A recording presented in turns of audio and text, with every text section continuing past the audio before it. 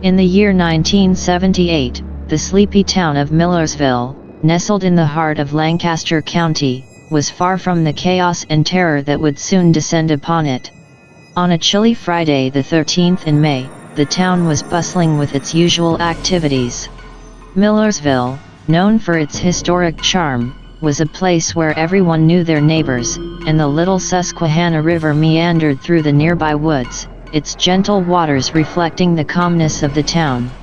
But little did the townsfolk know that this unassuming day would mark the beginning of a nightmare they could never escape. It all started with a group of rebellious teens, fueled by a sense of mischief and darkness. They had heard whispers of a local legend, the tragic tale of a boy named Jason Voorhees who had drowned in the little Susquehanna. As the sun began to dip below the horizon, casting long shadows across the riverbank, the teens gathered by the water's edge. The stories they had heard about Jason's death painted him as a vengeful spirit, lurking in the woods.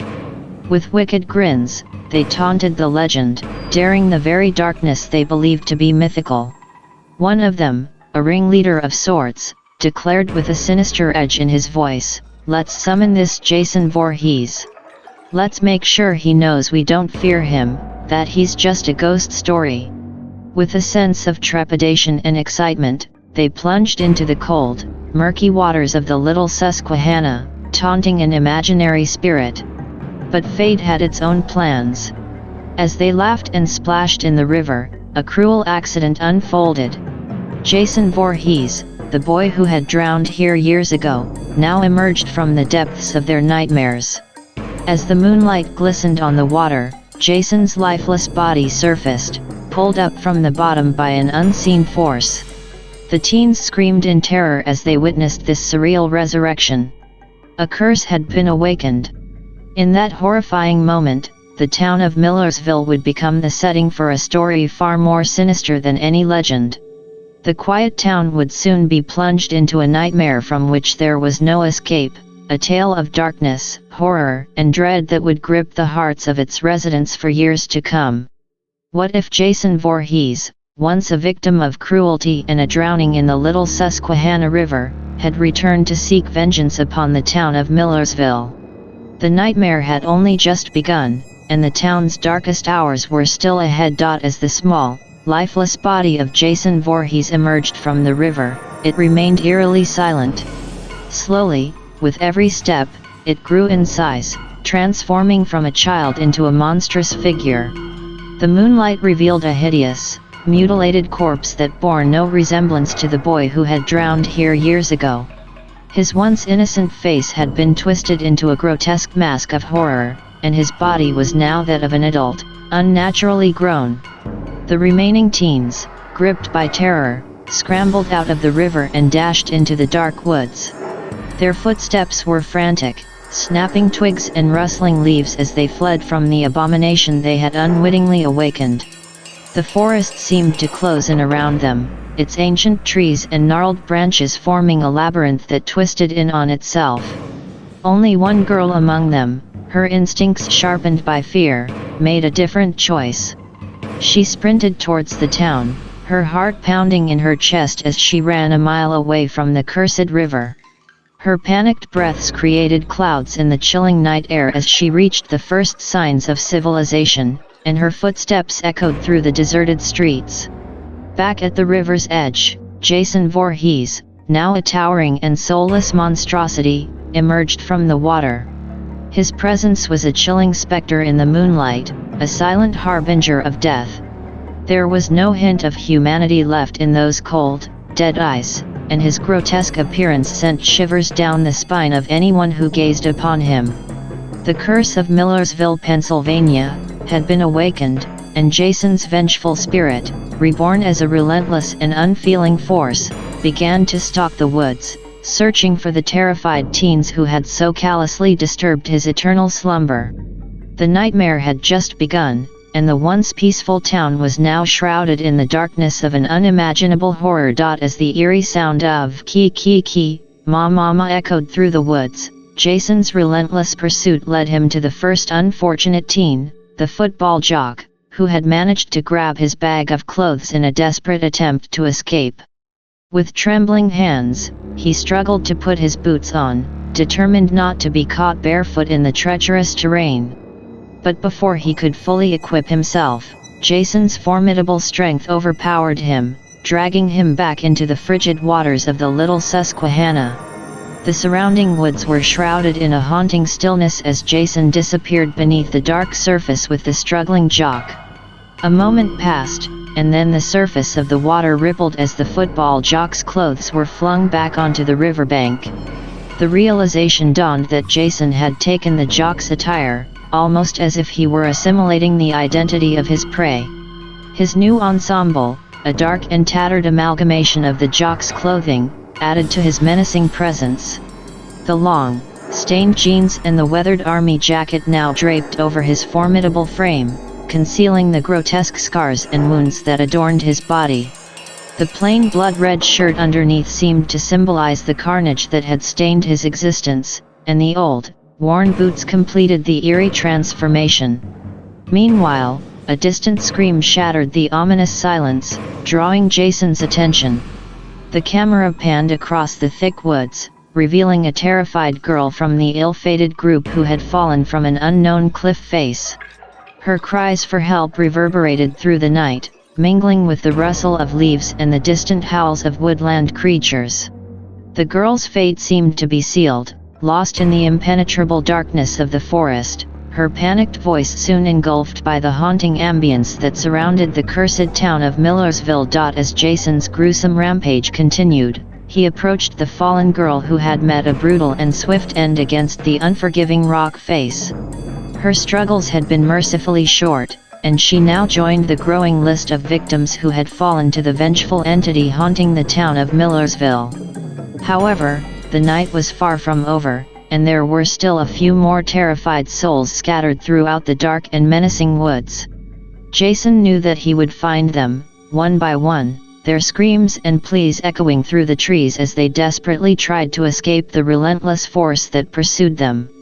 Yet, on the border of the woods, where darkness met the warm glow of streetlights, a glimmer of hope emerged. A young girl, battered and terror-stricken, had managed to escape to the edge of town. Her heart pounded, and her breaths came in ragged gasps as she approached a well-lit street. She practically broke down the door of the nearest house and collapsed inside, overwhelmed by fear and exhaustion. Inside the house, an old woman, her identity for now a mystery, heard the commotion and rushed to the girl's side. With a gentle touch and a comforting presence, she slowly revived the girl. The young survivor's eyes fluttered open, and, for the first time since the nightmare had begun, she found herself in the presence of someone who offered safety and solace.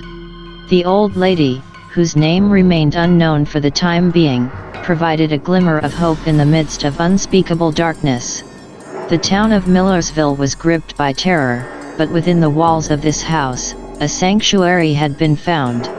For now, the young girl was safe, and the horrifying tale of Friday the 13th in Millersville continued to unfold, with Jason Voorhees on a relentless pursuit, and the town's secrets and horrors waiting to be uncovered. In the shadowy depths of the woods, Jason Voorhees closed in on his next victim, the older brother of the jock he had drowned in the river. This young man had managed to get fully dressed, his trembling figure huddled over his bag, tears streaking down his face. Jason, with his heavy and soulless footsteps, crept ever closer, his cold, dead eyes fixed on the prey before him. As he raised his menacing arms, ready to grab the unsuspecting teen and throw him into a nearby tree, a sudden burst of desperate courage and fear overcame the young man. In a split second, he stopped crying and, with a voice filled with terror, let out a bone-chilling scream. In a shocking turn of events, he swung a metal object with all his might, smashing it into Jason's skull. The impact was brutal, knocking the unfeeling monster to the ground. For a brief moment, the relentless force that was Jason Voorhees had been stunned, his grotesque mask concealing his twisted features now tilted awkwardly on his face. A long, dark gash with dried blood marred his visage, a cruel reminder of the young man's desperate, but seemingly successful, self-defense. The teen didn't hesitate. Driven by fear and adrenaline, he sprinted away from the fallen monstrosity, leaving the object he had used to fend off the vengeful spirit behind. It was only then that the camera panned down to reveal the nature of the metal object. It was a reinforced hockey mask, bearing a set of red and blue chevrons. As Jason, still reeling from the sudden attack, regained his feet and steadied the mask upon his grotesque face, the familiar and unsettling chant, "Ki ki ki, ma ma ma," echoed through the woods. The hockey mask, now ominously adorned, signaled that the terror was far from over. The cursed town of Millersville had not yet escaped the relentless grasp of Jason Voorhees, and his pursuit continued, undeterred and even more malevolent than before. Inside the safety of the house, the young girl, still trembling from the horrors she had witnessed, explained the horrifying attack they had suffered in the woods. Her voice shook as she recounted the relentless pursuit of the vengeful entity known as Jason Voorhees. She described the gory scenes, the fear that had gripped her group of friends, and the relentless brutality with which Jason had struck them down. The older woman listened attentively, her eyes filled with sorrow and a deep, knowing dread. She had heard the stories, the chilling legends that had haunted the town of Millersville for years. As the young survivor spoke, the older woman felt compelled to share her own knowledge about the malevolent force that had terrorized their town. With a heavy heart, the older woman recounted the legend of Jason Voorhees. She spoke of the cursed history, the tragedy that had befallen the Voorhees family, and the relentless and unfeeling monster that had emerged from the depths of the little Susquehanna River. Every bone-chilling detail was revealed, from the drowning of the young boy to his gruesome transformation into an unstoppable force of darkness. With a somber tone, she admitted that even her own child had fallen victim to the horrifying image they had seen of Jason today. The image, so often dismissed as mere superstition, had now become a brutal reality that threatened the very existence of the town. As she spoke, the sense of impending doom weighed heavy in the room, and the survivors realized that they were facing a terror far beyond their wildest nightmares. The legend of Jason Voorhees had become all too real, and the fate of Millersville hung in the balance as they grappled with the horrors that had been unleashed upon their once peaceful town. In the darkest depths of the woods, the remaining 3 teens had gathered, their panic and fear palpable. They debated the whereabouts of their missing 4th member, completely unaware that she was safe in the house on the edge of town, thanks to the old woman's assistance. Little did they know that their conversation had not gone unnoticed. From the shadows, Jason Voorhees, the embodiment of relentless terror, heard their voices and realized that there was one more victim to claim. With malevolent determination, he rushed forward, his monstrous presence bearing down on them. In the blink of an eye, he brutally slammed his fists through the chests of 2 of the teens, their anguished cries piercing the night. As they collapsed to the ground, their life force ebbing away, they gazed up at the 3rd teen, the one who had escaped Jason's relentless pursuit earlier. Their voices trembled and wavered as they used their final moments to convey a desperate plea. In a dying voice filled with agony, they gasped, "Johnny, run!" The last survivor, Johnny, stood frozen in horror as he witnessed the gruesome end of his friends. He had narrowly escaped Jason once before, and now the relentless force of darkness was closing in on him once again. The chilling realization that he was the last one left, and that the terror of Friday the 13th in Millersville had not yet released its grip, sent shivers down his spine. With their dying words echoing in his ears, Johnny turned and bolted into the woods, a terrified figure running for his life, hunted by the malevolent force that knew no mercy. The cursed night had taken a heavy toll on Millersville, and the horrors that lurked within its depths were far from over. As the tension heightened, the narrative bounced back and forth between the house and the heart-pounding chase in the woods. Inside the house, the woman turned to the young survivor and asked for her name. The girl, still shaken by the horrors she had witnessed, replied with a quiver in her voice, "My name is Kyla." It was a brief moment of connection amidst the chaos that unfolded around them. In the woods, Jason Voorhees, the relentless and malevolent force, continued his pursuit of Johnny. With inhuman strength, he picked up objects of all sizes from the surroundings: bushes, small, barely grown trees, big rocks, even small boulders.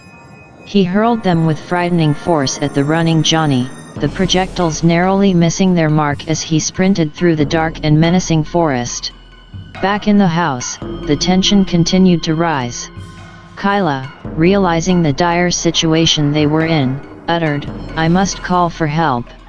However, the older woman's response was chilling. She informed Kyla that there was no phone in the house, leaving them isolated and cut off from any potential rescue or aid. The realization that they were on their own, facing a relentless and supernatural threat, cast a pall of despair over the room. The back-and-forth narrative between the house and the relentless chase in the woods intensified the sense of dread and impending doom, as both Kyla and Johnny found themselves in a nightmarish battle for survival against an enemy that appeared to be unstoppable. The horrors of Friday the 13th in Millersville showed no signs of relenting, and the fate of the town's last survivors hung in the balance. The narrative unfolded in rapid succession, switching between the woods and the house as the tension continued to mount. In the woods, Jason had momentarily caught Johnny in his relentless pursuit. His monstrous grip closed around the young man, but Johnny, fueled by a desperate will to survive, jabbed his fingers into Jason's eye sockets. The towering menace bellowed in pain and surprise, losing his hold on Johnny. The young man seized this opportunity and bolted once more, disappearing into the darkness. Meanwhile, back at the house, Kyla, her voice trembling with anxiety, asked if there was a car she could use to escape the relentless terror that had descended upon Millersville. The older woman's response was grim. She explained that she had sold her car some time ago, leaving them without a means of transportation. The narrative then shifted back to the woods, where the pursuit continued. In a twist of fate, Jason stumbled into an old bear trap that lay concealed beneath the forest underbrush. The steel jaws of the trap clamped shut around his leg, holding the relentless force captive for a brief moment. Johnny, seizing this momentary respite, managed to clear the woods, gasping for breath as he temporarily escaped the relentless clutches of Jason Voorhees. As he sprinted down a moonlit street, Johnny's heart pounded with fear, and he could see a well-lit house in the distance. The glowing windows offered a glimmer of hope, and the young survivor knew that he had to reach it, praying that the occupants inside would offer refuge from the nightmare that pursued him through the cursed woods of Millersville. Amidst the growing fear and desperation, Kyla couldn't help but inquire about the older woman's son. Her voice trembled as she asked, "What happened to your boy? Can you tell me more, please?" Before the audience could grasp the details of this chilling revelation, the narrative shifted back to the woods. Jason had caught up to Johnny, and the chase continued, relentlessly, drawing the young man closer to the well-lit house in the distance. Inside the house, a different form of terror was unfolding. The older woman, her face contorted with madness, was now chasing Kyla with a mallet in her hand, her voice twisted with an eerie fervor. She screamed, "Today is his birthday." The oppressive atmosphere of the house, once a sanctuary, had transformed into a nightmarish scene of madness and dread. As Johnny neared the house, the pursuit by the relentless force of Jason pushed him forward, closer to the horrifying revelation that awaited within. The fates of those in the cursed town of Millersville were becoming increasingly intertwined, and the night of Friday the 13th held unimaginable horrors for all involved. Inside the house, Johnny's desperation forced him to break in, his heart pounding as he entered the scene of chaos. But in a strange twist of fate, Jason Voorhees was oddly out of sight for the moment, adding a shroud of uncertainty to the situation. As Johnny entered, he witnessed the nightmarish scene. Kyla was on the brink of being struck by the older woman, who begged for the horrifying blow. Fueled by fear and a desire to protect Kyla, Johnny seized the mallet from the floor and struck the older woman, driving her back with a series of forceful blows. She screamed in anguish and panic, retreating and pleading for her boy.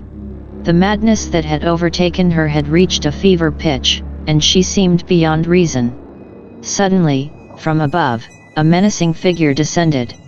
Jason Voorhees, the relentless and unstoppable force, had found his way into the house from the roof. He pursued Kyla, his presence casting a shadow of terror over the room. Johnny, mallet in hand, knew that he had to act quickly to protect Kyla from the malevolent entity that had been haunting the town. With grim determination, Johnny gave chase, his heart racing as he pursued the terrifying scene that unfolded before him. The mallet became his weapon against the relentless darkness that sought to claim them all, and the horrors of Friday the 13th in Millersville showed no signs of abating. In the midst of the struggle, the older woman tackled Johnny to the ground with surprising force. A brief but intense scuffle ensued as they fought for control of the mallet. It was a desperate clash between survival and madness, with each of them trying to overpower the other. Ultimately, Johnny managed to gain the upper hand and, with a heavy heart, he ended the conflict. As he looked down at the bloodied aftermath of their struggle, his eyes fell upon an old ID that had fallen from the woman's pocket. It was a relic from the 1960s, and the name on the ID sent shockwaves through him. In disbelief, Johnny read the name, his voice quivering with dread as he whispered, "Pamela Voorhees." The revelation was a horrifying twist in the nightmarish tale, linking the older woman to the legendary tragedy of the Voorhees family.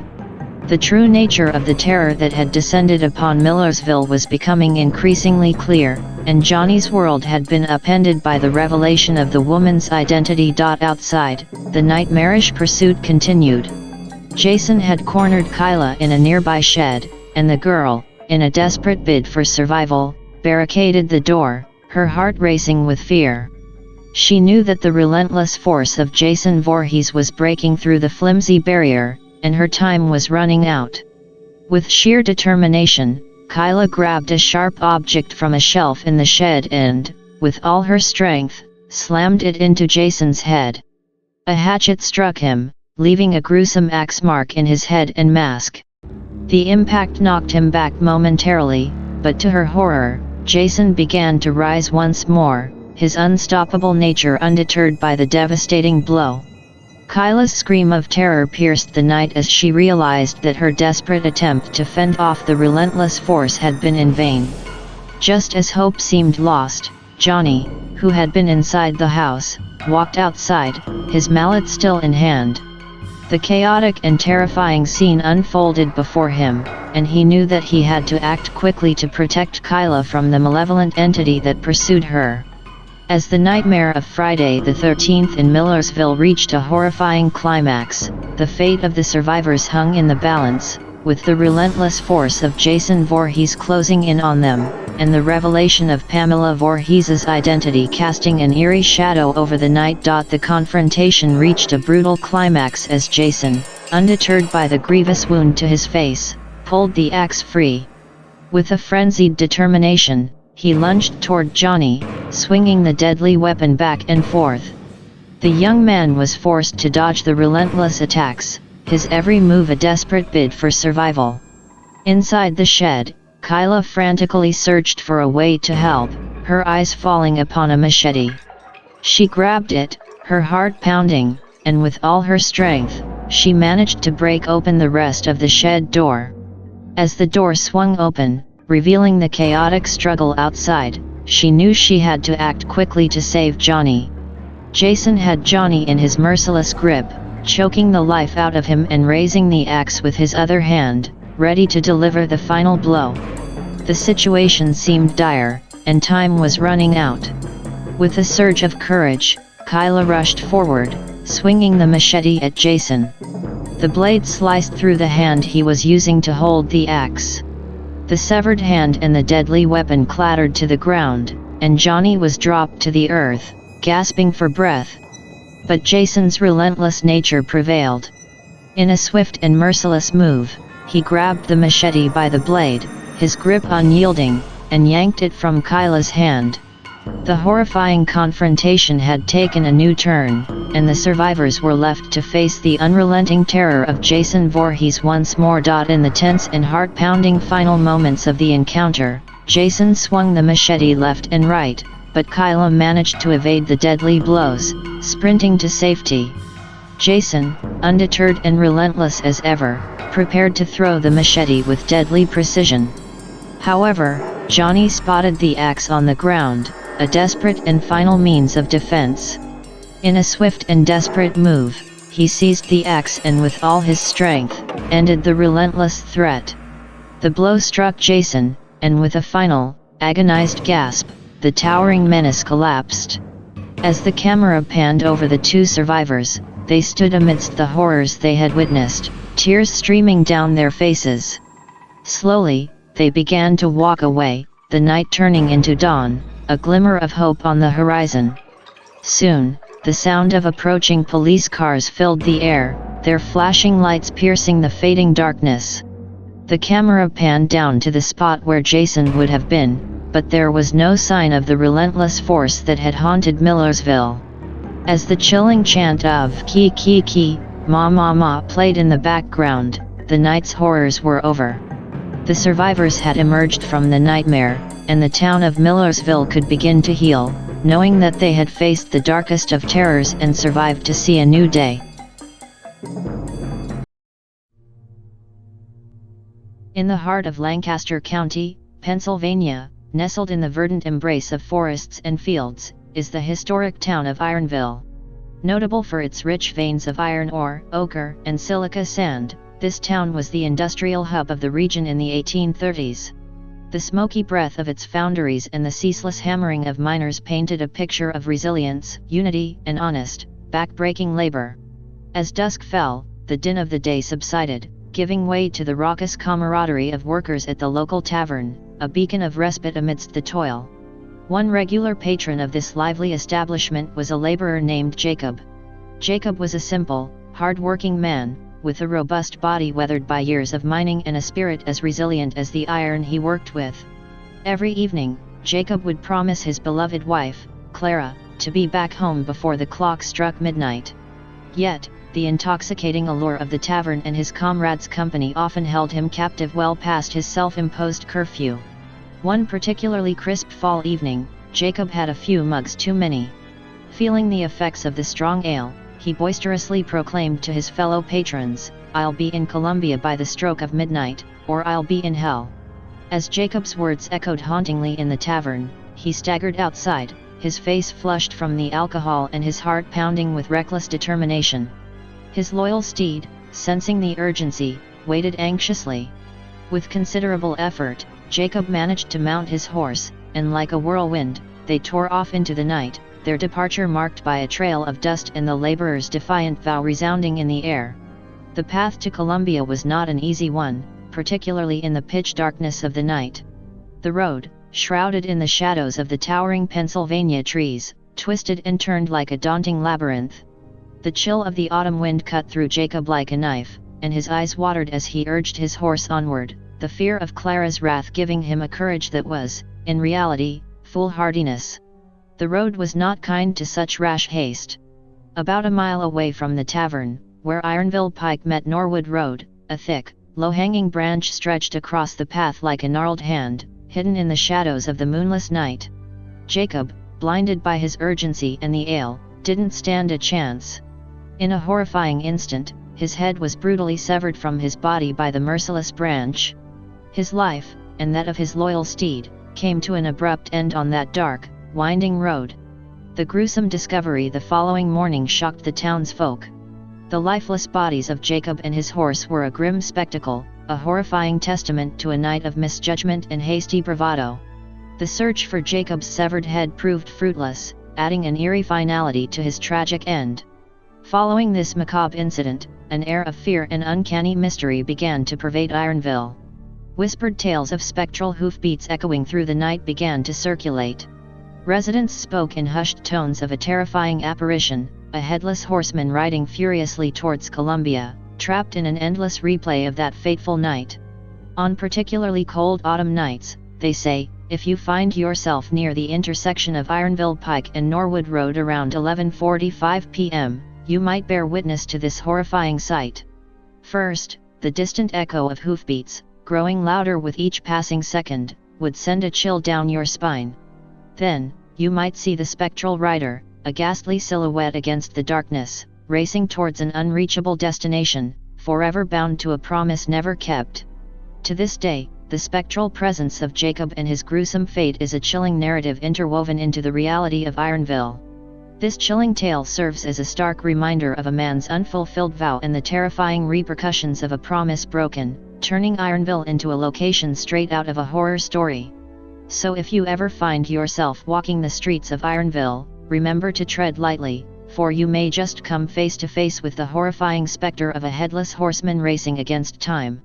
The laborer's tragic tale spread through Ironville like a chill autumn wind, sending shivers down the spines of its denizens. Every rustling leaf, every howling gust of wind, every unexplained sound after sundown was ascribed to the restless spirit of Jacob, forever doomed to fulfill a promise he could not keep. People claimed that the atmosphere of the town changed as midnight approached. A sense of anticipation hung in the air, heavier than the iron that was mined from the town's depths. The normally tranquil woodland creatures fell silent, as if respecting the spectral rider's imminent arrival. The wind seemed to howl in despair, and the moon often hid behind thick clouds, as if it too feared witnessing the macabre spectacle. Those brave, or foolish, enough to venture near the ill-fated intersection of Ironville Pike and Norwood Road reported eerie encounters. They spoke of a sudden drop in temperature, an inexplicable shiver that seemed to crawl up their spine, and an uncanny feeling of being watched. And then, as the clock inched closer to midnight, the soft thumping of hooves would begin, distant at first, but steadily growing louder, more urgent. First came the outline of a horse, an ethereal creature shrouded in an unnatural, ghostly glow, a specter of the loyal steed that had accompanied Jacob in life and death. Then came the apparition of Jacob himself, his headless form cloaked in an aura of otherworldly light, the eerie sight reflecting in the eyes of those who dared to watch. As the spectral form raced past them, witnesses reported a chilling gust of wind that seemed to carry with it the faintest hint of ale and the overwhelming scent of fear, a chilling sensory imprint of Jacob's last, fatal ride. Those who encountered the phantom rider were forever marked by the experience. It was not just the visual horror of a headless horseman that stayed with them, but the profound sadness they felt. The spectral rider seemed to carry with him a heavy, palpable sense of regret, a mournful aura that touched the hearts of the onlookers and left them with a deep sense of melancholy. Soon, the tale of Jacob and his headless specter reached far beyond the borders of Ironville, attracting thrill-seekers and paranormal enthusiasts. Despite the fear and mystery surrounding the tale, some found in it a perverse form of entertainment, a thrilling escape from the mundanity of everyday life. They'd flock to Ironville, eager to experience the spectral phenomena, their whispers and gasps adding to the ghostly symphony that played out each midnight. Haunted by a spectral rider and cloaked in an aura of mystery, Ironville ceased to be just a bustling mining town. It became a living, breathing tale of horror and sorrow, its very name sending a shiver of fear and anticipation down the spine of anyone who dared to utter it. The tale of the Headless Horseman of Ironville was no longer a mere local legend. It was a bone-chilling testament to the terrifying power of unfulfilled vows and the relentless grip of regret, a chilling ballad of a man forever racing against time, in a desperate quest for redemption that could never be found. Thus, Ironville stood, a silent witness to the spectral saga playing out on its roads each midnight. With each passing night, the legend of Jacob, the Headless Horseman, grew, his story forever etched into the very heart of Ironville, a chilling narrative forever repeating, yet forever incomplete.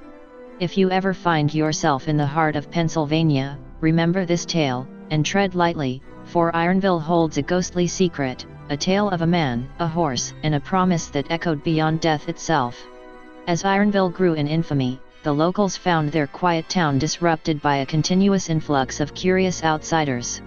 This peculiar mix of paranormal investigators, thrill-seekers, and skeptics added a strange new dimension to the town's grim legend.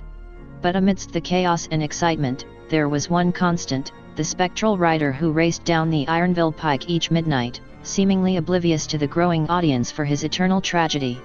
Years turned into decades, and the memory of Jacob, the real man, a miner, a husband, a tavern frequenter, began to blur and meld with the legend of the Headless Horseman. His story, passed down through generations, became a staple at campfires and sleepovers, the terrifying climax to ghost tours, and the subject of countless internet forums and documentaries. Jacob's doomed promise had transformed from a personal miscalculation into a universal symbol of hubris and its catastrophic consequences. Even as the modern world encroached on Ironville, with technology permeating every aspect of life and the once robust mining industry replaced by more sophisticated enterprises, the spectral rider continued his nightly journey. The iron mines were long exhausted, the foundries silent, and the once lively tavern reduced to a dusty, historical landmark, but the phantom of Jacob carried on, bound by an ethereal chain to the Ironville of old. Researchers armed with high-tech equipment attempted to capture evidence of the spectral rider. Ghost hunters, armed with electromagnetic field detectors and infrared cameras, camped out at the intersection of Ironville Pike and Norwood Road, waiting for the phantom to make his appearance. Psychics and mediums tried to communicate with the spectral rider, seeking to understand his eternal torment and perhaps offer some form of release. Yet, Jacob, or the entity that once was Jacob, proved elusive. No definitive evidence could be captured, no direct communication established. The spectral rider seemed bound to his routine, oblivious to the efforts of the living. Yet, each failed attempt only served to deepen the legend. The enigma of the Headless Horseman became an embodiment of the unknowable, the otherworldly, the inexplicably supernatural. Over time, the tale of the Headless Horseman evolved further. His ghostly presence was no longer the sole claim to fame for Ironville. People began to report other unusual phenomena. Some claimed to hear a woman's weeping on windless nights, Clara, perhaps, mourning her lost husband. Others spoke of shadowy figures lurking in the corners of the old, abandoned foundry. There were tales of eerie lights, strange apparitions, and unexplained sounds. Ironville, the once bustling mining town, was gradually becoming a realm of the paranormal, a town where the veil between the living and the dead seemed unusually thin. The legend of the Headless Horseman had opened the floodgates to countless other stories, transforming the town into a magnet for ghost stories and unexplainable phenomena. The tale of Jacob had set in motion a cycle of chilling tales and horrifying sightings that showed no signs of ending. Ironville, firmly entrenched in the realm of the supernatural, had come to embody a macabre marriage of history, tragedy, and the unexplainable, forever tied to the legend of its Headless Horseman. The story of Jacob continued, echoing through the years, refusing to fade into the oblivion of time.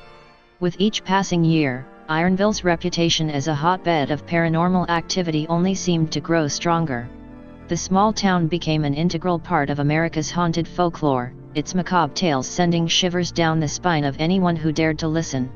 The spectral rider of Ironville became an enigmatic symbol, a blend of terror and fascination, etching a permanent mark in the annals of the country's paranormal history. Paranormal experts and enthusiasts began to theorize about the phenomena.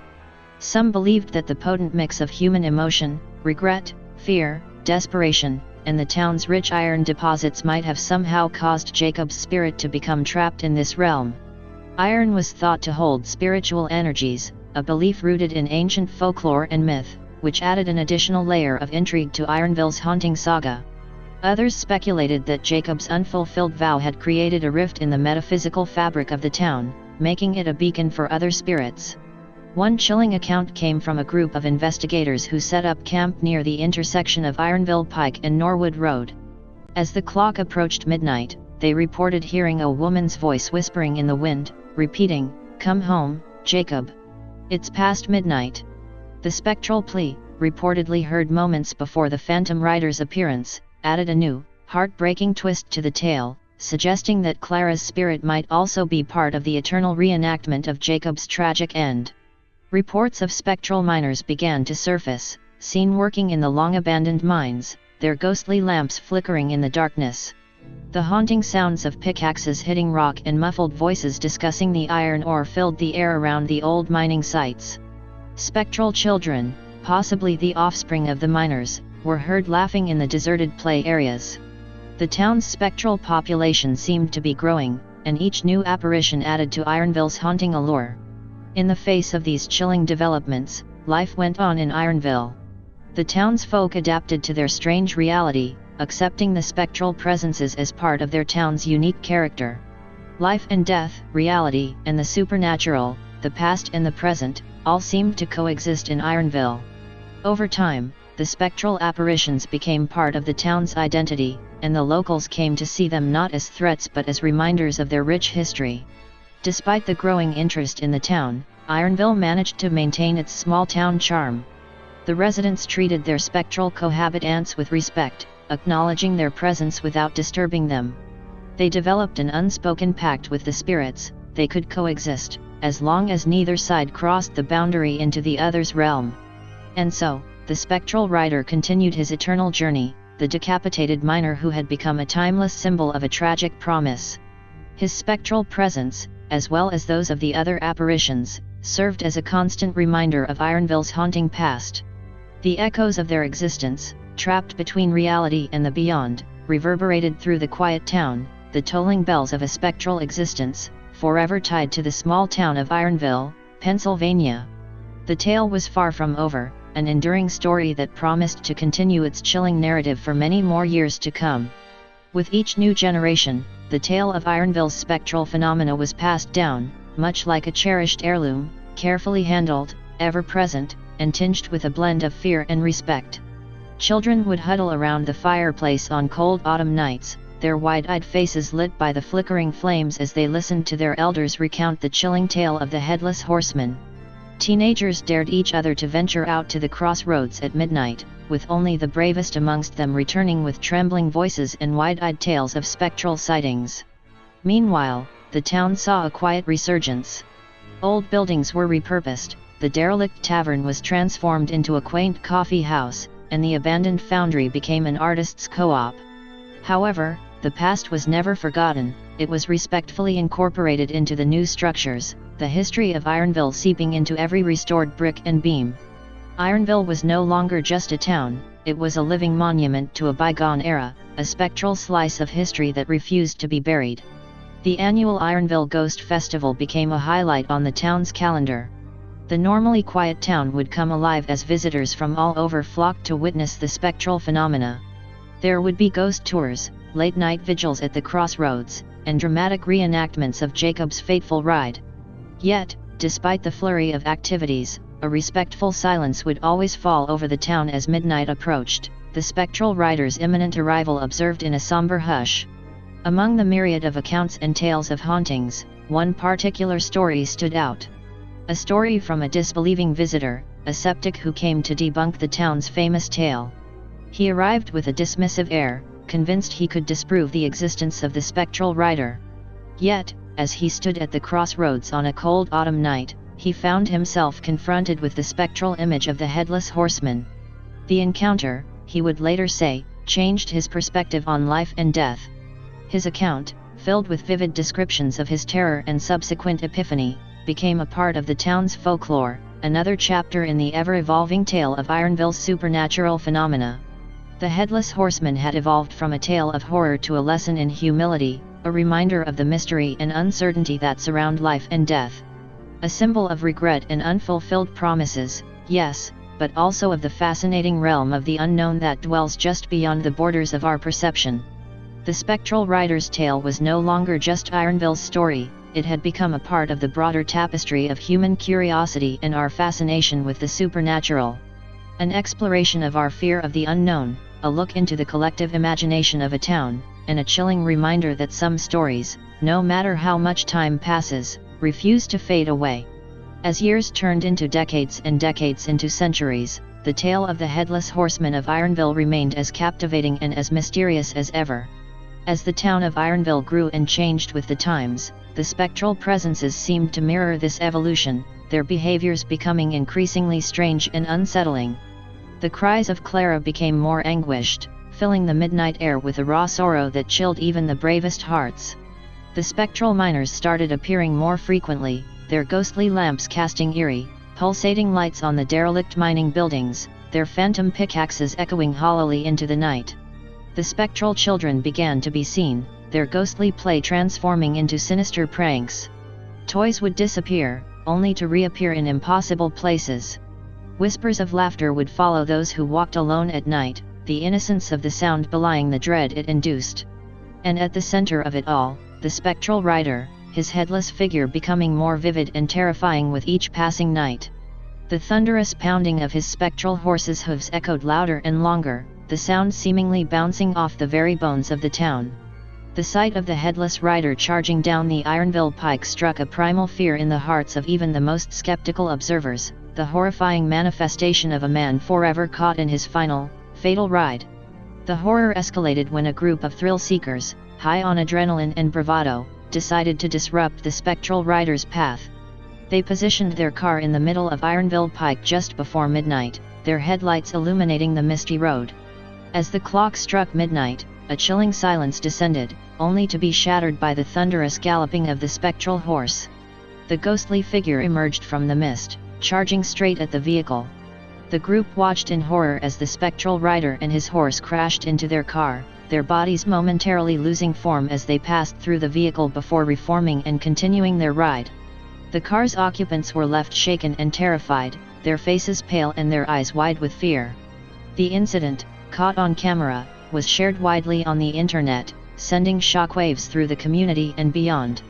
The spectral entities of Ironville, it seemed, were not mere apparitions content with repeating their actions. They reacted to the living, their actions becoming more pronounced and terrifying. Ironville, the quaint town with a ghostly past, was spiraling into a terrifying realm of the paranormal. The horror that unfolded each night was palpable, a chilling reminder of a town's haunted history. The once tranquil town was now shrouded in an eerie gloom. The laughter of children, the warmth of gatherings, the normalcy of everyday life, all were overshadowed by the chilling specters that roamed the streets of Ironville. The horror was far from over. The spectral entities continued their ghostly activities, each night more terrifying than the last, leaving the residents and visitors alike in a state of constant fear and dread. This was Ironville's new reality, a horrifying mix of history, tragedy, and the supernatural.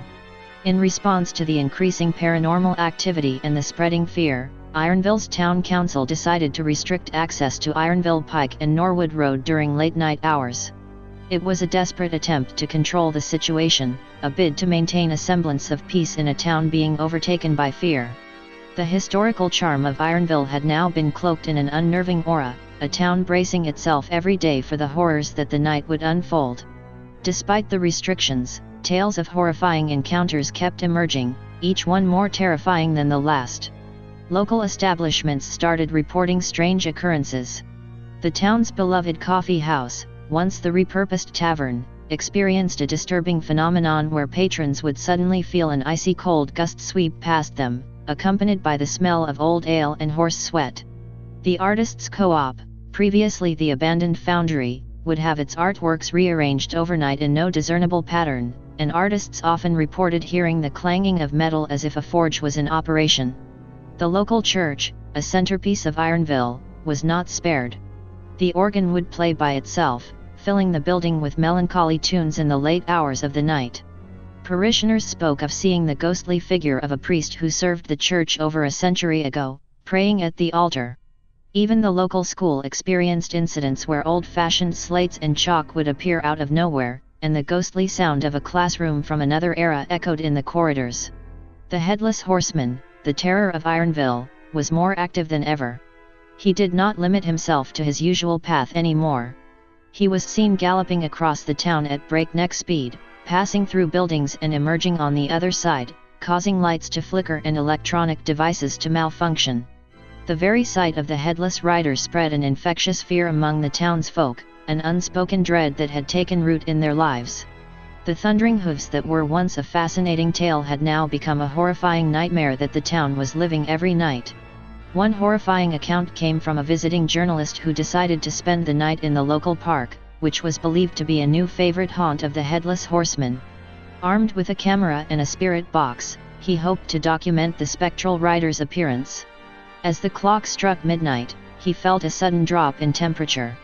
The spirit box crackled to life, emitting the distinct sound of galloping hooves, followed by a chilling, disembodied voice that echoed, "I'll be in Columbia by midnight, or I'll be in hell." Moments later, the spectral horseman emerged from the shadows, his headless figure illuminated by the park's dim lighting. His phantom horse reared up, its ghostly eyes appearing to stare directly at the journalist. Overwhelmed by fear, the journalist fainted on the spot. He was found unconscious by the park rangers the next morning, his camera still recording. The footage he captured made headlines, revealing a terrifyingly clear image of the spectral rider and his headless charge, forever cementing the nightmarish reality of Ironville's ghostly inhabitant. The fear, the horror that swept through Ironville, had given birth to a new kind of folklore, one that didn't just dwell in the past but was eerily alive in the present. Ironville, the once thriving industrial town, had transformed into a spectral hotbed, its stories of hauntings striking fear into the hearts of those who dared to listen. As the residents grappled with their new reality, they knew their town had become something more than a historical site or a tourist attraction. It was now a testament to life beyond death, an epicenter of the supernatural, where the veil between the living and the dead seemed forever torn. And at the heart of it all was the Headless Horseman, forever damned to his midnight ride, a chilling beacon of the horror that now gripped Ironville, PA.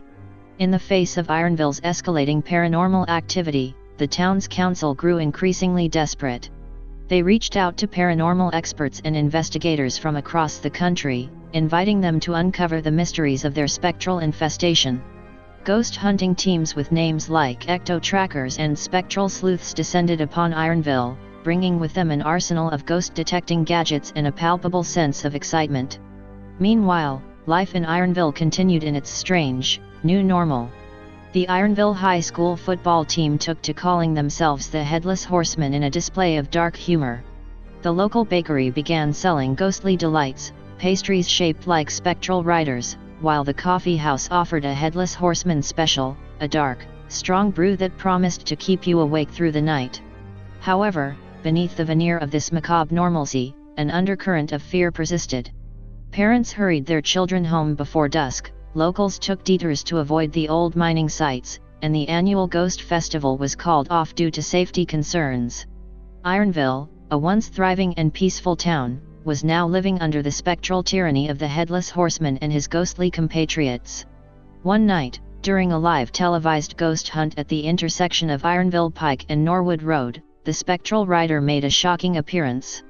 As the clock struck midnight, the ghost hunting team and their viewers watched in horror as the spectral figure emerged from the shadows, his ghostly horse thundering down the road.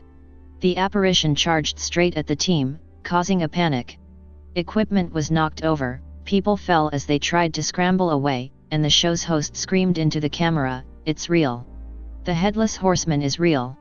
This event sent ripples of terror beyond the boundaries of Ironville, pushing the Headless Horseman's infamy to a national scale. The spectral rider was no longer just a local legend, he had become a nationwide phenomenon, his tale of tragedy and horror captivating a new audience. The increasing fear and the attention of the nation led the town council to make an unprecedented decision. They commissioned a large, iron statue of the Headless Horseman at the crossroads of Ironville Pike and Norwood Road, hoping that it would somehow appease the spectral rider. The statue, designed by a local artist, captured the spectral rider in his horrifying glory, headless, cloaked, riding his spectral horse at a full gallop. Unveiled during a solemn ceremony, the statue was dedicated to the memory of the unfortunate laborer whose tragic end had spiraled into a never-ending nightmare for the town. The nights that followed the unveiling saw a curious change. The cries of Clara softened, the spectral miners were less frequent, and the ghostly children's pranks turned benign. And the Headless Horseman, Ironville's most terrifying specter, became less aggressive. His nightly rides continued, but he no longer galloped through the town, and sightings of him became rarer.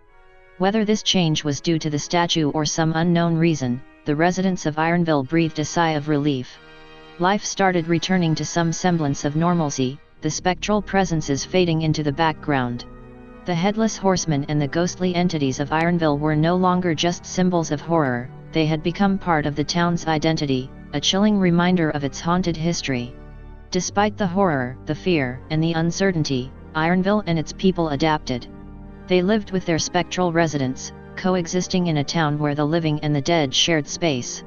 And at the heart of it all was the Headless Horseman, the spectral rider who would forever haunt the town's memory, a chilling testament to the town's resilience in the face of the supernatural.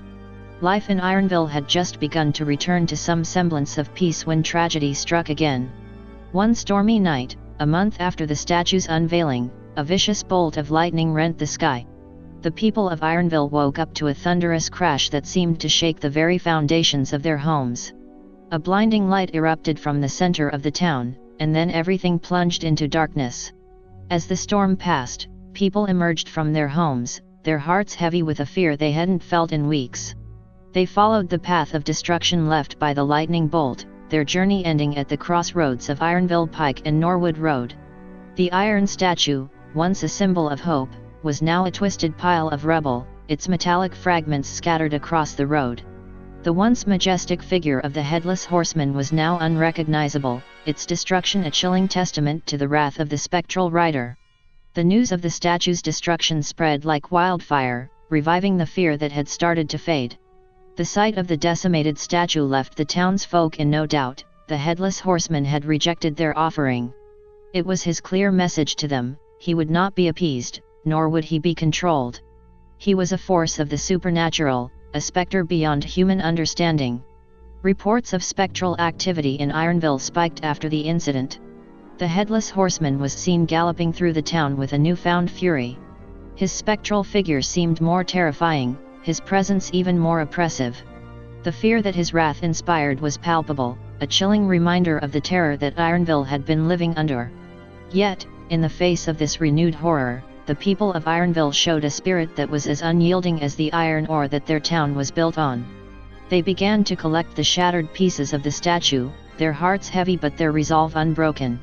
They had lived with the spectral rider, and they would continue to do so. Their actions were a testament to the human spirit, their resilience in the face of terror a beacon of hope in their horror-stricken town. They understood now that the Headless Horseman was not a being to be appeased or controlled. He was a part of their town's history, a spectral figure intertwined with their lives. And while his reign of terror continued to plague them, they were not going to let it break them. They were Ironville, a town born of iron and resilience. And they would stand against the horror, against the Headless Horseman, together.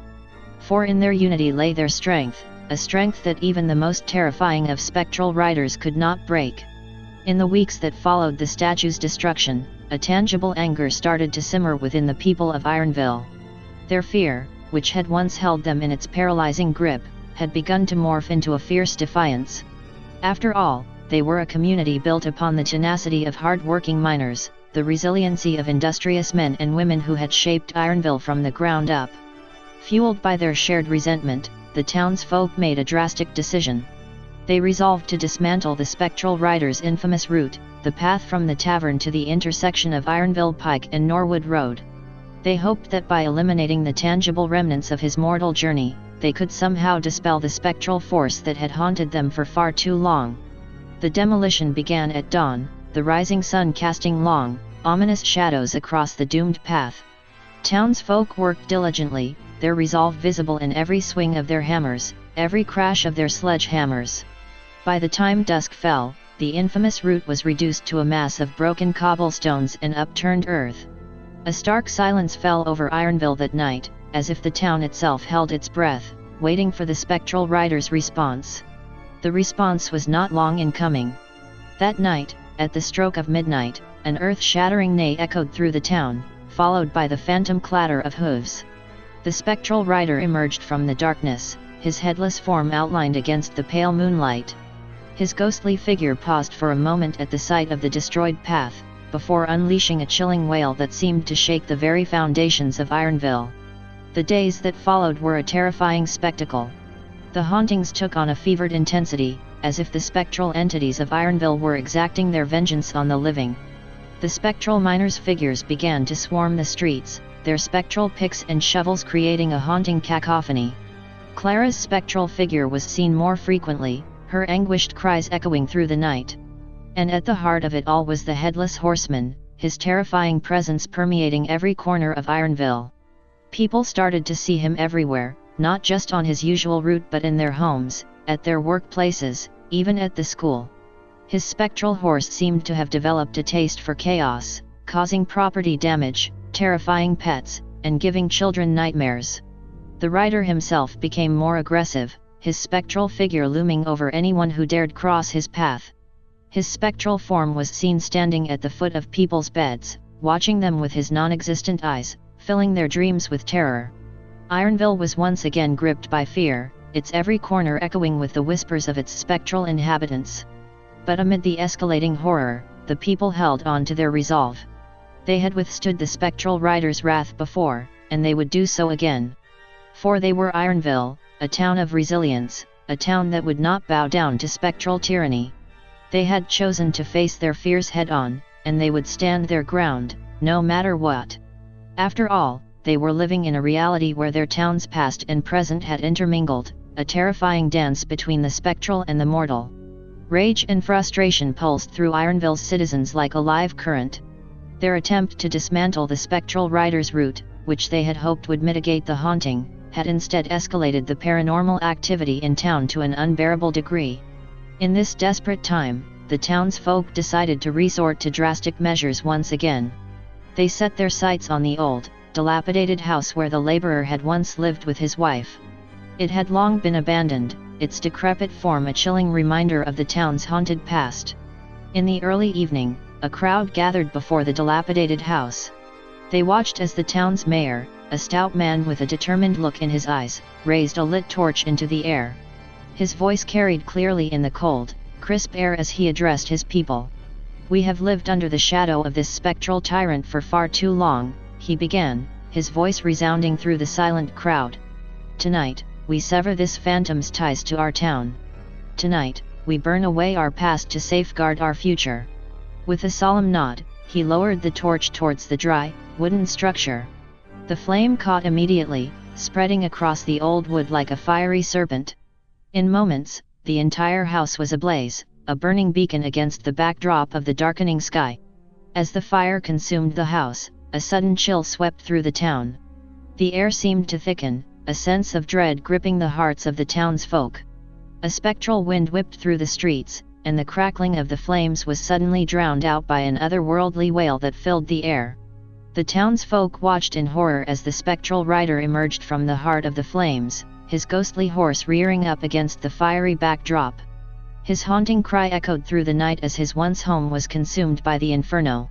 In the days that followed, Ironville fell under a spectral siege. The spectral miners' hauntings grew violent, their spectral tools smashing windows and doors. Clara's cries became a constant backdrop to life in town, her spectral presence appearing at every corner. The spectral children's innocent pranks morphed into terrifying antics, their ghostly giggles sending shivers down the spines of the townsfolk. Yet, it was the wrath of the Headless Horseman that cast the darkest shadow over Ironville. His spectral figure was seen more frequently, his terrifying presence a constant reminder of the anger that the townsfolk's actions had incited. The house's destruction had not dispelled the spectral rider, it had only fanned the flames of his fury. The town was his domain, and he would not be chased away. His reign of terror continued, serving as a chilling reminder that the spectral and the living were irrevocably bound together in Ironville. But the townsfolk, battered yet unbroken, braced themselves for the fight. They had ignited the battle, and they would see it through to the end. The destruction of the spectral rider's former home had only served to incite his wrath further. The townsfolk, driven to desperation, decided to resort to one final, drastic measure: they would desecrate the rider's grave. They reasoned that if the Headless Horseman's spectral form was tied to his mortal remains, then disturbing his final resting place might break that link and bring an end to the haunting. On a moonless night, a small group of townsfolk gathered at the old Ironville cemetery, their faces set in grim determination. Armed with shovels and pickaxes, they made their way towards a remote corner of the graveyard where the rider's tombstone, weather-beaten and half sunk into the ground, stood. A chilling wind seemed to blow across the graveyard as they approached the grave, but they steeled themselves and began their task. They dug deep into the earth, their hearts heavy with a grim resolve. The grave was finally opened, revealing an old, wooden coffin. With a collective breath, they lifted the lid, exposing the skeletal remains of the rider. His skull was notably absent, a haunting reminder of his gruesome fate.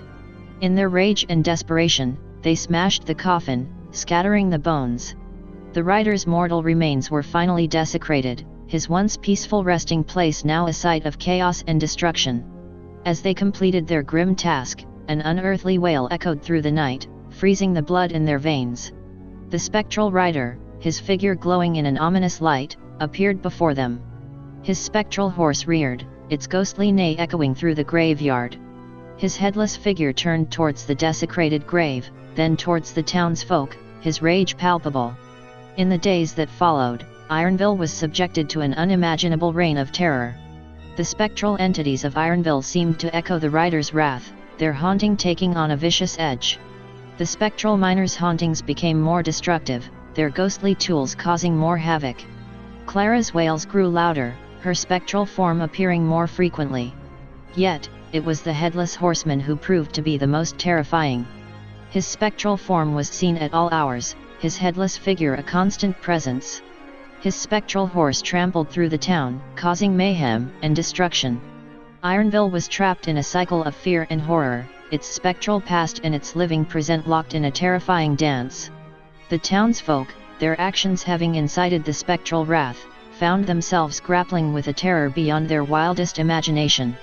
Their desperation had only served to bind them more tightly to their spectral history, their town a chilling testament to a past that refused to be forgotten. The spectral siege of Ironville showed no signs of abating. Each passing day was marked by increased paranormal activity, the spectral entities making their wrath known through a terrifying spectacle of hauntings. Yet, it was the spectral rider's ceaseless reign of terror that had pushed the townsfolk to their breaking point. The once fearful and desperate community was now consumed by a righteous anger, their fear transmuted into a burning desire for liberation. At the heart of this new wave of defiance was a group of local hunters and farmers, hardened men and women who had decided that enough was enough. They had seen their community reduced to a haunted shell, their friends and families living in perpetual fear. Now, they were ready to fight back. Armed with their hunting rifles, they patrolled the streets of Ironville, keeping a watchful eye for the spectral rider. Their determination seemed to infuse the entire town, their once hushed whispers now loud proclamations of defiance. The confrontation happened one fateful night. The spectral rider, his ghostly figure glowing ominously, appeared on his spectral horse. His chilling presence seemed to fill the town, his spectral figure a stark contrast against the dark night sky.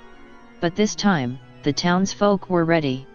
A volley of gunfire rang out, bullets whistling through the air as they targeted the spectral rider. Yet, the bullets passed through the spectral figure without causing any harm, the ghostly form unscathed. The rider let out a chilling wail, the spectral horse rearing up on its hind legs, its ghostly neigh piercing the night. Despite their initial shock, the townsfolk did not back down.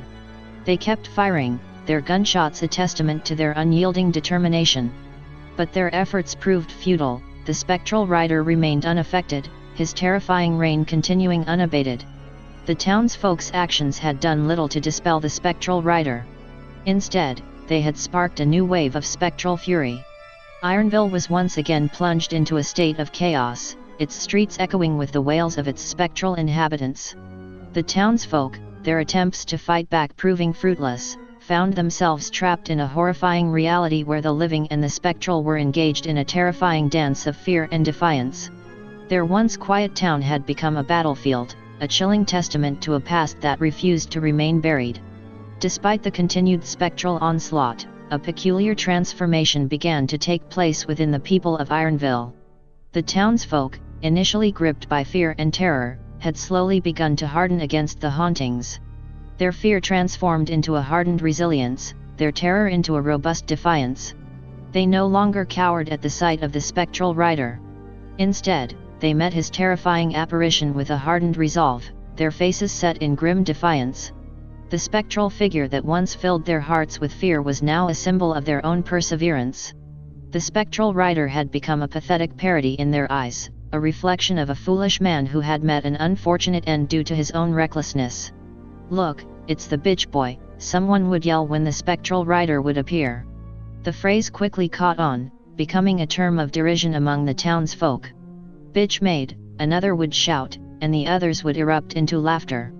Their voices echoed in the night, a sharp contrast against the chilling presence of the spectral rider. Their mockery did not end there. Every appearance of the spectral rider was met with a wave of insults and jeers. The townsfolk went as far as reenacting the rider's fateful ride, their laughter echoing through the night as they mimicked the rider's drunken gallop. This new attitude seemed to confound the spectral rider. His terrifying wails began to wane, his spectral appearances becoming less frequent. His reign of terror seemed to falter, his spectral figure diminishing under the weight of the town's newfound defiance. The townsfolk's resilience had done what their guns and anger couldn't. The spectral rider, once a symbol of their fears, had become a testament to their unyielding spirit. Their defiance had sparked a new dawn in Ironville, their mockery a powerful weapon against their spectral past. But the battle was far from over. The spectral entities that haunted Ironville still lingered, their ghostly forms a constant reminder of the town's spectral history. Yet, the townsfolk were ready. Their defiance had ignited a beacon of hope in their hearts, their laughter echoing in the night as they prepared for their next spectral confrontation. Ironville, once gripped by fear and terror, had become a symbol of human resilience. The spectral hauntings had transformed the town into a battlefield where the living and the spectral were locked in a defiant dance. The townsfolk, their spirits unbroken, were ready to face whatever their spectral past threw at them. After all, they were humans, creatures of habit and determination, ready to fight till the very end. In a bold act of defiance, the townsfolk of Ironville turned to public art to further their mockery of the spectral rider. Ironville, with its historic charm and picturesque streets, had always been a haven for artists. Now, its walls and alleyways became the canvas for a vibrant display of public art, each piece a derisive caricature of the spectral rider. Murals began to appear overnight, the spectral rider depicted in a variety of humorous and demeaning situations. In one, he was shown slumped over his horse, a mug of ale in his hand and a befuddled expression on his headless body. In another, he was depicted desperately chasing after his lost head, a scene that caused passers-by to erupt in laughter. Street artists didn't hold back, their artwork imbued with biting sarcasm and outright ridicule. Sculptures crafted from scrap iron and other materials appeared, mocking statues of the headless horseman, sometimes with a chicken or a pumpkin in place of the missing head. Every piece of art was a jab at the spectral rider, a visual representation of the townsfolk's refusal to be haunted by the spectral figure. The public art not only served as a constant reminder of the town's resilience but also seemed to have a dampening effect on the spectral hauntings. As the murals and sculptures began to populate the town, the spectral rider's appearances became even less frequent. His spectral figure, once a terrifying presence in Ironville, seemed to shrink under the weight of the town's mockery. The townsfolk's audacity sparked a sense of unity among them, their shared defiance against their spectral past bringing them closer. The public art became a symbol of their collective resilience, their refusal to be haunted by their spectral past echoing through every mural and sculpture. Yet, Ironville remained a town with a spectral history. The spectral entities that had once terrified the townsfolk still lingered. However, the town's newfound defiance had ignited a spark of hope in their hearts. Their laughter echoed through the streets, their public art a testament to their unyielding spirit. Ironville, once a haunted town, had become a beacon of human resilience. Its spectral past was now a part of its vibrant present, its streets a testament to the indomitable spirit of its townsfolk. Their laughter echoed through the town, their public art a vibrant testament to their resilience. The spectral rider, once a terrifying figure, had become a symbol of their defiance, his spectral presence a constant reminder of their refusal to be haunted by their spectral past. The transformation that gripped Ironville was profound. The townsfolk had moved from a place of fear to a realm of indifference. It seemed as though the spectral rider had lost all his horrifying allure, his presence no longer causing hearts to race or blood to run cold. His spectral figure would materialize in the still of the night, his headless form imposing on the landscape of Ironville. He would let out a terrifying wail, his spectral horse letting out a ghostly neigh, the chilling sounds meant to strike fear into the hearts of the townsfolk.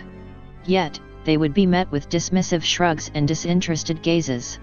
"Shut up, you headless oaf," a brave resident would yell, nonchalantly flipping a dismissive hand in the direction of the spectral rider. Another resident might add, "Show some dignity, man. Even in death, you're an embarrassment." Children, too, unafraid of the spectral figure, would shout, "Hey, you! Bitch boy! Can't you find somewhere else to be pathetic?" The spectral rider, once the source of chilling fear, was now subjected to the casual indifference of the townsfolk. His spectral wails no longer stirred the people of Ironville, his ghostly appearances causing nothing more than minor interruptions. The once fearful residents of Ironville had turned the tables on their spectral tormentor. Their apathy towards the spectral rider seemed to drain him of his once terrifying power. His spectral figure began to wane, his ghostly appearances becoming less frequent. Ironville had gone from a town gripped by fear to a community united in their resilience. The spectral entities that had once haunted them had become a part of their daily life, their spectral past now a source of strength. Through their defiance, the townsfolk had reclaimed their town. They had shown that even in the face of a terrifying past, the human spirit could rise above it all. Their laughter echoed through the streets, their indifference towards the spectral rider a testament to their unyielding resilience. Ironville was no longer a haunted town, it was a beacon of human determination, a testament to the power of the human spirit. In a final act of defiance and a dose of collective humor, the Ironville Town Council came up with an idea that had the townsfolk in stitches. They passed a tongue-in-cheek ordinance that effectively banned horses from the town center, citing spectral disturbances as the primary reason. No horse shall be ridden, paraded, or otherwise guided through the streets of Ironville between the hours of sunset and sunrise, due to the likelihood of spectral misunderstandings, the notice read, pinned up on the town bulletin board and drawing chuckles from passers-by. This playful action spread across the town like wildfire, causing laughter to ripple through the streets of Ironville. Even those who depended on horses for work found the humor in the situation and willingly complied, deciding to leave their equine companions at home after sundown. Whenever the spectral rider made his appearance, townsfolk would call out and tease him, "Sorry, no horses allowed here, or didn't you read the notice? Horses are banned."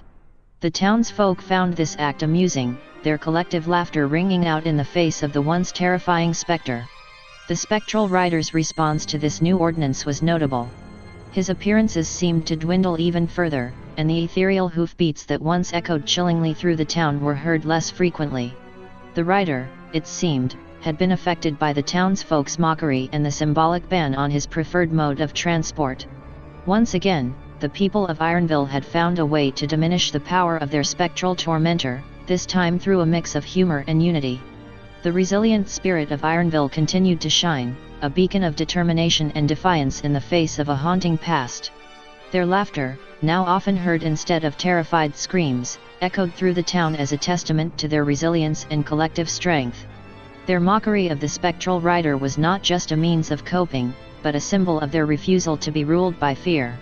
Even in the face of spectral torment, the people of Ironville had found a way to stand strong, their shared humor and courage forming the heart of their resilient community. The final stroke of Ironville's defiance was an act so audacious that it sent shockwaves of laughter through the town. The townsfolk decided to create a mock grave for the spectral rider, a place to symbolically bury the fear he had instilled in them for so long. They chose a spot at the very center of the town, a public square visible to all passers-by. Etched on a large, ornately carved slab of stone were the words, "Here lies our headless bitch boy. Forever lost to ale, ever a nuisance. May he find rest in peace. And in hell find his lost head." The epitaph was a poignant mixture of sarcasm and contempt, capturing the town's collective sentiment towards their spectral pest. Below the headstone, a small hole was dug and in it was placed a mock head, a carved pumpkin with a comical face. The unveiling of the fake grave was met with roaring laughter from the townsfolk.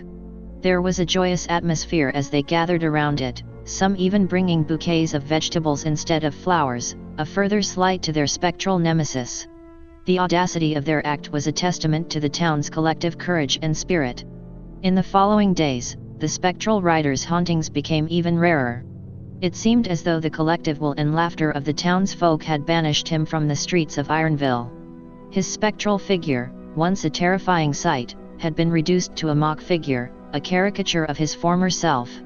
Through their acts of defiance and humor, the townsfolk of Ironville had successfully stripped their spectral tormentor of his power over them. The laughter that now filled the town was a testament to their resilience, a tribute to their collective strength in the face of their spectral past. The people of Ironville had reclaimed their town, transforming it from a place of fear to a beacon of courage and resilience. To top off their string of defiant acts, the townsfolk of Ironville decided to add a final touch to the spectral rider's mock grave. They erected a large wooden sign right above the grave, bearing the words, "Free Public Restroom," in bold, glaring letters. The townsfolk found the act uproariously funny, their laughter filling the streets of Ironville. To them, it was a symbol of their triumph over their spectral tormentor, a sign that they had well and truly moved on from the days when they were terrified of the headless rider. It was an assertion that the rider held no power over them, a symbol of the town's spirit of unity and defiance. In the days that followed, the spectral rider's apparitions all but ceased. It was as though the town's acts of defiance, their refusal to be terrorized, had driven away the specter. The townsfolk of Ironville reveled in their victory, their laughter echoing through the town, a testament to their resilience and strength. Ironville had transformed from a place of fear to a community bound by humor, unity, and courage. The spectral rider, once a source of terror, was now nothing more than a source of amusement, a symbol of a past that the town had overcome. The people of Ironville had successfully banished their spectral past, their shared laughter ringing out as a testament to their collective strength and resilience. In the spirit of their newfound audacity, the townsfolk decided to take their act of defiance a step further. They commissioned a new road to be built where the old Ironville Pike once lay.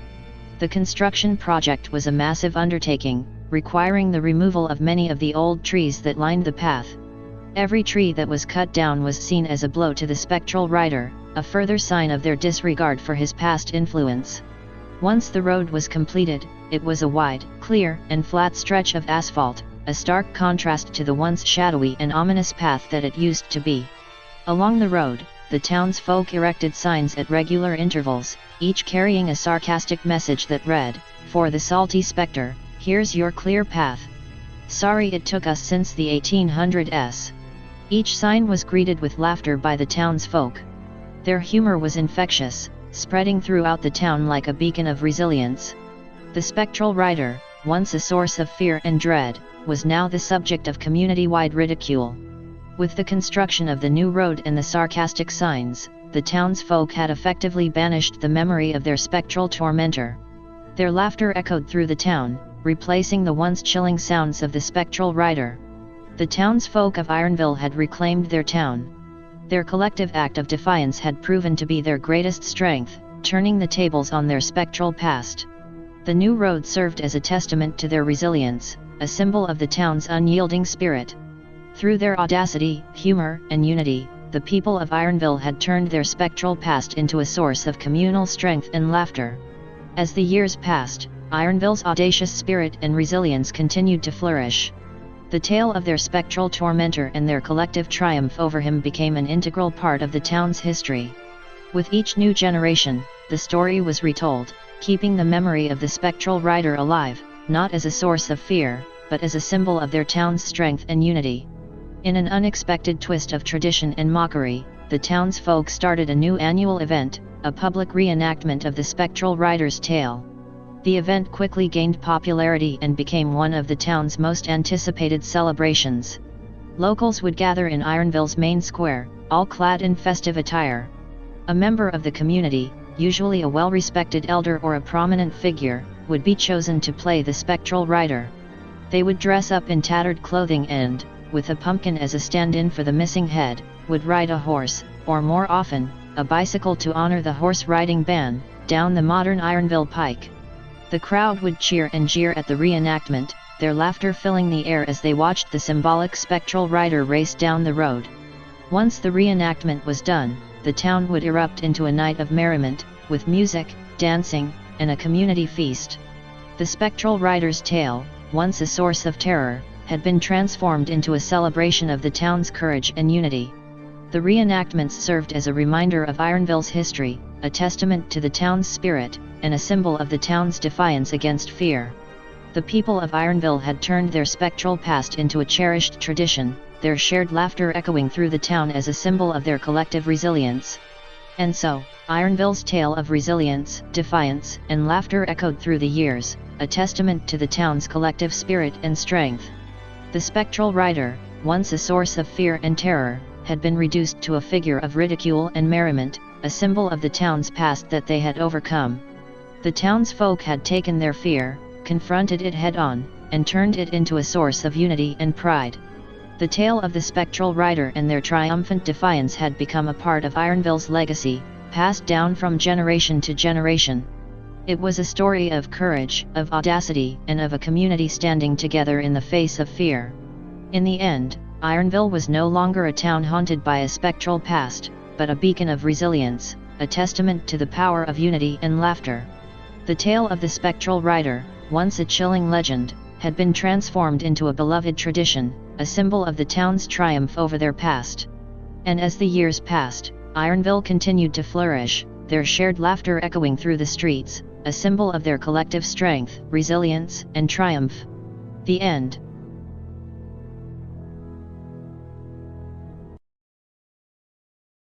In the dimly lit corridors of Freddy Fazbear's Pizzeria, where the scent of fresh pizza intermingled with the whirring of animatronic gears, a tale of twisted ambition and macabre consequences unfolded. William Afton, a man driven by an unconventional vision of joy, found himself at the crossroads of dreams and despair. It all began with a Circus Bears mesmerizing live show, sparking a revelation in Afton's mind.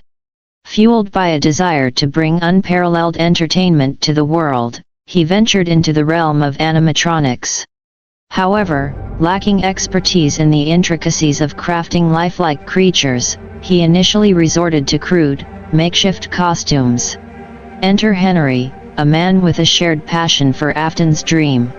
Together, they embarked on a journey to design animatronics that would captivate and enchant audiences. Little did they know that this collaboration would sow the seeds of their own demise. The turning point came when rival establishments introduced knockoff versions of Afton's creations, the mediocre Melodies. Afton's frustration mounted as he discovered that Henry had played a role in the development of these imitations. The dream that once united them now became a source of bitter resentment. In a fit of madness, Afton's fury was unleashed upon Henry's innocent daughter. The echoes of her tragic demise reverberated through the pizzeria, leaving a stain on the once hopeful dream. Yet, Afton's descent into darkness didn't stop there. 5 more children, and one named Cassidy, met gruesome fates, their souls forever bound within the cold, metallic confines of the animatronics at Freddy Fazbear's. Unfazed by the horrors that transpired within the pizzeria, Afton callously persisted. He kept the doors of Freddy Fazbear's open, even as Henry distanced himself from the haunting legacy they had created together. The pizzeria became a stage for both the illusion of joy and the grim reality of tragedy, a place where the line between dreams and nightmares blurred into an indistinct haze. As the animatronics mechanically performed their routines, the dark history of Freddy Fazbear's Pizzeria remained concealed beneath the surface, a malevolent force lurking in the shadows, ready to consume those who dared to delve into the macabre secrets of the establishment. As the years stretched on, a grim pattern emerged within the vicinity of Freddy Fazbear's Pizzeria. Children would inexplicably vanish, their disappearances shrouded in mystery. Each incident sent shockwaves through the community, but the truth remained elusive, buried beneath layers of deceit and manipulation. Unbeknownst to anyone but Afton himself, the pizzeria had become a sinister stage for his unspeakable deeds.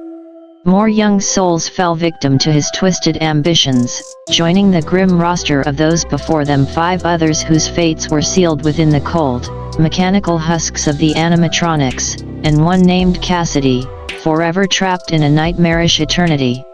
Yet, the facade of innocence persisted. Freddy Fazbear's continued to lure in patrons with its vibrant colors, cheerful music, and the whimsical performances of the animatronics, all the while concealing the harrowing truth. It was a paradoxical space, a beacon of childhood joy juxtaposed with the chilling reality of unsolved disappearances. Amidst the laughter and festivities, the pizzeria bore witness to a secret horror, a malevolent undercurrent coursing beneath its seemingly benign exterior. Afton, the architect of this malevolence, harbored no remorse or hesitation. He was far from done, his dark desires driving him to further depths of depravity. The innocent facade of Freddy Fazbear's Pizzeria masked a haunting truth, an insidious force dwelling within the animatronics, an ever-present reminder of the lives lost and the souls ensnared within the mechanical confines. Each passing day brought the establishment closer to becoming a crucible of unspeakable terror, its true nature concealed from the unsuspecting world. And within this eerie dance of joy and horror, Afton continued to pull the strings, orchestrating a symphony of darkness and dread, his ambitions boundless and his conscience absent. In the hushed corridors of Freddy Fazbear's Pizzeria, a chilling incident shook the very foundation of perceived reality. It was the fateful year of 1987 when the mundane routine of night security took a grotesque turn. Afton, the orchestrator of this theater of macabre, witnessed the impossible unfold before his very eyes. The animatronics, once thought to be under his control, manifested an unnerving sentience. Among them, Freddy Fazbear himself, harboring a spectral force, launched an inexplicable attack on a lone security guard. The chaos that ensued defied all logical explanation. The very essence of these animatronics, supposedly mere vessels for lost souls, seemed to transcend their confines. Afton stood frozen in disbelief, grappling with the haunting realization that these spirits might not be entirely dormant, their restless energy intertwining with the mechanical shells that contained them. Was the bite intended for Afton, the architect of their torment? Did these trapped spirits harbor a consciousness that sought retribution beyond the grave? Questions swirled in the depths of Afton's mind, shattering the illusion of control he had meticulously crafted over the years. The air within Freddy Fazbear's Pizzeria became thick with foreboding, a palpable tension lingering between the fabricated innocence of the establishment and the ominous truth that had begun to unravel. The veil between the living and the spectral grew thin, blurring the boundaries of reality. Afton, haunted by the disturbing revelation of the animatronics' unexpected savagery, grappled with the unsettling possibility that the spirits of the departed children might not be entirely at rest. The pizzeria, once a playground of joy and laughter, now echoed with the whispers of a chilling uncertainty, the specter of the unknown looming over every corner. In the wake of the inexplicable event of 1987, Freddy Fazbear's Pizzeria stood as a monument to a twisted legacy, its walls holding secrets that defied comprehension, while Afton confronted the unnerving prospect that the souls he thought silenced might still possess a terrifying influence over the world they had been bound to. In a harrowing display of unchecked fury, William Afton succumbed to a torrent of rage, his mind consumed by an unfathomable wrath that eclipsed reason and humanity. The echoes of his seething anger reverberated within the hallowed halls of Freddy Fazbear's Pizzeria. On a seemingly ordinary day, amidst the vibrant revelry of a children's party, Afton's grip on reality slipped into a dark abyss. His wrath, an unrelenting tempest, seized hold of an innocent young soul, a child caught in the wake of Afton's spiraling madness. The child, a mere bystander to Afton's turbulent emotions, faced an unfathomable fate. Dragged into the heart of the pizzeria's shadows, the young life was swallowed by the depths of Afton's wrath. The child's terror echoed in the suffocating silence, a haunting testament to the malevolence that gripped the establishment. In a despicable act of cruelty, Afton's rage knew no bounds. He callously cast the young soul into the confines of the old prototype Springlock Freddy suit, an ominous relic that had witnessed unspeakable horrors. As the child's fragile form was ensnared within the archaic mechanisms of the suit, the ancient and rusted springlocks, designed to secure the animatronic costume in place, snapped shut with a bone-chilling finality. The very mechanisms meant to bring life to the animatronic now became instruments of merciless demise. A deafening cacophony shattered the stillness as the spring locks violently engaged, their archaic components grinding and locking into place. The air grew thick with dread, the suit constricting around the child's form in a merciless grip, suffocating cries stifled by the mechanical embrace. Afton's reprehensible act unleashed a horrifying tableau, a twisted dance between man and machine, a grotesque fusion of innocence and malevolence. The pained wails of the child echoed through the pizzeria, an anguished lamentation that reverberated through the corridors, forever etched into the haunted history of Freddy Fazbear's. The unspeakable atrocity perpetrated within those walls sealed the fate of both victim and perpetrator, etching a grisly testament to the darkness that dwelled within the heart of William Afton. And amidst the haunting silence that followed, the pizzeria bore witness to an unspeakable tragedy, a grotesque manifestation of the abyss that lay within the soul of its creator. The night that marked the culmination of a haunting legacy at Freddy Fazbear's Pizzeria unfolded in a chilling symphony of vengeance. Afton, blinded by his relentless pursuit of power and control, found himself ensnared in the malevolent machinations of the very entities he had wronged.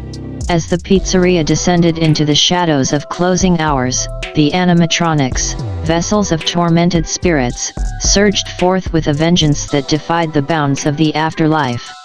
Among them, the old Springlock Golden Bonnie suit stood as a vessel of both macabre history and retribution.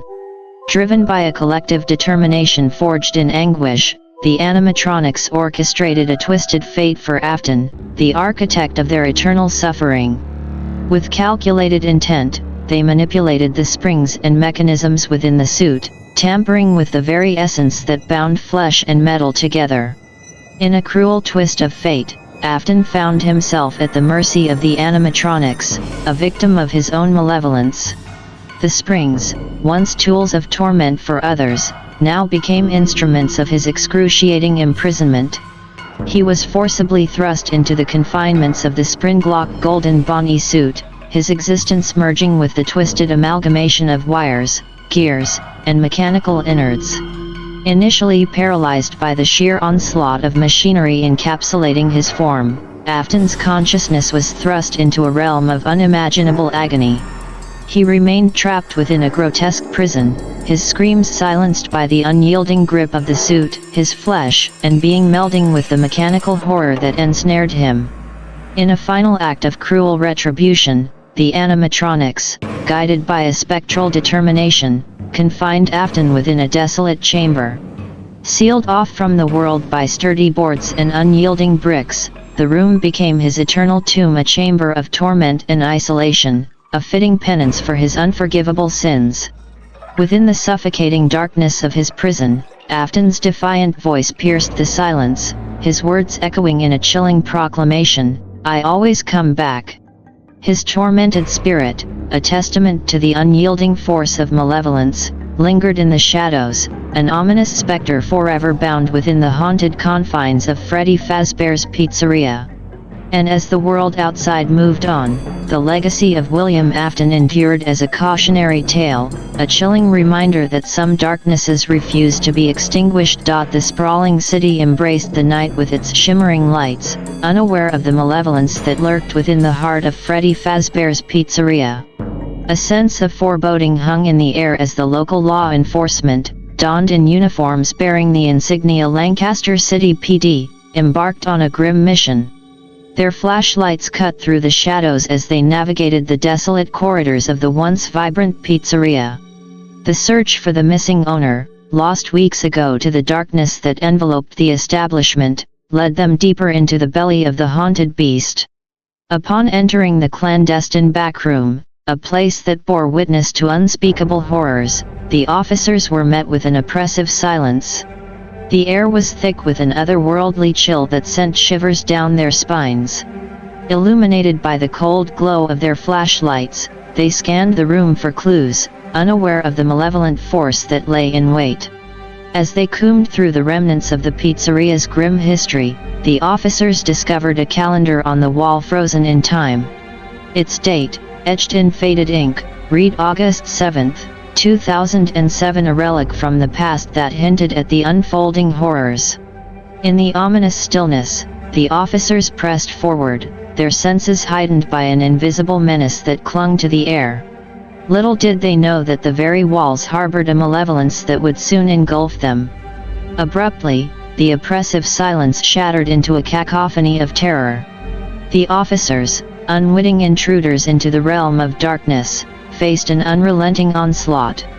Shadows converged, and the animatronics, twisted vessels of haunted spirits, surged forth with a vengeance. The officers, their uniforms emblazoned with the insignia of Lancaster City PD, became ensnared in a nightmarish ballet of animatronic horror. The relentless onslaught left them defenseless, their feeble attempts to resist crushed beneath the mechanical might. Amidst the chaos, the once silent backroom became a theater of agony, echoing with the desperate pleas of those who dared to tread into the abyss. The malevolent force that gripped the pizzeria claimed new victims, the officers succumbing to the very darkness they sought to dispel.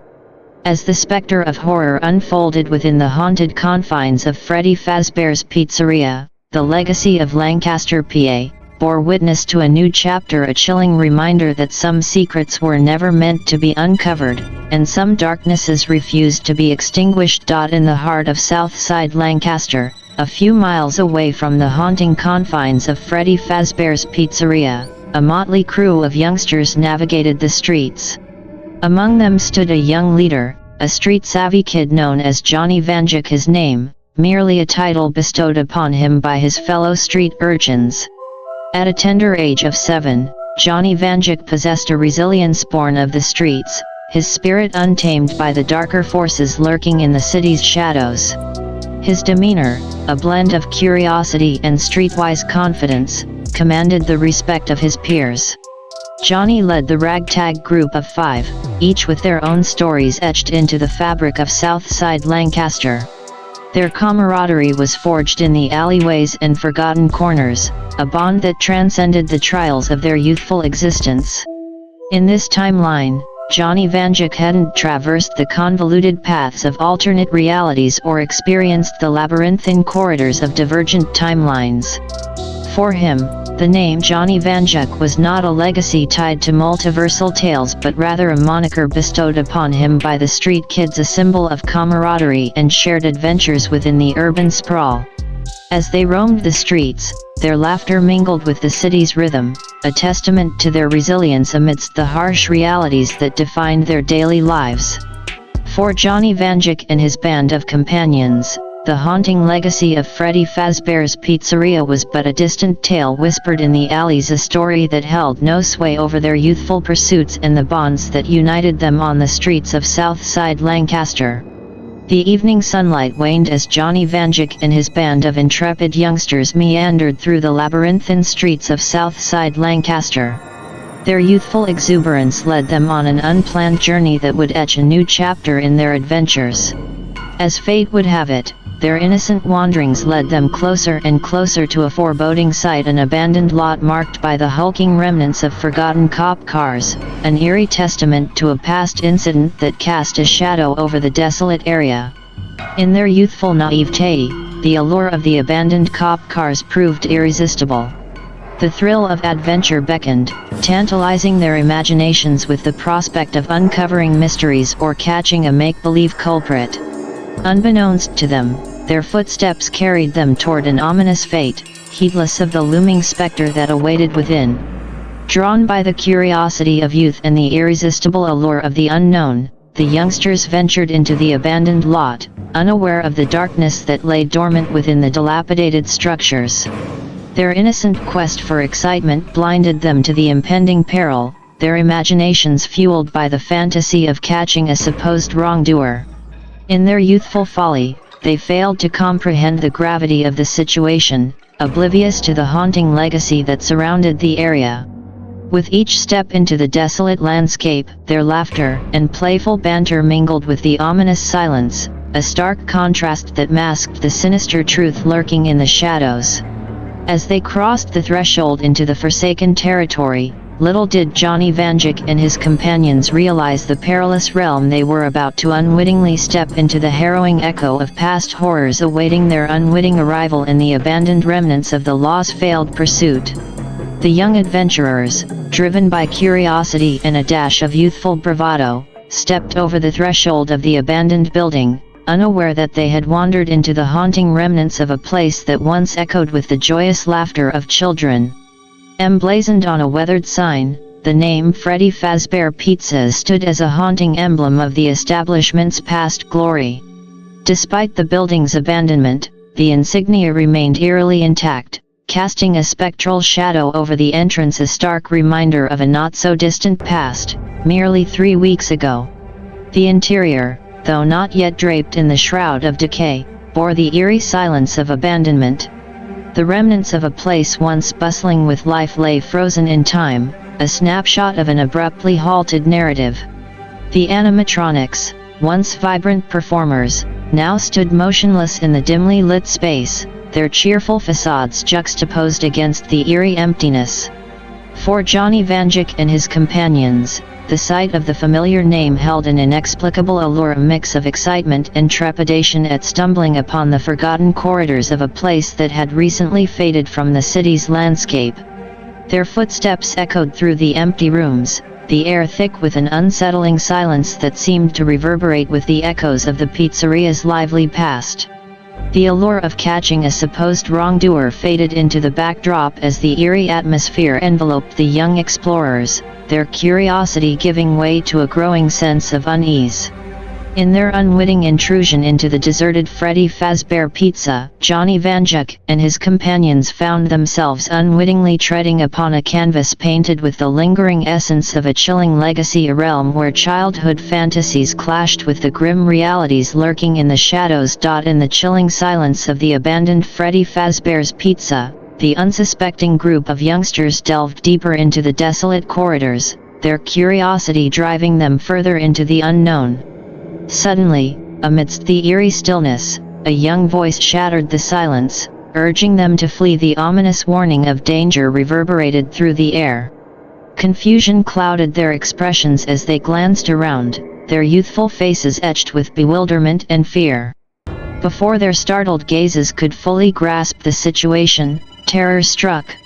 A metal arm emerged from the darkness, snatching one of the kids, pulling them into a hidden recess behind a curtain, a swift and chilling disappearance that sent shockwaves through the group. Instinct and fear collided, compelling the remaining kids to heed the warning and flee. Amidst the chaos, Johnny Vanjik, guided by an adrenaline-fueled determination, grabbed hold of a wooden chair, wielding it as a makeshift weapon against the encroaching horror. With a resounding crash, the chair collided with Springtrap, the impact causing the already precarious springlocks to snap into place with a sickening jolt. Agonizing cries echoed through the air as Springtrap convulsed in pain, the tightened springs inflicting torturous torment upon the mechanical entity. Johnny's decisive action inflicted a blow upon Springtrap, but it also heralded an unforeseen consequence. The unleashed agony upon the menacing animatronic intensified its pursuit. Realizing the perilous situation, Johnny's resolve faltered, and in a surge of instinctive survival, he turned and bolted, his heart pounding in terror. As Johnny fled the scene of unimaginable horror, the anguished cries of Springtrap reverberated through the abandoned corridors, a haunting echo of the violence and terror that lurked within Freddy Fazbear's Pizza, a ghastly reminder of the danger that awaited those who dared to tread upon the haunted grounds. The frenzied pursuit reached a fever pitch as Johnny Vanjik and the remaining youngsters dashed through the corridors of Freddy Fazbear's Pizza, their panicked breaths echoing against the walls of the forsaken establishment. Panic clawed at their hearts as they frantically attempted every locked door in vain, realizing their desperate attempt at escape had been thwarted, their retreat cut off by the cruel hand of fate. Behind them, Springtrap, a twisted amalgamation of metal and remnants of flesh and bone, relentlessly closed the distance. In a desperate bid to stave off the looming threat, Johnny's instincts kicked in once more. With a surge of courage, he seized the nearest piece of Springtrap's metallic arm, aiming for the exposed spring. With a decisive strike, he punched the spring, sending it plunging deeper into the animatronic's former flesh and bone. The resulting recoil within Springtrap unleashed a gruesome spectacle, a horrific fusion of mechanical components burrowing further into the remnants of its original form. The cacophony of agony mingled with the din of chaos as the kids, propelled by fear, continued their desperate flight through the haunted halls. Amidst the frenetic sprint for survival, a grim realization settled upon Johnny Vanjuk. He understood the grim odds they faced, the inevitability that only a handful, if any, might survive the nightmarish ordeal they found themselves trapped in. With every fleeting moment, the relentless pursuit of Springtrap gnawed at their heels, a chilling reminder that their escape was merely a fleeting hope. As they raced through the darkened corridors, Johnny harbored the grim understanding that the night held an inexorable fate, one that might snatch away the lives of his companions, leaving only a few survivors, if any, to tell the haunting tale of Freddy Fazbear's Pizza. In the heart of the abandoned Freddy Fazbear's Pizza, amidst the suffocating darkness and lingering echoes of terror, Springtrap, the amalgamation of machine and remnants of William Afton, was consumed by a tempest of rage and agony. Ensnared in a maelstrom of torment, Springtrap convulsed with frenzied fury. His mechanical limbs contorted in a grotesque display as he tore at his own form, wrenching springs and wires from his tortured body with a visceral determination. Each violent motion rent the air with an anguished symphony of metal and pain. The once human consciousness trapped within the mechanical prison screamed in a cacophony of rage and agony, a twisted echo of William Afton's fury. Amidst the torment, a guttural roar pierced the silence, a vow of vengeance and relentless pursuit. Springtrap's tortured voice reverberated through the abandoned halls as he bellowed his promise, the relentless proclamation that he always returns, an ominous oath that hung in the air like a curse. With every torn wire and extracted spring, Springtrap's rage only seemed to intensify.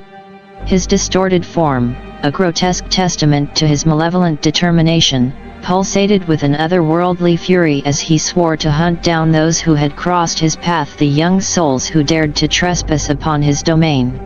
In his agonized fury, Springtrap's wrath transcended the boundaries of mechanical agony, a relentless force driven by an insatiable thirst for retribution. As his anguished screams echoed through the desolate corridors, his vow of relentless pursuit lingered in the shadows, an ominous warning that bore the weight of a curse upon those who dared to cross paths with the vengeful spirit trapped within the haunted shell of Freddy Fazbear's Pizza. In the ominous silence of the main dining hall, the air hung heavy with a palpable tension as the group of terrified youngsters stumbled upon an unexpected sight. Standing sentinel on the stage were the four familiar and seemingly friendly animatronics: Freddy, Chica, Bonnie, and Foxy. Their gazes, though benign in appearance, bore an otherworldly depth as they peered down at the bewildered children. In voices that echoed with an eerie semblance of innocence and warmth, the animatronics spoke with an unsettling warning tinged with an ethereal wisdom. "We are here to entertain and bring joy," Freddy's voice echoed, its tone carrying a haunting resonance. Chica's voice chimed in, her words filled with an eerie solemnity, "You shouldn't be here. It's not safe. Springtrap cannot be stopped." Bonnie's voice followed, a haunting echo that sent shivers down their spines. "Run, children. Flee from this place. Springtrap's wrath knows no end." Foxy's voice, tinged with an otherworldly sorrow, delivered a chilling ultimatum: "You must escape while you still can. He cannot die." The animatronic's admonition was laden with a sense of foreboding, an unnerving urgency that pierced through the fear-stricken hearts of the youngsters. The children stood frozen in dread, their wide eyes reflecting a mix of terror and disbelief at the surreal encounter with these once beloved entertainers. As the haunting warning reverberated through the hall, a chilling realization set in. The children stood at the precipice of a harrowing ordeal, caught between the relentless malevolence of Springtrap and the spectral guardianship of the animatronics who harbored an eerie knowledge of the horrors that awaited them within the haunted confines of Freddy Fazbear's Pizza. The tension in the air crackled with dread as William Afton, consumed by a malevolent fury, emerged from the shadows, his deranged visage a haunting reminder of the horrors that lurked within the walls of Freddy Fazbear's Pizza. With an unhinged fervor, Afton's distorted voice pierced the silence, his words dripping with venomous intent. "I can't die. And those animatronic beasts? All my creation. And for you," he sneered, his gaze fixated on Johnny Vanjuk, "a special suit awaits." Enraged by the menacing threat, Johnny Vanjuk, refusing to succumb to fear, launched himself at Afton with a fiery determination. With a fearless fervor, he collided with the malevolent figure, urging the other children to flee from the encroaching danger. In a whirlwind of defiance, Johnny delivered a series of powerful punches to Springtrap, aiming for the mechanical eyes that glowed with an otherworldly malice. Each strike resonated with a resolute determination, a courageous attempt to fend off the impending doom. However, Afton, fueled by a grotesque determination, seized Johnny in a vice-like grip, his twisted strength overpowering the valiant efforts of the young defender. With a chilling display of brutality, he hurled Johnny against a nearby wall, the forceful impact echoing through the desolate hall. As Johnny crumpled against the unforgiving surface, the chilling reality of their dire situation sunk in the harrowing clash with the malevolent force of Afton, and the relentless pursuit of Springtrap foretold a nightmarish fate that threatened to consume them all within the haunted confines of Freddy Fazbear's Pizza. In the throes of the intense struggle between Johnny Vanjuk and the malevolent force of William Afton, a sudden interruption shattered the imminent threat. From the shadows emerged a figure, a night guard who had silently observed the unfolding horror within the forsaken pizzeria. With a swift and decisive action, the night guard lunged forth, intercepting William Afton in a daring attempt to halt the impending menace. As the two figures collided in a whirlwind of conflict, the night guard's voice reverberated through the hall with a chilling revelation. "Been a long time, Father." The words, tinged with a blend of sorrow and determination, unveiled the night guard's true identity. It was none other than Michael Afton, the son of William Afton himself. The revelation of Michael's survival cast a shadow of disbelief upon the chaotic scene. In a dramatic confrontation between father and son, the two grappled in a tumultuous struggle, one driven by a son's resolve to undo the sinister legacy woven by his father's malevolence. Amidst the tumult, Johnny Vanjuk, battered but resolute, witnessed the clash between the estranged kin, a confrontation that carried the weight of years of tragedy and malevolent deeds. The fate of Freddy Fazbear's Pizza hung in the balance as the night guard, now revealed as Michael Afton, fought to thwart the unremitting darkness that had plagued their lives for far too long. In the aftermath of the confrontation between Michael Afton and his father William Afton, the night guard gestured urgently for Johnny Vanjuk to escape the unfolding chaos. Responding to the command, Johnny raced through the desolate corridors, his heart pounding with a mix of fear and determination. As if guided by an unseen force, Johnny found himself drawn into a room holding the eerie animatronic figure of Golden Freddy. The dimly lit room seemed to pulse with a supernatural energy, and the animatronic's eyes began to glow with an otherworldly radiance. Suddenly, the haunted specter within the Golden Freddy suit stirred to life. The suit contorted in an unnatural, spectral manner, and from within emerged the voice of a teenager, an older, more mature presence that introduced itself as Cassidy. "Very dark in this place, is it not, Vanjuk?" Cassidy's voice echoed with an enigmatic weight, a mysterious aura that hinted at a profound connection to the haunted legacy of Freddy Fazbear's Pizza. Approaching Johnny with a deliberate calmness, Cassidy extended his hand, the gesture laden with an unspoken understanding. Johnny, captivated by the mesmerizing glow of Cassidy's eyes, felt a strange resonance with the teenager's presence. As their hands met, a surge of energy coursed through Johnny. His eyes, once accustomed to the shadows, now glowed with an ethereal luminescence. The veil of darkness lifted, revealing a newfound perception that transcended the ordinary boundaries of sight. In this altered state, Johnny Vanjuk and Cassidy stood connected, their intertwined fates entwined within the haunted tapestry of Freddy Fazbear's Pizza. The mysterious glow in Johnny's eyes signified an awakening and emergence into a realm where the shadows held secrets, and the night itself became a canvas upon which the stories of the haunted souls unfolded. As the enigmatic exchange with Cassidy and Golden Freddy unfolded, Johnny Vanjuk stood at the precipice of an otherworldly revelation. The haunting voice of Golden Freddy resonated in the dimly lit room, offering a cryptic promise that seemed to transcend the confines of reality. "I couldn't save myself. You might not be able to save your friends, but I can save you." The words echoed with an ethereal certainty, laden with a solemn assurance that bore the weight of unseen forces at play. Understanding dawned upon Johnny as he absorbed the cryptic message. A sense of purpose and resolve surged within him, fueled by the inexplicable connection he felt with the haunted spirits lingering within the pizzeria's confines.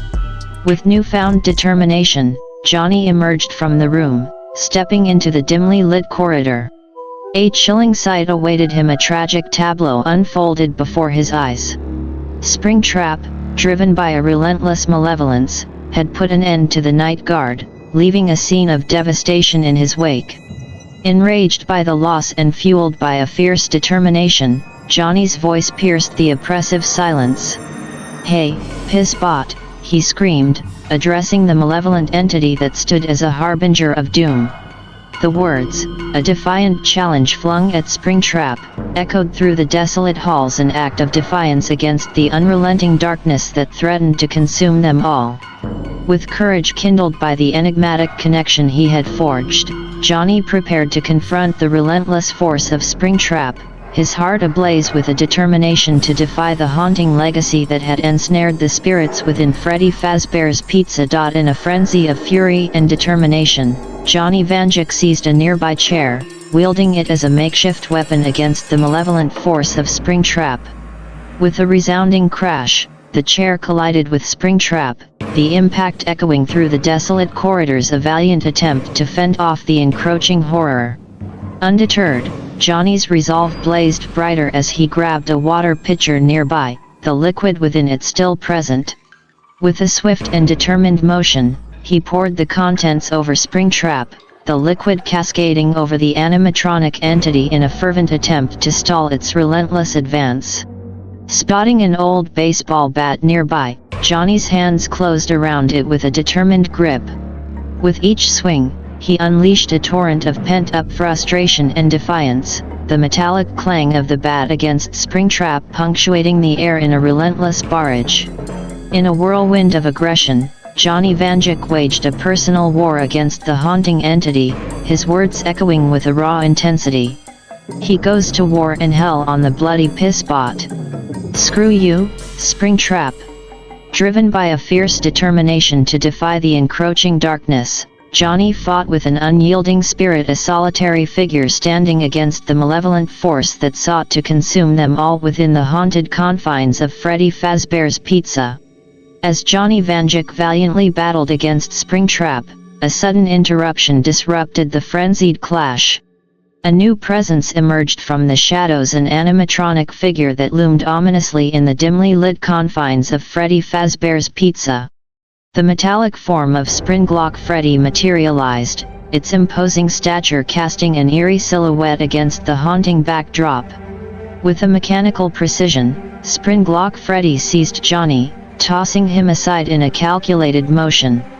Yet, amidst the chaos, an unexpected twist unfolded. The animatronic's actions were not driven by malice toward Johnny. Instead, its gaze fixed upon William Afton, a singular focus driving its intent. Springlock Freddy's mechanical visage bore an air of determination, its presence signaling an intent that seemed solely directed at Afton, the mastermind behind the haunting legacy of Freddy Fazbear's Pizza. Though momentarily cast aside by the animatronic's forceful action, Johnny's struggle against Springtrap now shifted as he observed the standoff between Afton and Springlock Freddy. In the midst of the tumultuous encounter, a deeper, enigmatic purpose seemed to guide the actions of the animatronic, signaling a pivotal moment in the unfolding saga within the haunted realm of Freddy Fazbear's Pizza. In a surreal turn of events, amidst the tension-laden confrontation between Springlock Freddy and William Afton, an unexpected alliance formed. From the shadows emerged the familiar figures of Freddy, Foxy, Chica, and Bonnie, the original animatronics that once stood as symbols of joy and entertainment within Freddy Fazbear's Pizza. Their movements, once cheerful and animated, now carried a solemnity as they approached the unfolding scene. Each animatronic took deliberate steps, their presence signaling a unified purpose that transcended their mechanical nature. As they encircled the standoff between Springlock Freddy and Afton, an unspoken camaraderie seemed to bind them together, a shared determination that hinted at a deeper understanding between the animatronics and the haunting legacy that tied their existence to the fateful pizzeria. Freddy, Foxy, Chica, and Bonnie, once performers frozen in an endless cycle of tragedy, now stood united, their actions bearing the weight of an unspoken agreement. Together, they formed an unexpected front, aligning in a silent but resolute show of solidarity against the malevolent force that had wrought chaos within the haunted walls. Johnny Vanjuk, observing the enigmatic alliance between the animatronics, realized the profound significance of the moment, an unprecedented convergence that held the promise of rewriting the haunting tale that had ensnared the spirits within Freddy Fazbear's Pizza. In the unfolding spectacle, a glimmer of hope emerged amidst the shadows, heralding a chance for redemption and liberation from the malevolent grasp that had plagued the haunted realm for so long. In a tumultuous clash that echoed through the desolate corridors of Freddy Fazbear's Pizza, a battle of epic proportions unfolded. Springtrap, the embodiment of malevolence, faced an unexpected coalition formed by Springlock Freddy, alongside the original animatronics Freddy, Foxy, Chica, and Bonnie. The skirmish was a symphony of chaos and determination, a relentless struggle against the encroaching darkness that had ensnared the haunted pizzeria for far too long. Springtrap, driven by an unrelenting malevolence, lashed out with ferocity, his mechanical form twisting and contorting in a frenzy of aggression. With calculated precision, he launched relentless assaults, each movement fueled by a relentless desire to dominate and destroy. Opposing him, the coalition of animatronics fought with an unexpected synergy. Springlock Freddy, animated with a determined purpose, led the charge, his movements synchronized with the original quartet of animatronics. Freddy, Foxy, Chica, and Bonnie, though once entertainers frozen in a tragic cycle, fought with an uncanny coordination.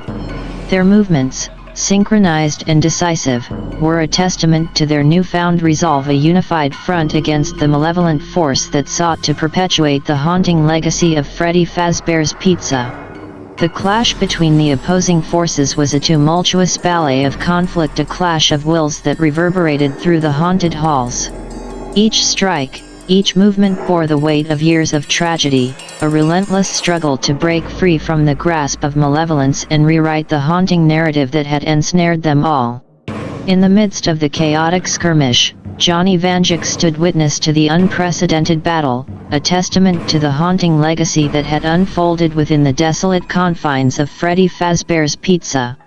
The outcome of this clash held the promise of liberation or perpetual entrapment within the relentless cycle of darkness, a pivotal moment that would shape the fate of the haunted spirits within the cursed pizzeria. The chaotic clash between Springtrap and the coalition of animatronics intensified, but despite their unified efforts, Springtrap's relentless strength and ferocity proved overpowering.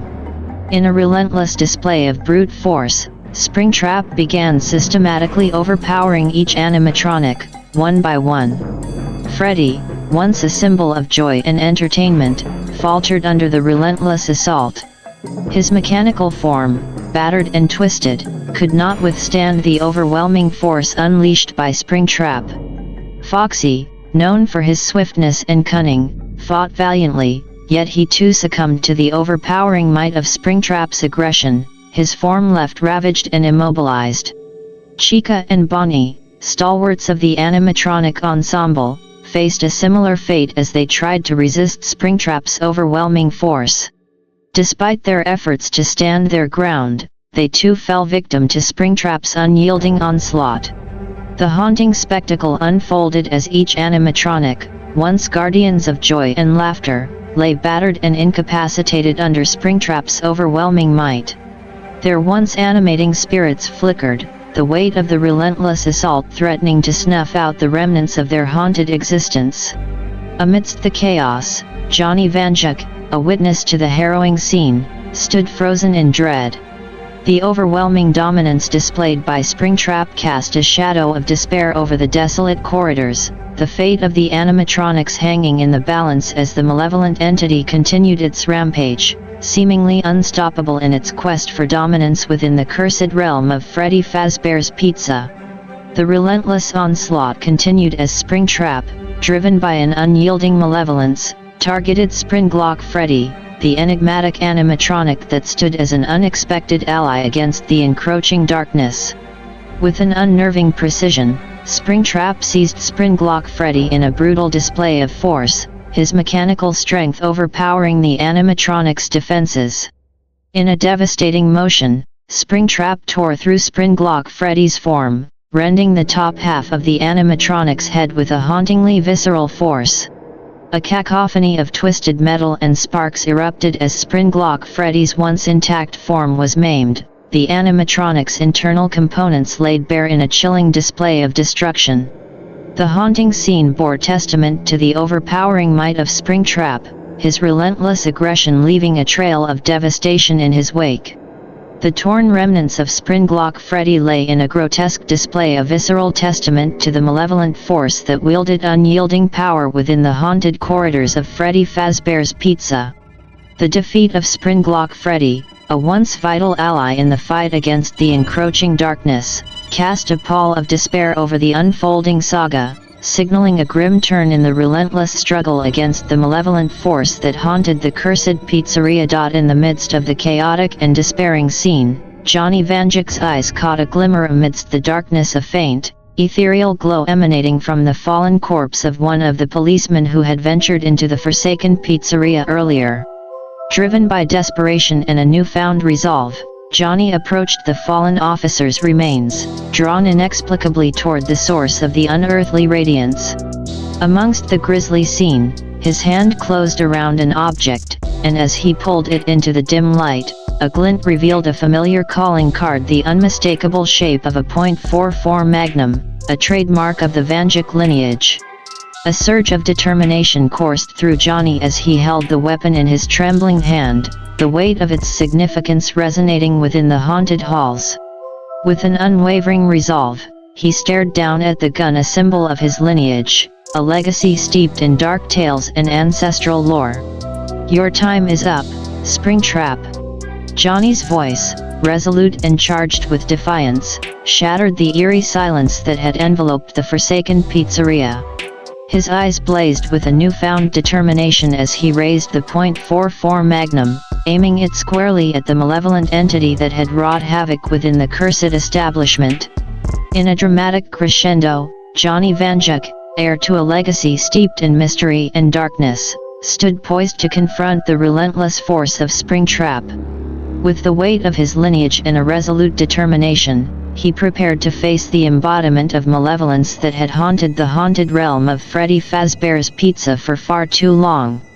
In an electrifying turn of events, Johnny Vanjuk's eyes blazed with an otherworldly glow, a mysterious energy surging within him. William Afton, taken aback by the sudden transformation, faltered for a moment, a flicker of uncertainty crossing his malevolent visage. With unyielding resolve, Johnny fired the .44 Magnum, the thunderous shots reverberating through the desolate corridors. Each bullet propelled forward with a resolute determination, aimed at the menacing figure of Springtrap, yet the malevolent entity stood firm against the barrage, its form barely flinching against the onslaught. Amidst the chaos, the four kids who had accompanied Johnny surged back into the scene, their spirits undeterred by the harrowing circumstances. With a fervent determination, they launched an assault against Springtrap, their movements synchronized in a unified effort to halt the entity's relentless advance. But the turning tide of the confrontation heralded a surprising ally, Golden Freddy, who emerged from the shadows, joining the fray with an enigmatic determination. The spectral figure of Golden Freddy, an ethereal presence with an otherworldly aura, added an unexpected dimension to the battle as it engaged Springtrap in a hauntingly eerie clash. In the midst of the tumultuous conflict, Johnny Vanjuk, undeterred by the overwhelming odds, stood poised to confront the malevolent force alongside the unexpected allies that had rallied to his side. With a fiery determination, he prepared to face the relentless darkness that had plagued Freddy Fazbear's Pizza, a determination to raise hell against the encroaching malevolence that threatened to ensnare them all within its haunting grasp. In a tumultuous surge of resolve and unity, the four brave children, accompanied by the spectral presence of Golden Freddy, converged upon William Afton. With an uncanny determination, they collectively grappled with the malevolent entity, each one contributing to physically subdue the force that had wreaked havoc within the haunted pizzeria. Meanwhile, Johnny Vanjuk, fueled by an unyielding determination and the .44 Magnum in hand, unleashed a relentless barrage of shots aimed at Springtrap. Each bullet found its mark with a resounding impact, activating the intricate spring locks within the animatronic suit, inflicting excruciating pain upon the malevolent entity. With every shot fired, the activated spring locks within Springtrap's suit convulsed, causing him intense agony. The haunting entity, a vessel of torment and malevolence, writhed and contorted in a visceral display of suffering, each activation of the spring locks amplifying his torment. The symphony of gunfire, coupled with Springtrap's agonized cries, reverberated through the haunted corridors, a testament to the fierce determination of Johnny Vanjuk and the collective effort of his allies against the malevolent force that had plagued them all. Though it felt like an eternity, each shot fired by Johnny inflicted immeasurable pain upon Springtrap. The animatronic entity, once an embodiment of terror, faltered under the onslaught, his movements growing weaker with each convulsion of the activated spring locks. Finally, after what seemed like an arduous battle against the encroaching darkness, Springtrap succumbed to the relentless assault. His form, battered and weakened, collapsed amidst the haunting echoes of anguish, the malevolent entity brought to its knees by the combined efforts of Johnny Vanjuk and his allies. The haunting silence that followed was a stark contrast to the tumultuous conflict that had unfolded moments before. The malevolent force that had plagued Freddy Fazbear's Pizza lay defeated, its reign of terror finally brought to an end by the unyielding determination and unity of those who stood against it. As the haunting echoes of the conflict began to fade, the four courageous children, accompanied by the spectral presence of Golden Freddy, emerged victorious from the desolate corridors of Freddy Fazbear's Pizza. The doors, as if by an ethereal force, unlocked, allowing the children to depart from the haunted realm, leaving behind the echoes of their harrowing ordeal. However, amidst the departure, the spectral figure of Golden Freddy, once known as a child named Cassidy, lingered behind. Driven by an unquenchable thirst for revenge, a determination that transcended the bounds of mortality, Cassidy re-entered the forsaken pizzeria, dragging William Afton, the malevolent force that had wrought havoc, towards the backroom. With a resolute determination, Cassidy sealed the backroom once more, boarding it up as a solitary guardian against the potential return of Afton's malevolent spirit. The spectral entity, a vengeful specter bound by an oath of retribution, stood as a solitary sentinel, a vow etched in the very fabric of the haunting realm. A solemn promise echoed through the desolate confines, the vow that if Afton were ever to return, Cassidy would stand as a formidable force, ready to confront and thwart any attempt by the malevolent entity to wreak havoc once more within the cursed walls of Freddy Fazbear's Pizza. With a sense of closure, the haunting pizzeria fell into an eerie silence, the legacy of its harrowing tale etched into the depths of its forsaken halls.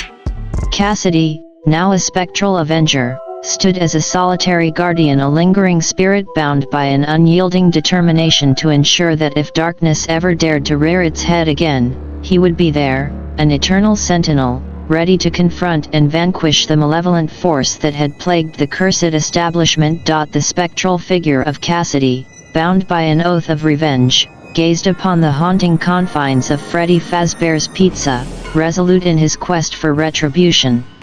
Yet, amidst the solemn determination, a shimmer of surprise flickered in his spectral eyes as he noticed the presence of a much older Johnny Vanjik, a paradoxical convergence of past and future. Seated beside Cassidy, the older Vanjik carried a sense of wisdom and understanding, a seasoned aura that transcended the passage of time. Their exchange carried the weight of unspoken understanding as they conversed, a dialogue between spectral avenger and time-traveling enigma. "So, you're going to do this?" inquired the elder Vanjik, his tone tinged with a profound recognition of the solemn task at hand. Cassidy's reply resonated with an unwavering resolve: "Yes." His determination remained steadfast, though a glimpse of hesitation flitted across his spectral visage. The elder Vanjik, perceptive to Cassidy's resolve, offered a contemplative remark: "Younger me is always here, you know." Cassidy's reply echoed with a poignant truth: "Yes, but he is a child. I was a child. A child doesn't drag another child into their mess. They find an adult." A solemn understanding passed between the two figures, an unspoken agreement that transcended the complexities of their intertwined existence. Johnny Vanjik, comprehending Cassidy's sentiment, stepped forward, acknowledging the responsibility inherent in his own maturity. Approaching the fallen remains of Afton, Johnny Vanjik, with a resolute determination, delivered a decisive blow, breaking the animatronic and human skull with a forceful stomp. In that fleeting moment, as the shattered remnants lay scattered, Johnny's form began to dissolve, fading into the enigmatic realm of the multiverse. The haunting pizzeria fell into an eerie silence once more. The spectral figure of Cassidy stood alone, a sentinel bound by a vow of retribution, as the echoes of Vanjik's actions reverberated through the desolate corridors, a testament to the complex interplay of time, responsibility, and the haunting legacy that had unfolded within the cursed establishment. With an unwavering resolve, Cassidy, the spectral avenger, stood amidst the desolate confines of Freddy Fazbear's Pizza. His words, laden with determination and finality, echoed through the haunting halls, a stern warning directed at the fallen entity of William Afton. "You're not coming back this time, Mr. Afton," Cassidy declared with an air of solemn authority. His voice reverberated through the eerie silence, a resolute proclamation that bore the weight of an unbreakable oath. A haunting vow followed, spoken with a chilling certainty: "You will rot, and if you still come back, I will burn you." As his words hung in the air, the pizzeria descended into an ominous stillness, the legacy of its harrowing tale etched into the fabric of its forsaken halls. Cassidy, the spectral avenger, stood resolute, his vow of retribution binding the fallen entity to the haunting fate he had decreed, a final ultimatum that carried the weight of an eternal consequence. The chilling resolve in Cassidy's words marked the end of the haunting saga, a testament to the relentless determination of those who dared to confront the encroaching darkness within the cursed realm of Freddy Fazbear's Pizza. And in that haunting silence, the legacy of the cursed establishment faded into the darkness, its enigmatic tale reaching a chilling conclusion.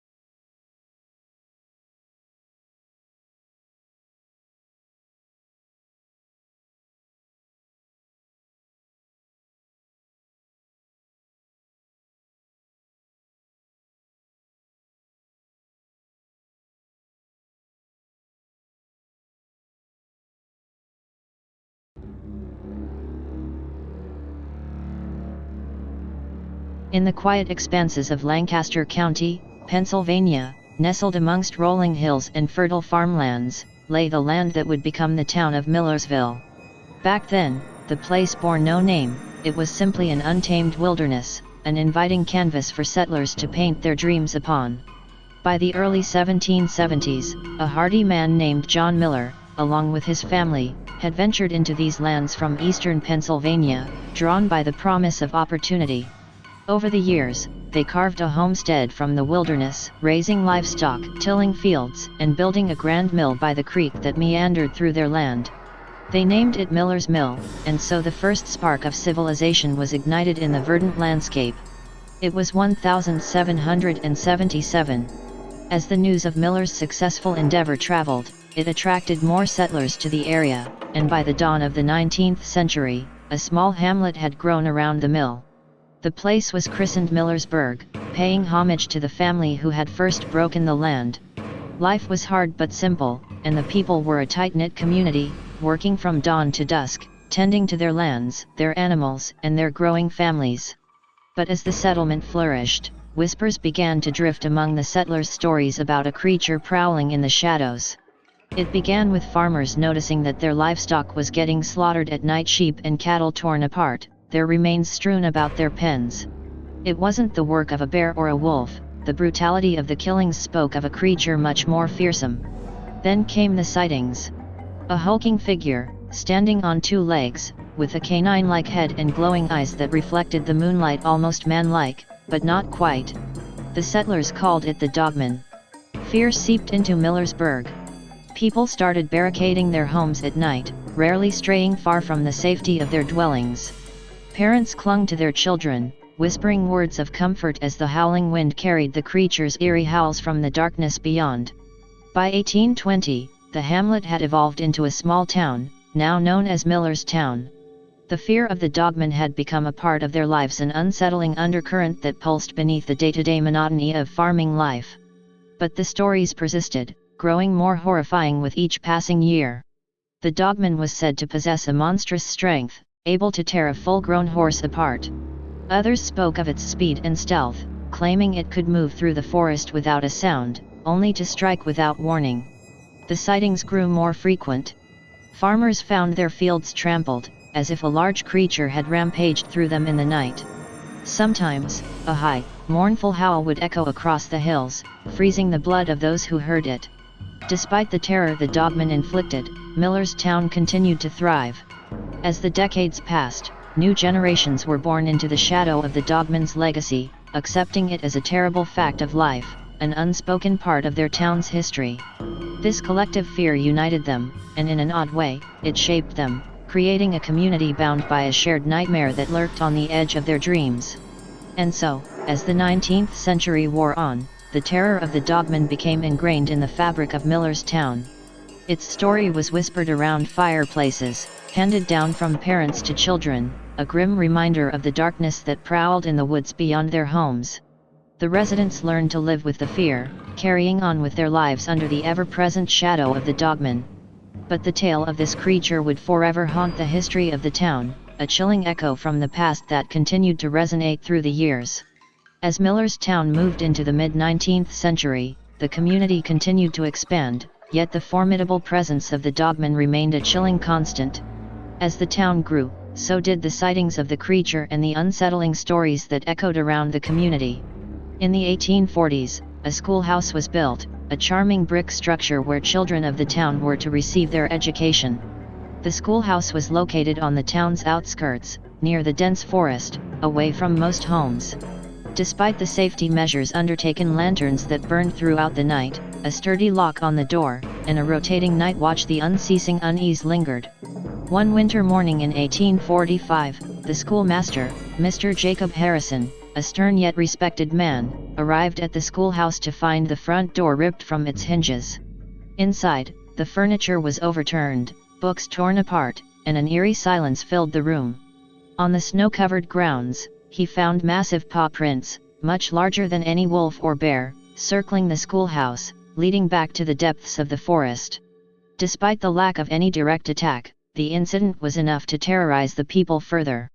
Parents became more reluctant to send their children to the schoolhouse, especially during winter when the days were shorter and nights longer. The incident prompted the town to shift the school closer to the center, away from the threatening shadows of the woodland. By the 1850s, a railway line was proposed through Lancaster County, promising prosperity but also bringing apprehension to the folks of Millerstown. The construction would tear through the forest, the lair of the dogman. Many feared that this intrusion would only aggravate the creature, inviting its wrath upon the town. But progress couldn't be halted. In 1857, when the construction began, the workers reported strange occurrences: tools missing, sounds of heavy breathing from the surrounding woods, and an inexplicable sense of dread that hung over them. Some nights, they could hear mournful howls that echoed down the valleys, striking fear into their hearts. The sightings of the creature became more frequent, its figure often seen on the outskirts of the forests, watching, waiting. As the railway line was completed in the late 1850s, bringing a wave of new settlers and business to Millerstown, the tales of the dogman spread further. It became a sort of urban legend, a campfire story told to scare newcomers. Yet for those who had lived long enough in the town, the fear was real. Every unexplained disappearance, every mutilated livestock, they all pointed towards the existence of the horrifying creature. By the 1860s, with the onset of the Civil War, many of the town's young men were drawn away to battle. The town was left vulnerable, its protective layer of able-bodied men thinning. In these trying times, the dogman's presence seemed to loom larger. The howls grew louder, the sightings more frequent, and the livestock deaths more gruesome. Millerstown was not only fighting a war on the battlefronts, but also a silent, cold war at home. A war against an unseen enemy, the chilling presence of which was a constant reminder of the relentless terror that had gripped the town since its founding. The year 1873 marked the town's renaming to Millersville, reflecting its growth and development. Yet, beneath the town's prosperity, the terror of the dogman remained, a dark shadow cast over the town's history, a haunting legacy passed down through generations. The silent agreement among the town's folks was to endure, to live alongside this terror, a testament to the resilience of the human spirit against the persistent dread. A dread that was as much a part of Millersville's identity as its rich history and resilient people. This legacy of terror continued through the late 19th century and into the early 20th century, an ever-present shadow on the heart of the town, a chilling reminder of the beast that lurked in the wilderness. The dogman had become a legend, a horrifying specter woven into the very fabric of Millersville's identity. By the dawn of the 20th century, Millersville had grown from a small farming town into a prosperous hub. The railway had brought significant wealth and people to the area, and despite the ever-present threat of the dogman, the townsfolk persevered. They built more homes, established businesses, and even opened a state normal school, which would later become the renowned Millersville University. However, this growth seemed to only provoke the dogman further. Sightings became more frequent and brazen.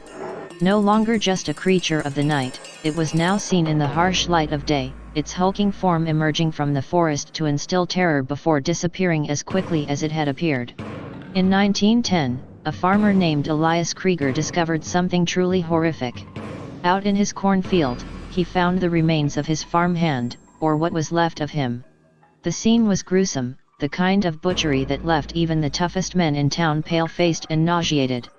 The poor man had been torn apart, unmistakable evidence of the dogman's handiwork. This was the first human victim of the dogman the town had seen, marking a horrifying escalation in the creature's activities. News of the grisly incident spread through the town like wildfire, and once again, a paralyzing fear gripped Millersville. The townsfolk demanded action, but what could they do against a creature of nightmares, a specter that had haunted them for more than a century? In a bid to protect the town, a group of brave men decided to venture into the forest. Armed with hunting rifles and guided by a grim determination, they attempted to track the beast. After 3 tense days and nights, they returned, visibly shaken and empty-handed. They spoke of an eerie silence in the forest, of feeling watched, of a dread so palpable they could taste it. But of the dogman, they found no trace. As the decades rolled on, the story of the dogman became increasingly intertwined with Millersville's history. It was a chilling undercurrent to the town's prosperity, an unwelcome guest at every celebration, a specter haunting every quiet moment. Throughout the World War I years and into the Roaring Twenties, Millersville saw a flurry of activity. People were too busy rebuilding their lives and chasing prosperity to give much thought to the dogman. The creature seemed to retreat, the number of sightings dropped, and for a time, it seemed like the town had finally gotten a respite from the haunting terror. However, the Great Depression of the 1930s hit the town hard. As if echoing the townsfolk's misery, the dogman resurfaced, its howls resonating through the bleak, empty streets. The monster was not just a threat now, it was a symbol of their hardship, their struggles, their despair. Despite the town's growth, its rich history, and its brave people, the presence of the dogman remained a relentless constant. From the founding days of the settlement in the late 18th century to the troubling times of the early 20th century, the monster was a chilling part of Millersville's identity. It was a tale told in hushed voices, a bone-chilling legend, a nightmare that refused to end. This was Millersville, a town haunted not just by a beast lurking in its forests, but by the fear that had seeped into its very bones. The dark cloud of the Great Depression lingered through the 1930s. It seemed like the soul of the town was trapped in an endless winter. Just like the people of Millersville, the dogman too seemed affected by the dreary atmosphere. The creature's attacks became more ferocious, its howls more desperate. The once prosperous town was now gripped by two terrors, one a financial ruin and the other, a monstrous legend. The advent of World War II in the early 1940s, however, brought about a noticeable change. As young men were called upon to serve their country, a renewed sense of purpose filled the air. This energy seemed to seep into the fight against the dogman as well. The remaining townsfolk, resilient as ever, rallied together, setting up night watches and safeguarding their homes and livestock. As the war raged on across the world, so did the battle against the dogman in Millersville.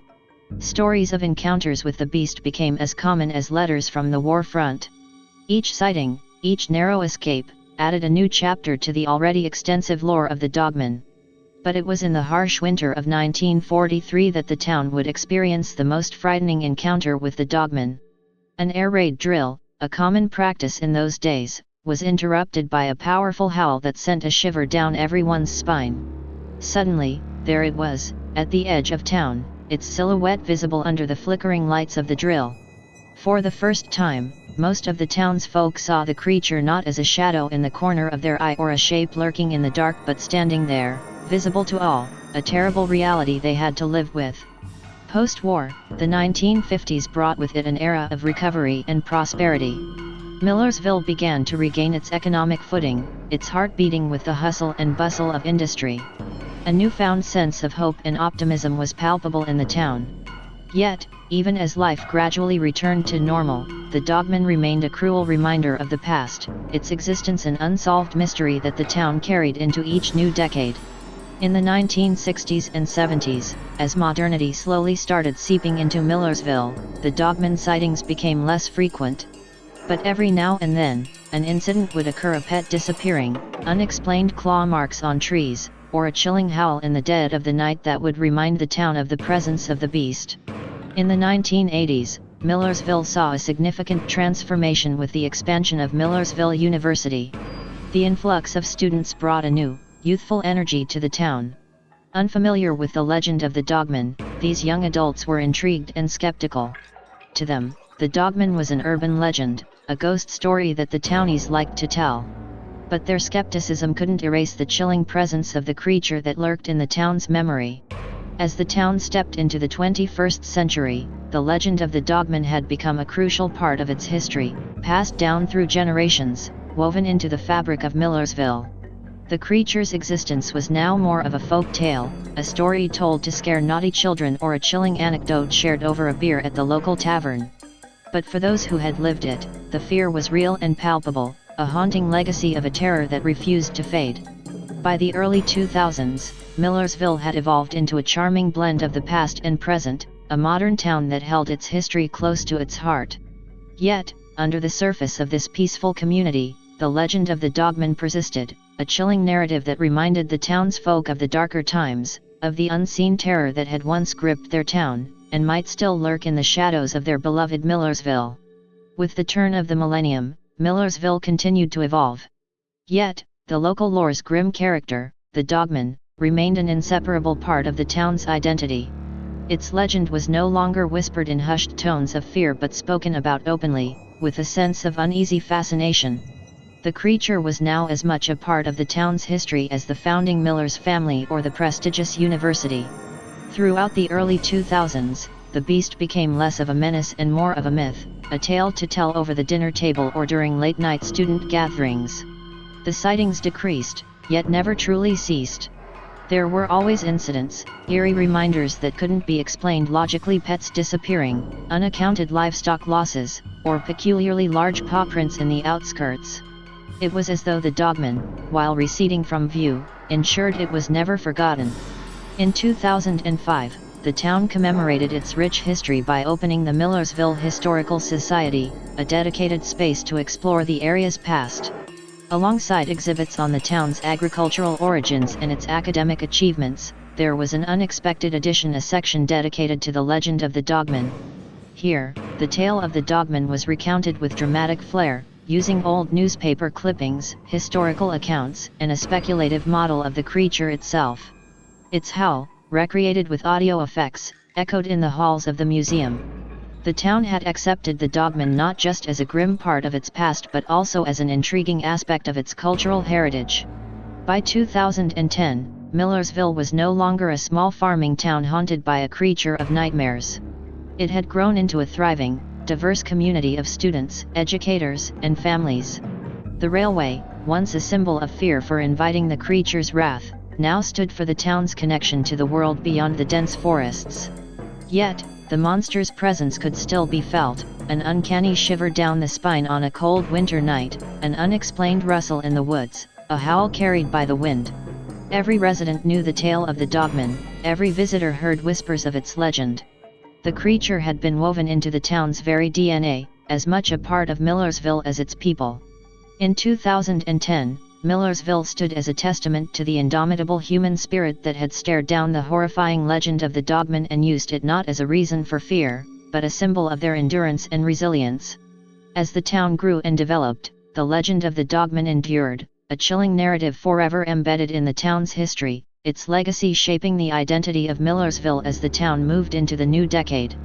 2011 came with the promise of another peaceful year for the town of Millersville. The thriving community had learned to live alongside the legend of the Dogman, the creature's eerie presence woven into the town's history and identity.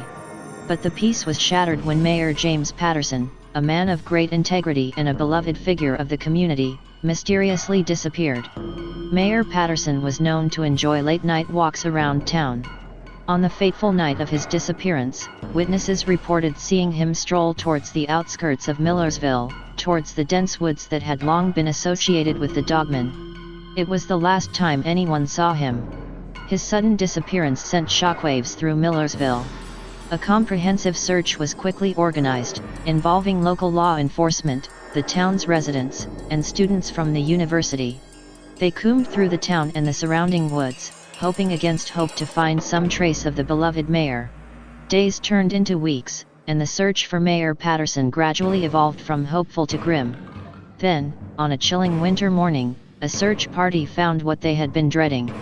In a remote, seldom trekked part of the forest, they found the mayor's overcoat, his identification still in the pocket, near an ominous sight: unusually large, animalistic paw prints, far bigger than any local wildlife could make. There was no sign of a struggle, no further trace of the mayor. It was as if he had vanished, leaving behind only his coat and a chilling reminder of the town's legendary monster. The town was plunged into mourning, and for the first time in many years, the shadow of the Dogman loomed large and menacing over Millersville.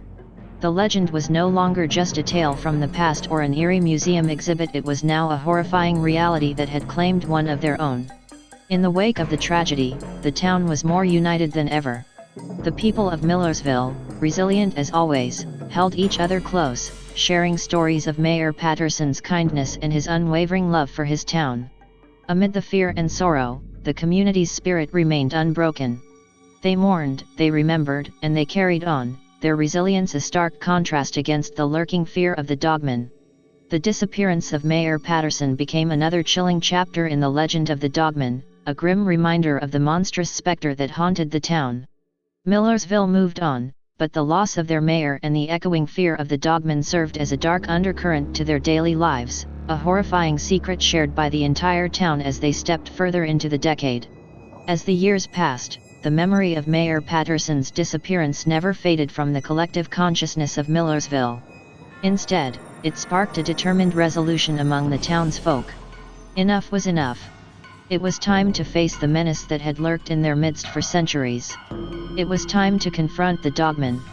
In 2015, a group of brave townsfolk, led by Police Chief Matthew Collins, initiated Operation Howl's End. They were a diverse group: experienced hunters, retired military personnel, skilled trackers, even brave university students. All shared a common goal: to hunt down the dogman and end its reign of terror. For months, they prepared. Old town records and first-hand accounts were studied for patterns in the creature's behavior. Hunters and trackers shared their expertise on how to handle large predators.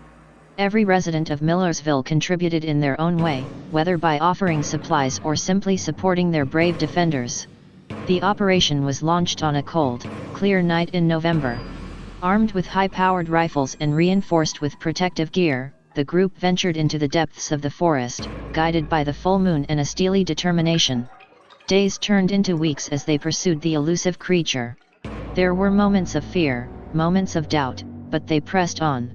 Finally, on a bone-chilling December night, they heard an unmistakable, monstrous howl that seemed to resonate from the very belly of the forest. Guided by the eerie sound, they discovered the lair of the dogman. Nestled in a cavernous outcrop, it was littered with remnants of its gruesome feasts. There, under the cold, harsh glare of their torchlights, they saw the dogman, as fearsome as the legends described. Standing at an intimidating height, its eyes glinted ominously in the darkness, a low growl resonating from deep within it. The confrontation was intense and terrifying. Bullets were fired, shouts echoed, and the dogman retaliated with a ferocity that was overwhelming. But the people of Millersville stood their ground. Their spirit, born of centuries of fear and loss, was unyielding. The skirmish ended as swiftly as it had started, leaving behind a silence that hung heavy in the air. The dogman, the monster that had haunted them for centuries, lay lifeless on the forest floor. The reign of terror had ended. News of the dogman's demise spread through Millersville like wildfire. Relief washed over the town, and the night echoed with cheers of victory. There was a collective sense of liberation, a weight lifted off their shoulders, a darkness lifted from their hearts. In the years that followed, Millersville thrived like never before. The legend of the dogman was still told, but no longer with fear. It was a story of their past, a chapter of their history that showcased their resilience. They had faced their monster, and they had prevailed. The townsfolk set up a memorial for Mayor Patterson and all the previous victims in the heart of the town, a reminder of their struggle and their victory. Millersville stepped into a new era, unshackled from the fear of the dogman. As 2010 drew to a close, the town stood a symbol of resilience, a testament to the human spirit's ability to face its fears and triumph over them. The town of Millersville was finally free of the dogman, their history no longer shadowed by the monstrous legend. They had reclaimed their town from the clutches of the beast and emerged stronger than ever, ready to face a new decade with hope and an unyielding spirit. The townsfolk, triumphant and filled with a renewed sense of liberation, decided to add another chapter to the dogman's legacy. The monstrous creature that had for so long instilled fear in their hearts would now serve as a symbol of their victory and resilience. It was decided the dogman would be preserved and put on display for all to see. They enlisted the help of professional taxidermists, people well versed in the art of preserving and mounting animals. It was an intricate process that required skill and finesse, especially given the dogman's massive size and unusual physiology. The taxidermists worked diligently, handling the deceased creature with a mixture of trepidation and awe. While the process was ongoing, the Millersville Historical Society prepared a special exhibit for the dogman. The display was to be grand yet respectful, a testament to the creature's fearsome legacy and the town's remarkable victory. In 2017, on a bright summer's day, the display was unveiled to the public. The once feared dogman now stood frozen in time, a formidable figure that served as a stark reminder of the town's past. The exhibit was titled Triumph Over Terror, The End of the Dogman, a fitting name for Millersville's triumph over its centuries-old terror. The sight of the dogman, once a figure of nightmares, now standing defeated and on display, sparked a mixture of emotions among the townsfolk. For some, it was a release, a tangible sign that the nightmare was truly over. For others, it was a moment of pride, a symbol of their collective strength and resilience. Over the years, the dogman exhibit became a point of interest for residents and visitors alike. People from all over came to witness the legendary creature that had shaped Millersville's history in such a profound way. Every visitor left with a greater understanding of the town's journey, of its struggle and ultimate victory over the monstrous dogman. The people of Millersville had transformed their fear into strength, their terror into triumph. The stuffed dogman, displayed prominently in the Millersville Historical Society, stood not as a symbol of horror but as a monument to the town's resilience and strength. They had taken back their history from the beast that had once haunted them, ensuring that the dogman's reign of terror would forever remain a relic of the past. The mood in Millersville was one of bitter triumph. Decades of fear and loss fueled their resolve. This wasn't a creature to be respected. It was a monster, a blight on their town's history. Its defeat wasn't just a victory, it was a liberation. It was time for Millersville to have the last word. The dogman's body was handed over to the town's most audacious taxidermist, known for his unconventional methods. The creature that had once haunted their dreams was now an object under his skilled hands. The preservation was unceremonious, the creature's features were exaggerated to emphasize its bestial nature. Its eyes, once glowing with menace, were replaced with dull, glassy facsimiles, forever robbing the beast of its intimidating gaze. Its mouth was pulled into an eternal snarl, a grim parody of the fear it once invoked. When it was finally time to display the dogman, the townsfolk decided against placing it in the Millersville Historical Society. Instead, it was relegated to a far less dignified location, the town dump. The once feared dogman was now perched atop a mound of garbage, a grotesque sentinel amidst discarded furniture and rotting scraps. Its former reign of terror was now a mere spectacle, a figure of ridicule rather than fear. Children would throw stones at it, a testament to how far the beast had fallen. It became a town tradition, a rite of passage for the young ones to take their best shot at the dogman.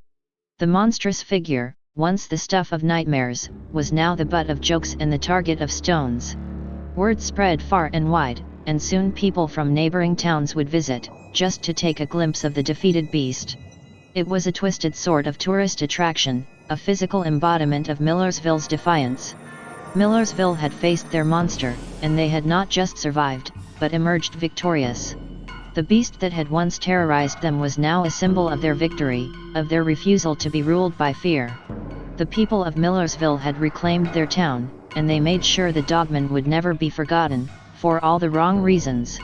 Just as Millersville was basking in its hard-earned peace, a chilling howl echoed through the stillness of the night in the winter of 2013. The dreadful sound made blood run cold and sent shivers down spines. It was a sound the residents knew all too well, a grim echo of their past. The dogman was no more, or so they had thought. The first signs of the new terror emerged at the outskirts of town. Livestock started disappearing, only to be found mutilated in the surrounding woods, reminiscent of the first dogman's gruesome feasts. The eerie silence of the woods was again broken by the guttural growls and monstrous howls of a beast, sounds that brought back the chilling memories of the terror that had once gripped Millersville.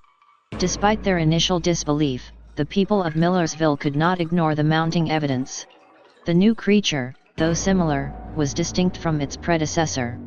It was larger, more brutal, its attacks more frenzied. The carcasses of its victims bore witness to its savagery, their mutilated bodies a horrific testament to the new dogman's bloodlust. As the massacres escalated, fear once again spread through Millersville. The stuffed figure of the original dogman in the town dump, once a symbol of triumph, now served as a grim reminder of the terror that had returned to haunt them. The town was back in the grip of the dogman, but this time, it faced a beast far more monstrous than before. The news of the second dogman swept through the town like a chilling winter wind, rekindling old fears and inciting a new wave of terror. Yet, in the face of this revived menace, the people of Millersville stood resolute. They had faced the terror before, and they were determined to face it again. The second reign of the Dogman had begun, painting a terrifying picture of the years to come. But the town of Millersville, scarred but unbroken, stood ready to face the beast. The story of their resilience continued, the shadow of the new Dogman looming over them, promising a horrifying saga of blood, terror, and a fight to reclaim their town once again. In the cold months of 2014, as the brutal massacres continued, a chilling revelation sent a wave of horror through Millersville. The idea that had been too dreadful to consider, too terrifying to even whisper, was now a horrifying reality. The Dogman was not a solitary beast but an entire pack that had been breeding and surviving in the shadows for centuries. The realization shook the very foundations of Millersville. The threat they faced was no longer singular but multiplied, each member of the pack potentially as deadly as the one they had defeated years before. The horrifying echoes of monstrous howls resonating through the town weren't just echoes of one beast, but many. The escalation in the frequency and savagery of the attacks made horrifying sense now. They weren't just dealing with a singular, more brutal Dogman, they were facing a whole pack, each member driven by the same bloodlust that had terrorized the town for centuries. As dread set in, the town found itself at the heart of a nightmare it had never anticipated. The sight of the stuffed Dogman at the dump, once a symbol of their victory, now seemed to mock their naivete. They had celebrated the defeat of one monster, oblivious to the fact that an entire pack lurked in the shadows, biding their time. The year 2015 witnessed a relentless onslaught. With a pack of Dogmen prowling the outskirts, no one was safe. Livestock was ravaged, properties were damaged, and the people of Millersville lived in constant terror. The town was under siege, the horrors of the past repeated manifold. Yet, in the face of this multiplied terror, the spirit of Millersville was undeterred. This was their town, their home, and they would not surrender it to the monstrous pack. They had stood against the terror before, and they would do so again, no matter the odds. Their unity and resolve became their shield, their collective courage their weapon. As the Dogman howled in the darkness, a defiant echo resonated through Millersville. A town standing resolute, a people united against the terror, ready to face their nightmares once more. The story of Millersville's courage had turned a grim new page, but the town stood ready, refusing to be consumed by the shadows cast by the monstrous Dogman pack. The first frost of 2016 had barely settled when the unthinkable happened. Under the veil of the night, the Dogman pack launched an audacious assault on Millersville. It was a chilling spectacle, a night of terror that the town would never forget. The Dogman, moving as a single terrifying force, invaded the quiet streets. They smashed through doors, shattered windows, and left a trail of destruction in their wake. Their monstrous howls echoed through the night, an anthem of terror that spread panic throughout the town. People were dragged from their homes, their screams joining the cacophony of the horrific symphony. Livestock were slaughtered, homes were razed, and the once tranquil town was plunged into chaos. Yet, in the face of this horrifying onslaught, the spirit of Millersville remained unbroken. As their town burned and their loved ones were threatened, the people of Millersville rose to face the nightmare. Armed with whatever they could find, shotguns, axes, pitchforks, the residents of Millersville fought back. Every street became a battlefield, every home a fortress. The night air was filled with the sounds of gunfire, the roar of fires, and the defiance of a town refusing to succumb.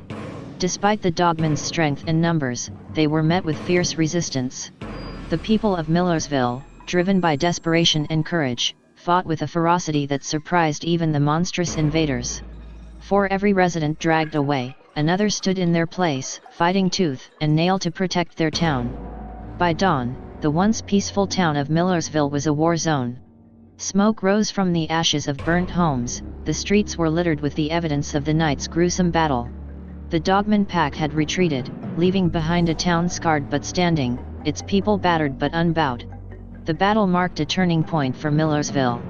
It was no longer a town under siege, but a town at war. The Dogman had revealed their full strength, but so had the people of Millersville. They had faced the night of terror and survived, a testament to their unyielding spirit. Now, they were ready to take the fight to the Dogman Pack, to put an end to the centuries-old reign of terror. The war had begun, and Millersville was ready to fight. The war against the Dogman Pack, once a grim reality the people of Millersville had to grapple with, had now morphed into a rallying cry for retaliation. After witnessing the brutality of the pack's assault, the townsfolk's fear was replaced by a burning desire for vengeance. In the wake of the raid, the town convened a meeting. The assembly was a diverse mix of the town's population, farmers, shopkeepers, school teachers, even the elderly. The horrific events of the previous night were still fresh in their minds. However, their terror had transformed into resolve. Mayor Wallace, a stout man known for his brusque manner and decisive nature, stood at the front. He proposed a plan that seemed as dangerous as it was desperate. Yet, desperation bred determination. It was time to turn the tides against their monstrous foes. They would fight fire with fire. Armed with kerosene, torches, and an ironclad resolve, the people of Millersville moved out under the veil of darkness. Their goal was the dense, unexplored forest that skirted their town, a place suspected to be the hideout of the Dogman Pack. As they neared the entrance to the woods, the air grew colder, the oppressive silence amplifying their own heartbeat. It was the same haunting stillness that had, for centuries, preceded the brutal attacks of the Dogman Pack. With a deep breath, they lit their torches, the flickering flames dancing like fiery spirits in the darkness. Then, with a shared nod of understanding, they hurled the flaming torches into the woods. What ensued was a spectacle of primal fury. The flames spread rapidly, turning the night into a surreal canvas of light and shadow. The woods, once a dark fortress for the Dogman Pack, were now an inferno, the fiery tongues of the blaze reaching out like vengeful spirits. The chilling howls that cut through the night air were different this time. They were cries of surprise, of confusion, and, for the first time in centuries, of fear. The hunters had become the hunted, the tormentors now the tormented. By the break of dawn, the inferno had reduced to smoldering embers. As the smoke lifted, it revealed a sight that would be forever etched in the history of Millersville. The once feared woods were now a charred skeleton of their past, and with it, the reign of the Dogman Pack had been burned away. Millersville, for the first time in centuries, breathed a sigh of relief. Their town was their own again, no longer under the shadow of the Dogman Pack.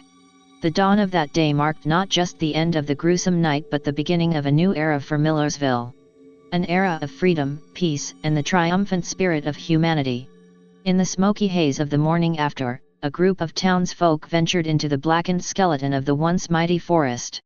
Their eyes stung with the remnants of the fire, and their hearts pounded in their chests as they tread on the ashy remains of what had been the Dogman's fortress for centuries. As the sun continued to rise, the smoke began to clear. One by one, they started to see them, the remains. Bones, charred and scattered around the forest floor, stark against the dark backdrop of the burnt woodland. Bones that bore the unmistakable features of the Dogman, elongated skulls, towering rib cages, powerful jaws. The sight of them brought a wave of relief, shock, and the unmistakable sensation of victory. They had done it. They had defeated the Dogman. News of the discovery spread through Millersville like wildfire, lifting the weight of centuries-old terror from their hearts. The streets filled with an air of victory and relief. Mothers hugged their children tighter, neighbors greeted each other with smiles of genuine peace, and for the first time in centuries, the nights were void of the fear of monstrous howls. The following weeks saw the charred remains of the Dogman carefully collected and placed in the town's museum, a grim reminder of the terror they had faced, the war they had waged, and the victory they had achieved. The bones of the Dogman, once the symbol of their dread, now stood as a testament to their courage and resilience. As time passed, life in Millersville regained its tranquility. The town blossomed in the peace that had been hard-earned, and the memory of the Dogman slowly faded into the realm of legends. Stories of the monstrous creatures and the town's brave fight were passed down through generations, becoming a part of the rich tapestry of Millersville's history. In the years that followed, the story of Millersville and its battle against the Dogman became a beacon of human resilience, a symbol of the triumph of humanity over its fears. The town, which had once lived under the shadow of the Dogman, now stood in the light of its victory, its people free of the nightmarish reign of the beasts. And so, the saga of the Dogman ended, but the story of Millersville and its brave inhabitants continued, the memory of their triumph echoing through the tranquil streets, and resonating in the peaceful nights, forever etching the tale of their courage in the annals of time. As years passed, the bones of the Dogman became a poignant part of Millersville's museum, a somber reminder of the nightmare the town had faced and overcame. But as the town healed, the wounds of the past scarred over, and the bones became less of a solemn memento and more a stark reminder of their fear and suffering. The day arrived in 2018, when the mayor, standing tall and proud in front of the whole town, announced a new dawn for Millersville, a final step in moving away from the terror that had ruled them for so long. The bones of the Dogman were to be destroyed, a very clear and disrespectful act against the creatures that had caused them so much pain. Gathered in the town square, the people of Millersville watched as the bones were placed in the middle, a heap of grim reminders about to be obliterated. Some watched with a sense of trepidation, others with grim satisfaction, but all with the shared understanding that this was their moment of absolute closure. With a sledgehammer in hand, the mayor delivered the first blow. The sound echoed through the silent square, a loud, cathartic crack that signaled the beginning of the end.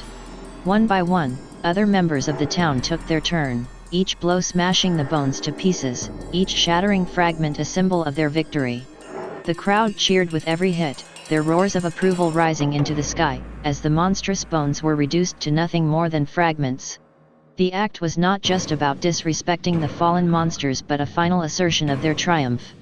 They were free, and this act of destruction was their ultimate proclamation of that freedom. Once the bones were utterly smashed, the remnants were collected and transported to the town dump. The act was a symbolic one. The same place where they had once proudly displayed the body of the first Dogman, now held the final, crushed remnants of the pack. That evening, the people of Millersville celebrated like they had never done before. The town square was filled with laughter, dancing, and an overwhelming sense of relief. The Dogmen were no more, their reign of terror nothing more than stories of the past. As the years moved on, the town continued to flourish, growing and thriving without the shadow of the Dogman looming over them. The smashed bones, the disrespectful display, all served as the final nail in the coffin for the town's fear, marking an end to the dark chapters of the past and welcoming a future where they stood victorious. Mayor Wallace, his pride in his town's triumph reflected in his broad smile and bright eyes, stood before the jubilant crowd gathered at the town square. Microphone in hand, he waited for the cheers to subside before he began. His voice, gruff but filled with a potent mix of joy and defiance, cut through the air. "Good people of Millersville," he began, his booming voice echoing around the square. The crowd hushed, their eager eyes fixed on their leader. "Today, we stand here, victorious, and I can't help but say, it feels damned good." The crowd roared in approval, laughter punctuating the cheer-filled air. "But you know what feels even better," he continued, his smile widening. "Knowing that while we, the people of Millersville, stood up and fought, the rest of the civilized towns and cities sat back and watched." His words, biting and bold, rippled through the crowd, eliciting a wave of laughter and applause. Wallace basked in it, his smile growing more prominent. "They said we were mad, that we were chasing legends and fairy tales." His voice rang out, each word etched with the satisfaction of proving them wrong. "Well, those sons of bitches were sitting pretty in their cozy homes while we were out here kicking monster ass." A surge of laughter and cheers erupted from the crowd. People clapped, hooted, and whistled, swept up in the boldness of their mayor's words. They hid behind their walls, while we faced our fears head-on. Their manicured hands never held a weapon, never felt the fear, the adrenaline of the fight. Hell, the toughest decision they ever made was probably what brand of coffee to sip in the morning. More laughter echoed through the square, the people of Millersville reveling in their mayor's audacious speech. "But us," he continued, his gaze sweeping over the crowd, "we were built different. We faced down a nightmare, and we crushed it. We didn't hide, didn't run. So, to every town, every city out there, that thinks they're better, I have one thing to say, you're a bunch of pansies compared to us." The crowd erupted into a thunderous applause, cheering for their victory, their courage, and their unyielding spirit. Mayor Wallace's speech was a final defiant cry, an unapologetic mockery aimed at the ones who doubted them. They had faced the monsters, had overcome the impossible, and they wore their triumph proudly. The reign of the dogman was over, and the reign of Millersville's indomitable spirit had begun.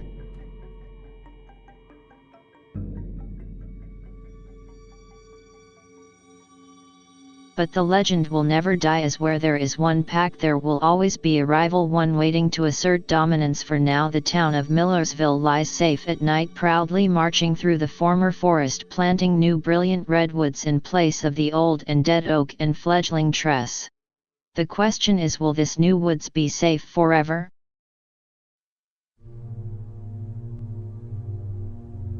In the early days of Lancaster County, nestled within the wilds of Pennsylvania, a mist-laden marsh stood as an ominous sentinel, guarding secrets that even the bravest souls dared not approach.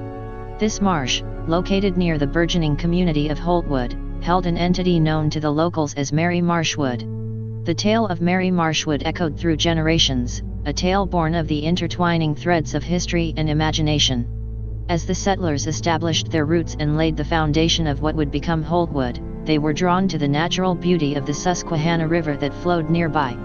Yet, within the heart of that beauty, a treacherous marsh cast an eerie shadow. This marsh was home to Mary Marshwood, a woman with a twisted past that merged with the dark waters. Long before the colonists arrived, Mary had been a free spirit, a woman with a wildness that matched the untamed land. She had been known for her enchanting allure and vibrant emerald eyes that seemed to reflect the very heart of the marsh. Born to a family who had lived in harmony with the land for generations, Mary was deeply connected to the waters that surrounded her home. However, Mary's life took a tragic turn when her family fell victim to an epidemic that swept through the land. Alone and grief-stricken, she sought solace in the marsh that had been her refuge since childhood. It was during one fateful evening, when the mist hung heavy over the waters, that Mary met a fate that would forever alter her existence. Venturing deep into the marsh to collect herbs for her ailing family, Mary found herself ensnared by quicksand-like mire. As panic gripped her, the marsh seemed to come alive, its tendrils wrapping around her ankles and dragging her further into its watery embrace. With each gasping breath, the marsh seemed to seep into her very being, and in that moment of desperation, Mary Marshwood became something more than human. Emerging from the depths, Mary was reborn, a creature of the marsh, embodying both the allure of nature's beauty and the terror that lurked within. Her skin took on a translucent hue, her fingers elongated into sharp claws, and her hair transformed into tendrils that danced like water reeds. The legends tell that her lips turned a deep shade of green, her teeth growing into needle-sharp points, ready to ensnare any who dared approach. With her newfound powers, Mary began to haunt the marsh, her sorrow and anger echoing through the ages. As Holtwood flourished and Lancaster County took shape, tales of Mary Marshwood's malevolent presence spread like wildfire. The settlers, who could feel her gaze even in the safety of their homes, began to fear the marsh after sunset. The villagers warned their children of Mary Marshwood, a cautionary tale of the consequences of meddling with forces beyond comprehension. As the years passed, Mary's rage grew. The memories of her past life mingled with the pain of her transformation, fueling her thirst for vengeance. She began to lure wanderers, drawn by the eerie mist and the whispers that seemed to beckon them closer. With a siren's call, Mary would entice her victims to the water's edge, where they would become trapped in the marsh's clutches. As the waters claimed each unsuspecting soul, Mary's power grew stronger. She reveled in the dread that seeped into the hearts of those who ventured too close. Holtwood became a place of hushed whispers and fearful glances, as the legend of Mary Marshwood spread beyond the boundaries of Lancaster County. And so, the tale of Mary Marshwood, once a free spirit, became etched into the annals of Pennsylvania folklore. Her presence, a reminder of the price of grief and the dangers of treading too close to the mysteries that lie beneath the surface, endured through generations. Even today, as the Muddy Run Pumped Storage hydroelectric power plant stands as a testament to the region's progress, the marsh's secrets remain shrouded in mist, and the memory of Mary Marshwood's haunting gaze lingers in the shadows, waiting for those who dare to venture near the waters of Holtwood. In the years following the establishment of Holtwood, whispers of Mary Marshwood's sinister presence began to circulate among the settlers. The locals, still finding their footing in the new land, would gather around flickering fires, recounting chilling tales of encounters with the malevolent entity that dwelled in the marsh. 1745, The Vanishing Hiker. The first documented account came in 1745, as a group of young men embarked on a hunting expedition near the marsh. As the mist descended, they spotted a lone figure moving in the distance.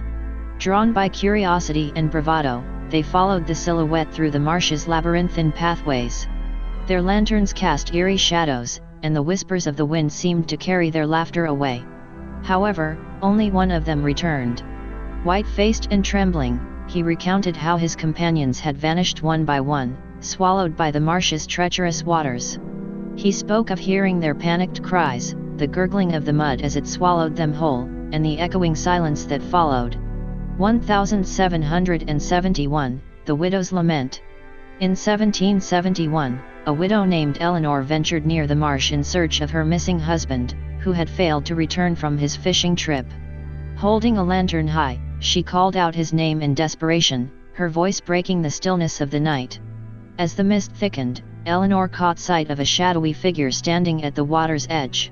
Her heart leaped with hope, but it quickly turned to dread as the figure stepped forward. In the flickering light, Eleanor saw a woman with hair like water reeds, her lips a sickly shade of green, and her fingers ending in razor-sharp claws. Eleanor's scream pierced the night as Mary Marshwood lunged at her, sharp teeth gleaming in the lantern's glow.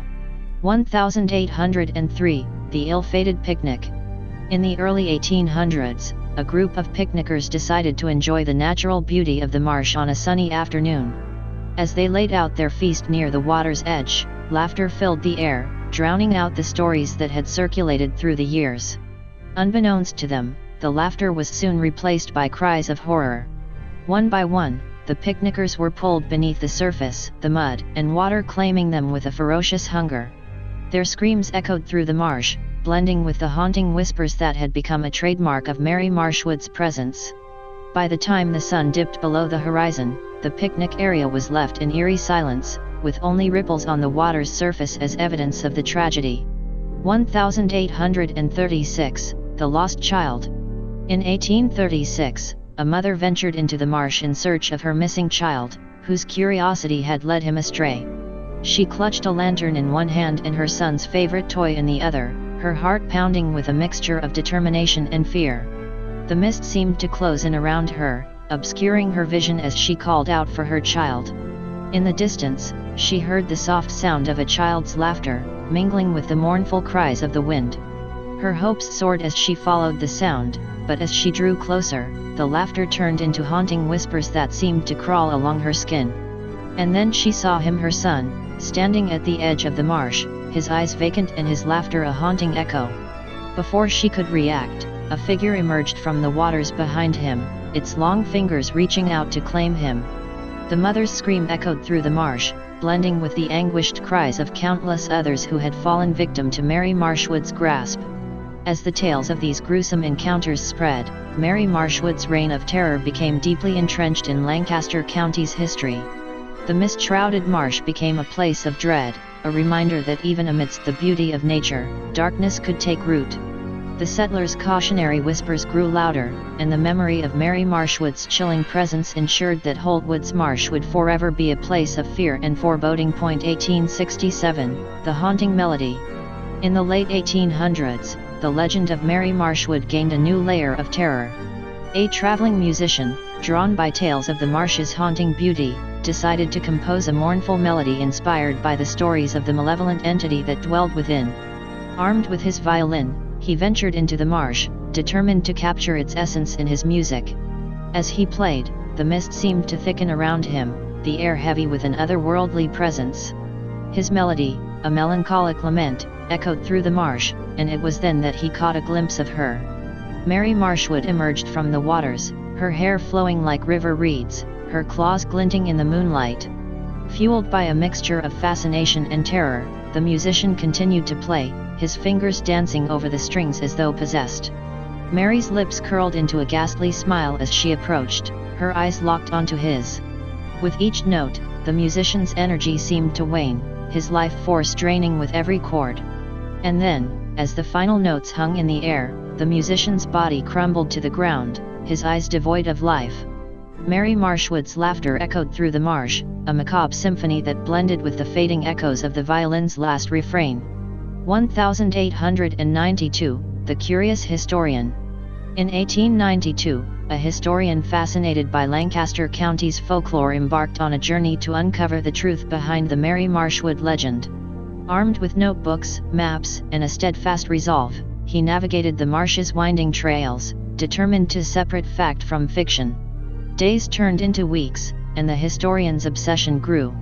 He meticulously documented every step, every sound, and every sensation. But as he delved deeper into the marsh's heart, the air grew colder, and the whispers that once seemed distant became a constant presence. One night, as he huddled by his lantern, deciphering old manuscripts, a rustling sound caught his attention. He looked up just in time to glimpse a figure lurking in the shadows. Mary Marshwood emerged, her eyes fixated on the historian, her gaze a blend of curiosity and hunger. He tried to reason with her, to understand her story, but her laughter mingled with the mournful cries of the wind, drowning his words. As the historian's voice grew hoarse, he realized that he had ventured too close to the heart of the legend. Mary Marshwood's icy fingers brushed his skin, and the darkness of the marsh claimed him. 1938, The Unfinished Art. In the midst of the Great Depression, an artist seeking inspiration arrived in Holtwood, drawn by the tales of Mary Marshwood's haunting presence. Armed with canvases and brushes, he set out to capture the elusive essence of the marsh on his canvas. His paintings were a mix of beauty and darkness, capturing the eerie allure that had captured the hearts of generations. As he painted, the mist seemed to gather around him, wrapping him in a cocoon of isolation. The artist lost himself in his work, oblivious to the passage of time. But with each stroke of his brush, Mary Marshwood's presence grew stronger, her curiosity piqued by his attempt to encapsulate her essence. One night, as he worked on a particularly haunting piece, the artist felt a cold breath on the back of his neck. He turned to find Mary Marshwood standing before him, her eyes reflecting the depths of the marsh's secrets. She reached out, her fingers tracing the contours of his face, and a sense of foreboding washed over him. Desperation fueled the artist's brush strokes as he tried to capture her ethereal beauty, but as the first light of dawn broke, he realized that his art was incomplete. Mary Marshwood's laughter resonated through the marsh, her satisfaction evident as she faded into the mist. The artist's incomplete masterpiece remained a haunting reminder of his encounter with the malevolent entity that had claimed so many before him. These stories, woven through time, served as a tapestry of terror, each encounter with Mary Marshwood adding to her legacy of dread. As the years passed, the marsh's chilling secrets remained, preserved in whispers, songs, and painted canvases, a constant reminder of Lancaster County's dark past. 1965, the photographer's demise. In the mid-20th century, photography became a means to capture both reality and the intangible. A photographer, drawn by the allure of the marsh and its legends, arrived in Holtwood armed with his camera. He believed that through his lens, he could unravel the mysteries that shrouded Mary Marshwood's existence. As he ventured deeper into the marsh, camera in hand, he felt the weight of Mary's presence pressing in on him. He snapped photographs of mist-shrouded landscapes, gnarled trees, and still waters, hoping to capture her essence in a single image. But the more he tried to capture her, the more his surroundings seemed to distort. One evening, as the sun dipped below the horizon, the photographer found himself surrounded by an otherworldly glow. His camera's shutter clicked incessantly, capturing the marsh's ethereal beauty. But in the midst of the glow, he caught a glimpse of Mary Marshwood's form, her fingers extending like tendrils toward him. Desperation mingled with terror as he tried to flee, but the marsh seemed to twist and turn, its pathways leading him in circles. The camera continued to snap pictures, the light growing blindingly bright. And then, in an instant, everything fell silent and dark, the photographer's fate sealed as his final photograph depicted the moment of his demise. 2002, the filmmaker's obsession. As the new millennium dawned, a filmmaker with a penchant for the macabre arrived in Holtwood, intent on capturing Mary Marshwood's legend on film. Armed with modern equipment and a crew, he embarked on a project that he believed would finally unveil the truth behind the stories. Days turned into weeks, and the crew's enthusiasm began to wane as strange occurrences plagued their production. Equipment malfunctioned, unexplained sounds echoed through the marsh, and shadows seemed to move on their own. The filmmaker dismissed these events as mere superstition, determined to create a masterpiece that would stand the test of time. During a night shoot, as the crew set up their equipment near the marsh's edge, a thick mist enveloped them. The filmmaker's camera captured the eerie atmosphere as he directed his actors. But as he reviewed the footage, he noticed something chilling: a figure lurking in the background, her presence hidden within the mist. As the filming continued, tensions within the crew grew. Each night seemed to bring new challenges, and the filmmaker's obsession with capturing Mary Marshwood's essence on film bordered on madness. One evening, as he watched the playback of a particularly intense scene, the mist seemed to seep through the screen, filling the room with an oppressive chill. And then, as the filmmaker gazed into the camera's lens, he saw her, Mary Marshwood, her eyes fixated on him, her lips curved into a sinister smile. The room grew colder, and a feeling of suffocation washed over him. The crew rushed to his aid, but by the time they reached him, he was gone, his body devoid of life and his eyes reflecting a terror that could only be attributed to his final encounter. 2019, the YouTuber's quest. In the digital age, tales of Mary Marshwood continued to captivate the imagination. A YouTuber, seeking to explore the dark side of Lancaster County, arrived in Holtwood armed with cameras, microphones, and a determination to uncover the truth. With each step into the marsh, he chronicled his journey, blending history with legend. His videos gained a following, each installment drawing viewers deeper into the mysteries that surrounded Mary Marshwood. Yet, with each upload, a sense of unease seemed to permeate the comments section, as viewers claimed to hear whispers and see shadows in the background. One night, as he recorded a segment near the marsh's edge, the mist thickened around him, the air growing frigid. His camera captured the eerie atmosphere, his voice quivering as he recounted the tales he had unearthed. But as he reviewed the footage, he noticed a figure standing amidst the mist, a woman with eyes like emeralds, staring directly into the camera. As his investigation continued, the YouTuber's demeanor grew increasingly erratic. He would venture into the marsh at odd hours, his eyes reflecting a mix of obsession and fear. His videos became disjointed, his words laced with a sense of urgency. And then, one day, he uploaded a final video, a raw, unedited stream from within the marsh. Viewers watched in horror as he walked deeper into the mist, his voice shaking, his footsteps echoing in the darkness. And then, in an instant, the feed cut off, leaving only static and the haunting sensation that something malevolent had claimed him. Through the decades, the tales of Mary Marshwood evolved and adapted, leaving a trail of horror that transcended time. The marsh, once a place of beauty and serenity, stood as a testament to the darkness that could lurk within even the most tranquil landscapes. The stories continued to be told, passed down through generations, a reminder that some legends are born of darkness and refuse to fade away. Amid the chaotic scene of flashing lights and emergency personnel, a chilling air of uncertainty hung over the abandoned part of Little Britain, Pennsylvania. The presence of ambulances, police, firemen, and investigators hinted at the unfolding of a grim and mysterious event. Crowds gathered, their whispers carried by the wind, as they watched the aftermath of the confrontation between humanity and the unknown. Standing near the lifeless body of the monstrous creature that had terrorized the local towns, the investigators turned their attention to a man who bore the air of someone who had seen the darkest corners of reality. He recounted the tale of his encounter, explaining how he had managed to take down the aberration that had been causing havoc among the unsuspecting townsfolk. "Well, thank you," one of the investigators said, his voice carrying a mix of gratitude and relief. "These things have been causing a problem for the local towns. What are you going to do now?" The man, his gaze steady and resolute, glanced over the scene with a sense of finality. Just as he was about to answer, his phone buzzed with a notification, drawing his attention away from the conversation. A video played on the screen, depicting the final moments of a YouTuber whose fate had intertwined with the legends that had echoed through time. As the video played, the man's expression remained unchanged, his eyes reflecting a depth of understanding that went beyond the surface of the screen. His thoughts seemed to linger in the shadows of the past, where tales of Mary Marshwood and her malevolent legacy resided. The perspective shifted, revealing the man's identity: Johnny Vanjuk, the storyteller who had delved into the darkest realms of horror and chaos.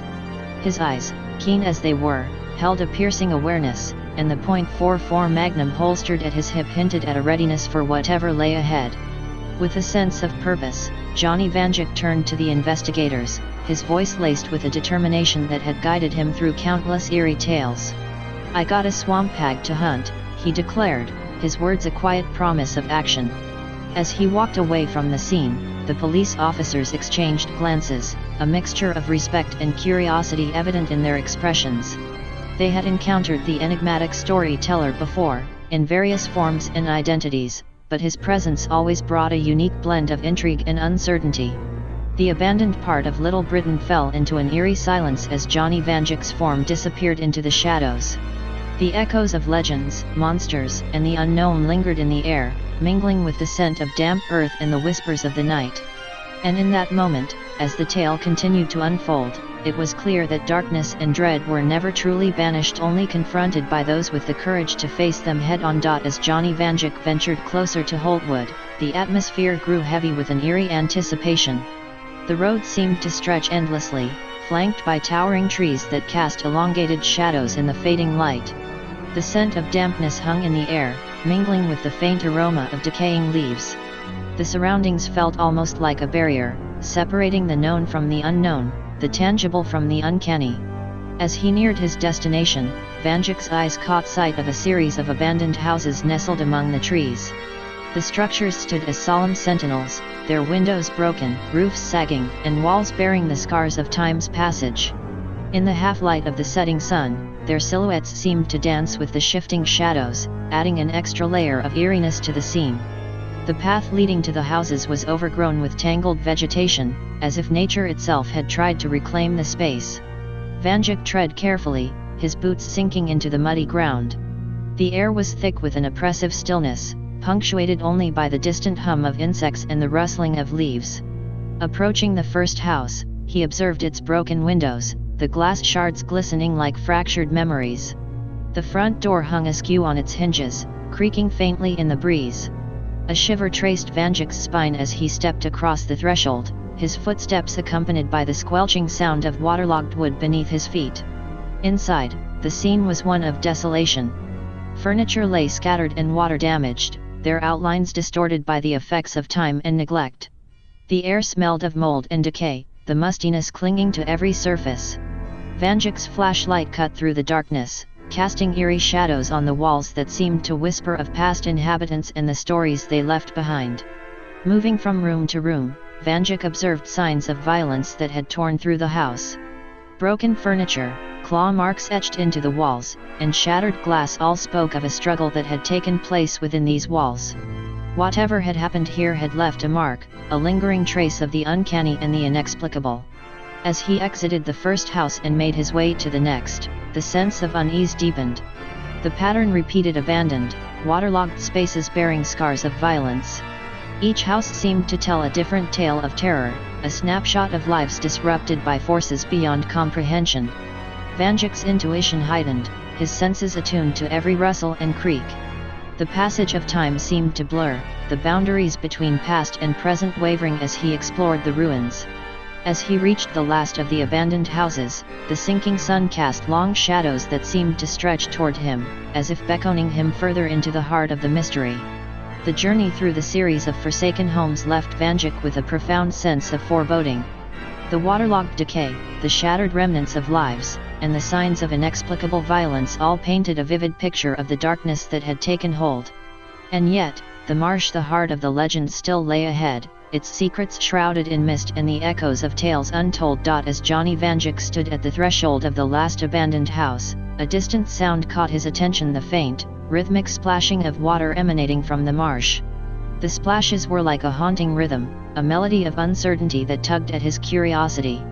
With each splash, the atmosphere seemed to thicken, the air growing cooler as though the marsh itself held its breath.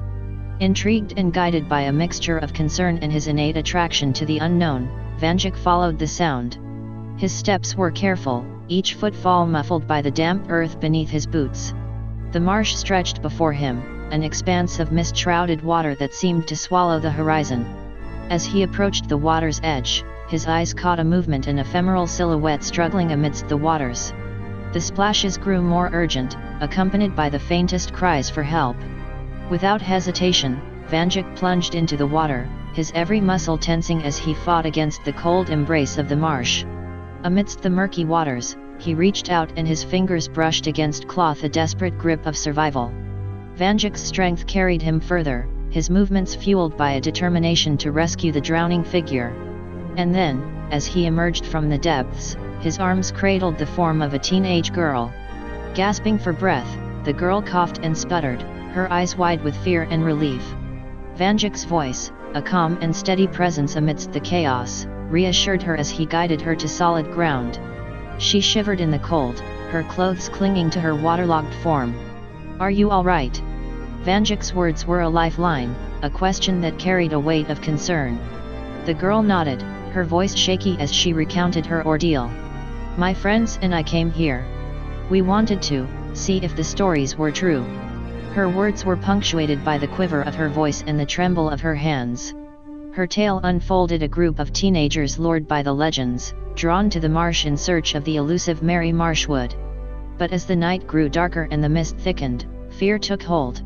Their laughter turned to uneasy whispers, their bravado shattered by the sense that they were not alone. "They saw her," the girl continued, her eyes haunted by the memory. "A figure emerging from the mist, those green eyes, and they ran. Left me behind." Vanjik's gaze, a mixture of understanding and empathy, met hers. He had seen the echoes of similar tales play out in countless stories, the fragility of courage in the face of the unknown. "It's all right now," he reassured her, his voice a soothing balm. "You're safe." As the marsh's mist clung to the air, the two stood on the precipice of the legend. The echoes of the girl's friends, scarred by the encounter, seemed to linger like ghosts in the mist.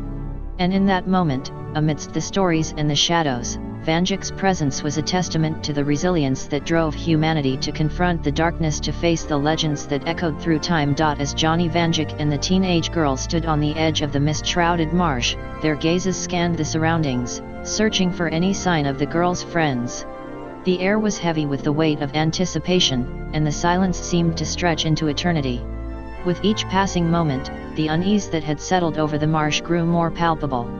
Vanjik's flashlight cut through the mist, its beam revealing the contours of the landscape, gnarled trees, tangled underbrush, and the still waters that seemed to hold secrets of their own. The girl's breath was shaky, her eyes flickering from one shadow to the next, as if expecting her friends to emerge at any moment. "Are you sure they're not just hiding?" Vanjik's voice was gentle, his words a blend of curiosity and concern. The girl nodded, her voice trembling. "They wouldn't have left me alone, not like this." A gust of wind rustled the trees, their leaves whispering secrets that remained just out of reach. The mist seemed to weave a tapestry of uncertainty, where reality and the unknown converged. As the minutes ticked by, Vanjik's instincts told him that something was amiss. There was an undercurrent of danger that lingered just beneath the surface. Vanjik motioned for the girl to stay close as he began to navigate the marsh's edge, his senses attuned to every rustle and movement. The water's surface was like a mirror, reflecting distorted images of the landscape. Shadows danced in the corners of his vision, hinting at a presence that remained elusive. The girl's footsteps were soft but laden with apprehension as they moved in tandem with Vanjik's. Their search took them deeper into the marsh, each step an exploration of the unknown. The splashes that had drawn Vanjik here seemed to have faded, replaced by an almost suffocating stillness. As they continued their search, their surroundings seemed to shift. The mist grew thicker, and the shapes of the trees seemed to twist and distort. The marsh had a way of playing tricks on perception, blurring the lines between reality and imagination. Vanjik's flashlight beam caught something glinting in the distance, a glimmer of metal amidst the underbrush. Cautiously, he approached, his heart quickening as the details came into focus. It was a cell phone, abandoned in the mud. The screen displayed a familiar video thumbnail, a group of teenagers laughing and joking, a moment frozen in time. The girl's eyes widened as she recognized the scene. "That's them," she whispered, her voice quivering. Vanjik's instincts told him that they were close to something significant, something that could unravel the mystery of the girl's friend's disappearance. As he picked up the phone, a chill ran down his spine. The marsh seemed to hold secrets that defied explanation, and the shadows that danced at the edge of his vision whispered of stories untold. With the phone in hand, Vanjik turned to the girl, his expression a mixture of determination and concern. "We're going to find them," he assured her. "No matter what." The mist embraced them like a shroud as they continued their search, their footsteps echoing through the silent expanse of the marsh.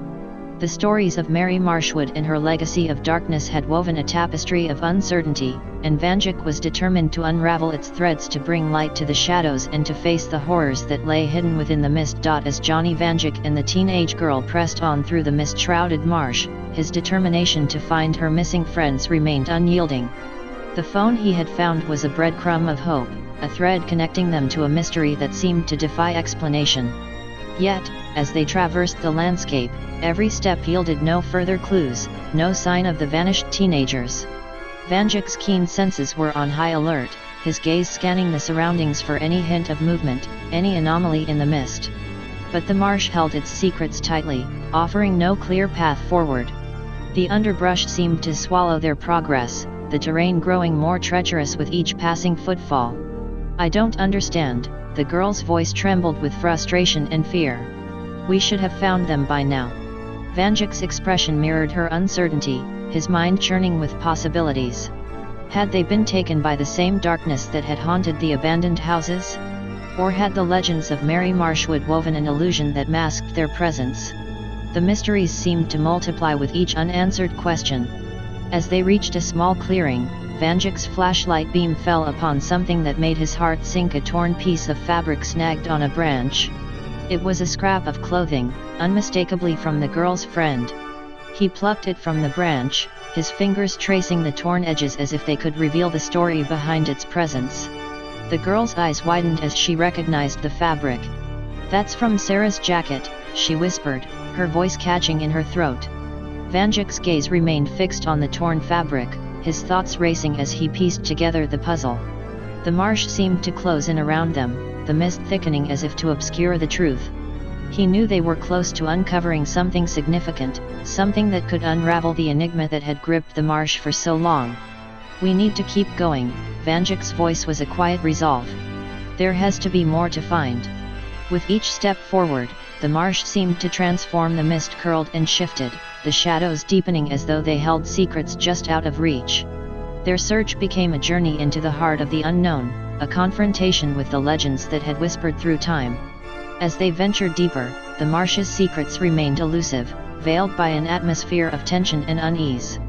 Vanjik's instincts told him that they were on the cusp of discovery, that the truth was within their grasp.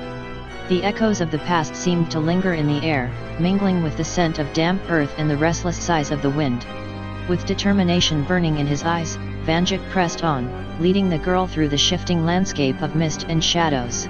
The marsh's mysteries had woven a complex tapestry of uncertainty, and he was determined to untangle its threads, to find the missing teenagers and to uncover the truth that had eluded them for so long. As Johnny Vanjik and the teenage girl ventured deeper into the mist-shrouded marsh, a sense of unease settled over them like a heavy blanket. The terrain seemed to shift beneath their feet, the landscape twisting and turning as if guided by an unseen hand. Vanjik's flashlight cut through the mist, revealing gnarled trees and tangled underbrush, yet the path ahead remained elusive, as if the marsh itself was leading them astray. With each step, the feeling of déjà vu intensified. The trees, the bushes, the very landmarks they passed seemed to loop back on themselves.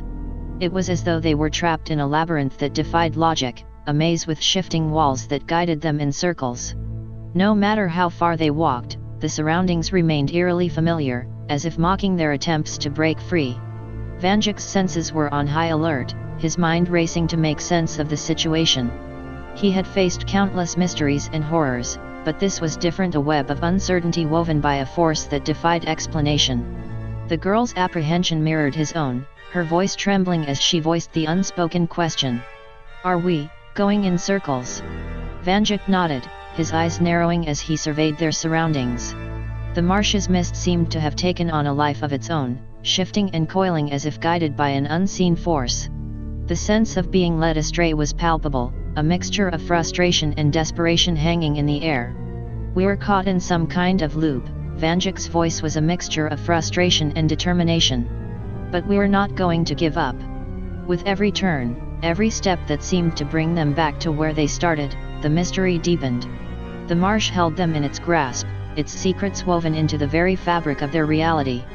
Vanjik's flashlight beam illuminated the path ahead, yet the mist seemed to play tricks on perception, distorting distances and shapes. As time stretched on, Vanjik's senses remained vigilant, his gaze scanning for any sign of an exit from the looping landscape. He could feel the weight of time's passage, the hours stretching and warping as the marsh held them captive. But he refused to succumb to the sense of futility. The same determination that had driven him to face countless horrors fueled his resolve now. "We need to break this cycle." Vanjik's voice was a quiet insistence, his eyes locked onto the horizon. He could sense that they were close to a breakthrough, that the marsh's secrets were on the cusp of revelation. The girl's grip on his arm tightened, her eyes reflecting a mixture of fear and hope. "How do we do that?" Vanjik's gaze remained fixed ahead, his mind racing for a solution. The mist seemed to part slightly, revealing a faint glimmer of light in the distance, a distant clearing that beckoned like a beacon. "We keep moving forward." Vanjik's words were resolute, his voice cutting through the mist like a blade. "No matter what, we push through. We're not going to let this place control us." With the clearing as their goal, Vanjik and the girl pressed forward, their footsteps a determined rhythm against the shifting ground. The marsh's attempts to ensnare them in its cycle seemed to intensify, the mist growing thicker, the shadows more menacing. But Vanjik's resolve was unshakable, his determination a beacon of light in the darkness. As they approached the clearing, a sense of triumph surged within him, a realization that their willpower was stronger than the marsh's tricks. The mist seemed to relent, the path before them remaining clear as they stepped into the clearing, victorious against the cycle that had sought to confine them. The marsh's mysteries were far from unraveled, but Vanjik's victory over its attempts to lead them astray was a testament to the strength of human spirit, the same spirit that had driven him to confront legends, horrors, and darkness throughout his journey. And as they moved forward, the mist curling around them like tendrils of uncertainty, the unknown remained their companion, guiding them deeper into the heart of the marsh's secrets. As Johnny Vanjik and the teenage girl emerged from the mist-shrouded maze into the clearing, a sense of relief washed over them. The clearing felt different, untouched by the shifting illusions of the marsh. The air was heavy with the scent of damp earth, but it lacked the suffocating tension that had characterized their journey through the looping landscape. Vanjik's eyes remained vigilant, his senses attuned to the surroundings. He could feel the weight of the marsh's mysteries pressing upon him, a reminder that they were far from the heart of its secrets. Despite the victory over the cycle, the unknown still held sway over the landscape. As he caught his breath, Vanjik's attention was drawn to the phone. He had found the thread that had guided them through the labyrinth. With a subtle movement, he brought up the photo of the group of friends. His eyes scanned the image, and as he looked closer, a nagging suspicion began to form. The details that had escaped his notice before now stood out in stark relief. The clothes worn by the teenagers were incongruous with the present day. The fabric, the styles, everything screamed of a different era, one that didn't align with the current year. Vanjik's heart quickened as realization dawned. He had been tricked by the photo, misled by a cleverly crafted illusion. His fingers zoomed in on the image, studying the grain of the film, the texture of the paper. The camera quality was unmistakably that of an older film camera, a technology not consistent with the present time. The clothes, once perceived as modern, now bore the hallmarks of the early 1980s. Vanjik's mind raced, the pieces of the puzzle falling into place. The marsh had manipulated their perceptions, creating a false image that drew them deeper into its mysteries. The mist had woven an illusion that obscured the truth that they had unwittingly stepped into a narrative that transcended time. Yet, Vanjik kept his discoveries to himself. The girl, her gaze distant as she caught her breath, had already endured enough uncertainty. He knew that revealing the truth could add to her confusion and fear. Instead, he pocketed the phone, his thoughts churning with the realization that the legends of Mary Marshwood and the mysteries of the marsh were more complex and enigmatic than he had initially anticipated. The mist continued to curl around them, the atmosphere a blend of tranquility and unease. Vanjik's gaze met the horizon, his mind focused on the journey ahead. The girl's presence was a reminder that he was not alone in his pursuit of truth, that the mysteries of the marsh were a shared endeavor. As they stood in the clearing, the echoes of time seemed to whisper through the mist, hinting at the layers of history that had woven the legends into reality. Vanjik's determination burned brighter, his resolve unshaken by the challenges that lay ahead. The marsh's enigma had deepened, but Vanjik was ready to uncover the layers of darkness that had cloaked its secrets for so long. As Johnny Vanjik and the teenage girl stood in the clearing, the mist curling around them like tendrils of uncertainty, his senses remained attuned to the subtle nuances of their surroundings. The weight of the marsh's mysteries lingered in the air, a constant reminder of the enigma that lay ahead. Despite their victory over the looping cycle, Vanjik's instincts told him that they were far from the heart of the legends that had drawn him here. His attention shifted to the girl at his side, his eyes studying her form as she caught her breath. A subtle detail struck him: she was still soaking wet, her clothes clinging to her as if they had just emerged from the water. A frown tugged at the corners of his lips as he considered the anomaly. The passage of time since they had left the water should have allowed her clothes to dry at least somewhat. Vanjik's mind raced through possibilities, his analytical nature probing the situation. He glanced around, his thoughts drawn to the mist that seemed to hold secrets of its own. The marsh's illusions had already proven powerful, and he couldn't shake the suspicion that their encounter with the mist might have left a lingering effect. Yet, he kept his observations to himself. The girl had already endured a journey fraught with uncertainty and fear. Voicing his suspicions could add to her distress, and Vanjik was determined to keep her as calm and focused as possible. Instead, he offered a reassuring smile, his words meant to redirect her attention. "We're making progress," he said, his voice steady and confident. "We've overcome the marsh's tricks so far. We're going to find out what happened to your friends." The girl's eyes met his, a mixture of gratitude and trepidation reflected in her gaze. She nodded, her trust in Vanjik's expertise evident. As they continued their journey, the mist seemed to recede slightly, revealing a path that beckoned them further into the marsh's depths. Vanjik's mind remained alert, his senses scanning for any sign of a new illusion or trap. The marsh's enigma was a maze of uncertainty, its secrets buried beneath layers of mist and shadows. The echoes of legends and the mysteries of time seemed to converge in this place, and Vanjik was determined to unravel their threads. As they moved forward, the mist's embrace clung to them like a shroud, yet Vanjik's focus remained unshaken. He would uncover the truth that had eluded them, the truth behind Mary Marshwood, the legends, and the anomalies that had drawn him into this narrative. And in the midst of uncertainty, he would stand as a beacon of resilience, driven by a determination to face whatever darkness lay ahead. As Johnny Vanjik and the teenage girl reached the campsite by the water, the sense of unease seemed to intensify. The mist curled around them like tendrils of uncertainty, casting an otherworldly hue over the surroundings. The marsh's secrets were close, a palpable weight that hung in the air. Vanjik's instincts remained on high alert, his eyes scanning the campsite for any sign of the truth that had eluded them. But it was the girl's reaction that caught his attention, her anger, her frustration. She seemed consumed by a rage that burned just beneath the surface, her gaze fixed on the garbage that marred the natural beauty of the area. As he observed her, Vanjik's attention was drawn to a spare change of clothes, identical to what the girl was wearing, neatly placed on a chair. A surge of realization coursed through him. The mist, the manipulation of time, it all pointed to a narrative that transcended the present day. Before he could process this new revelation, something within Vanjik shifted. His gaze turned toward the trailer, the old, weathered trailer that bore the marks of decades past. In that moment, he felt a connection, a gnawing familiarity that defied explanation. He moved toward the trailer, each step laden with a sense of foreboding. As he reached the trailer, a surge of determination overtook him.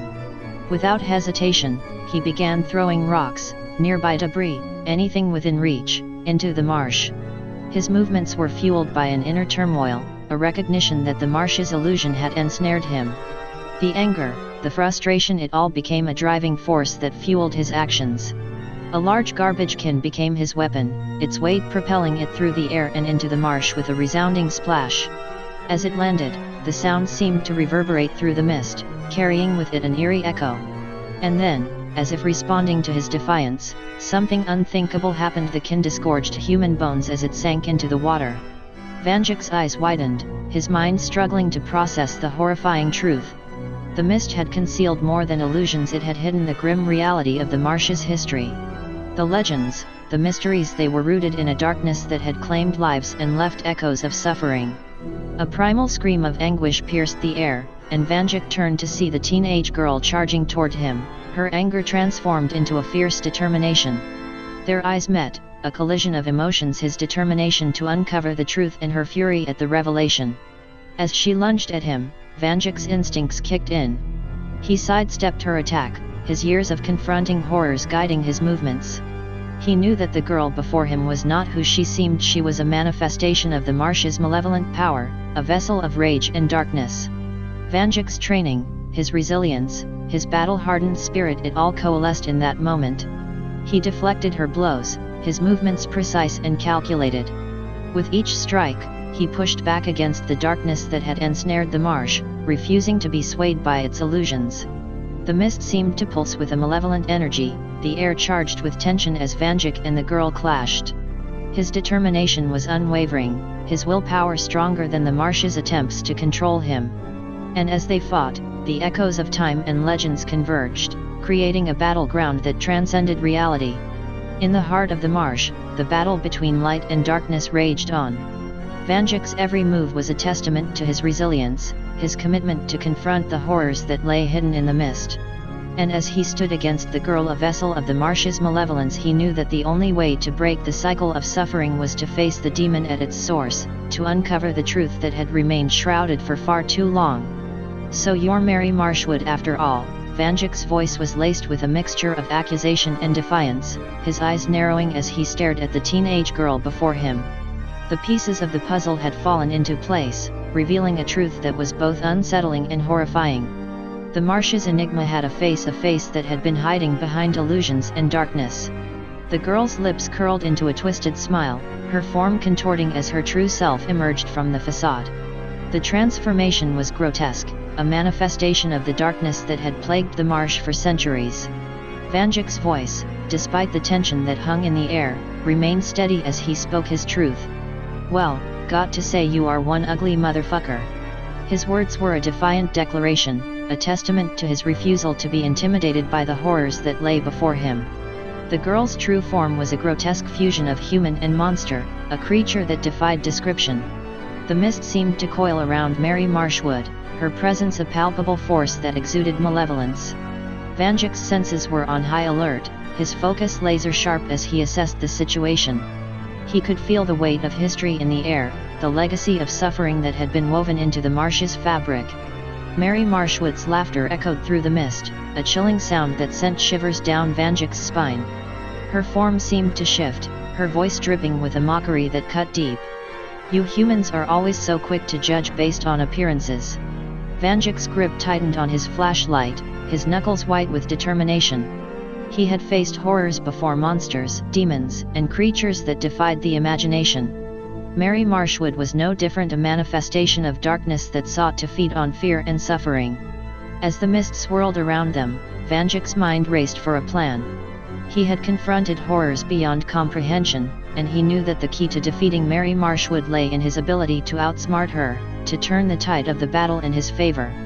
"You think you can control this place, that you can manipulate time and perception." Vanjik's voice was a mixture of accusation and resolve. "But I've faced things far worse than you." Mary Marshwood's form twitched with a mixture of anger and amusement.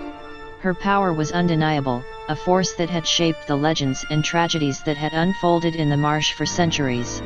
Yet, Vanjik's defiance was unyielding, a reminder that the human spirit was a force to be reckoned with. In the heart of the mist-shrouded marsh, the battle between light and darkness raged on. Vanjik's flashlight beam cut through the fog, his every movement calculated as he faced the embodiment of the legends that had drawn him here.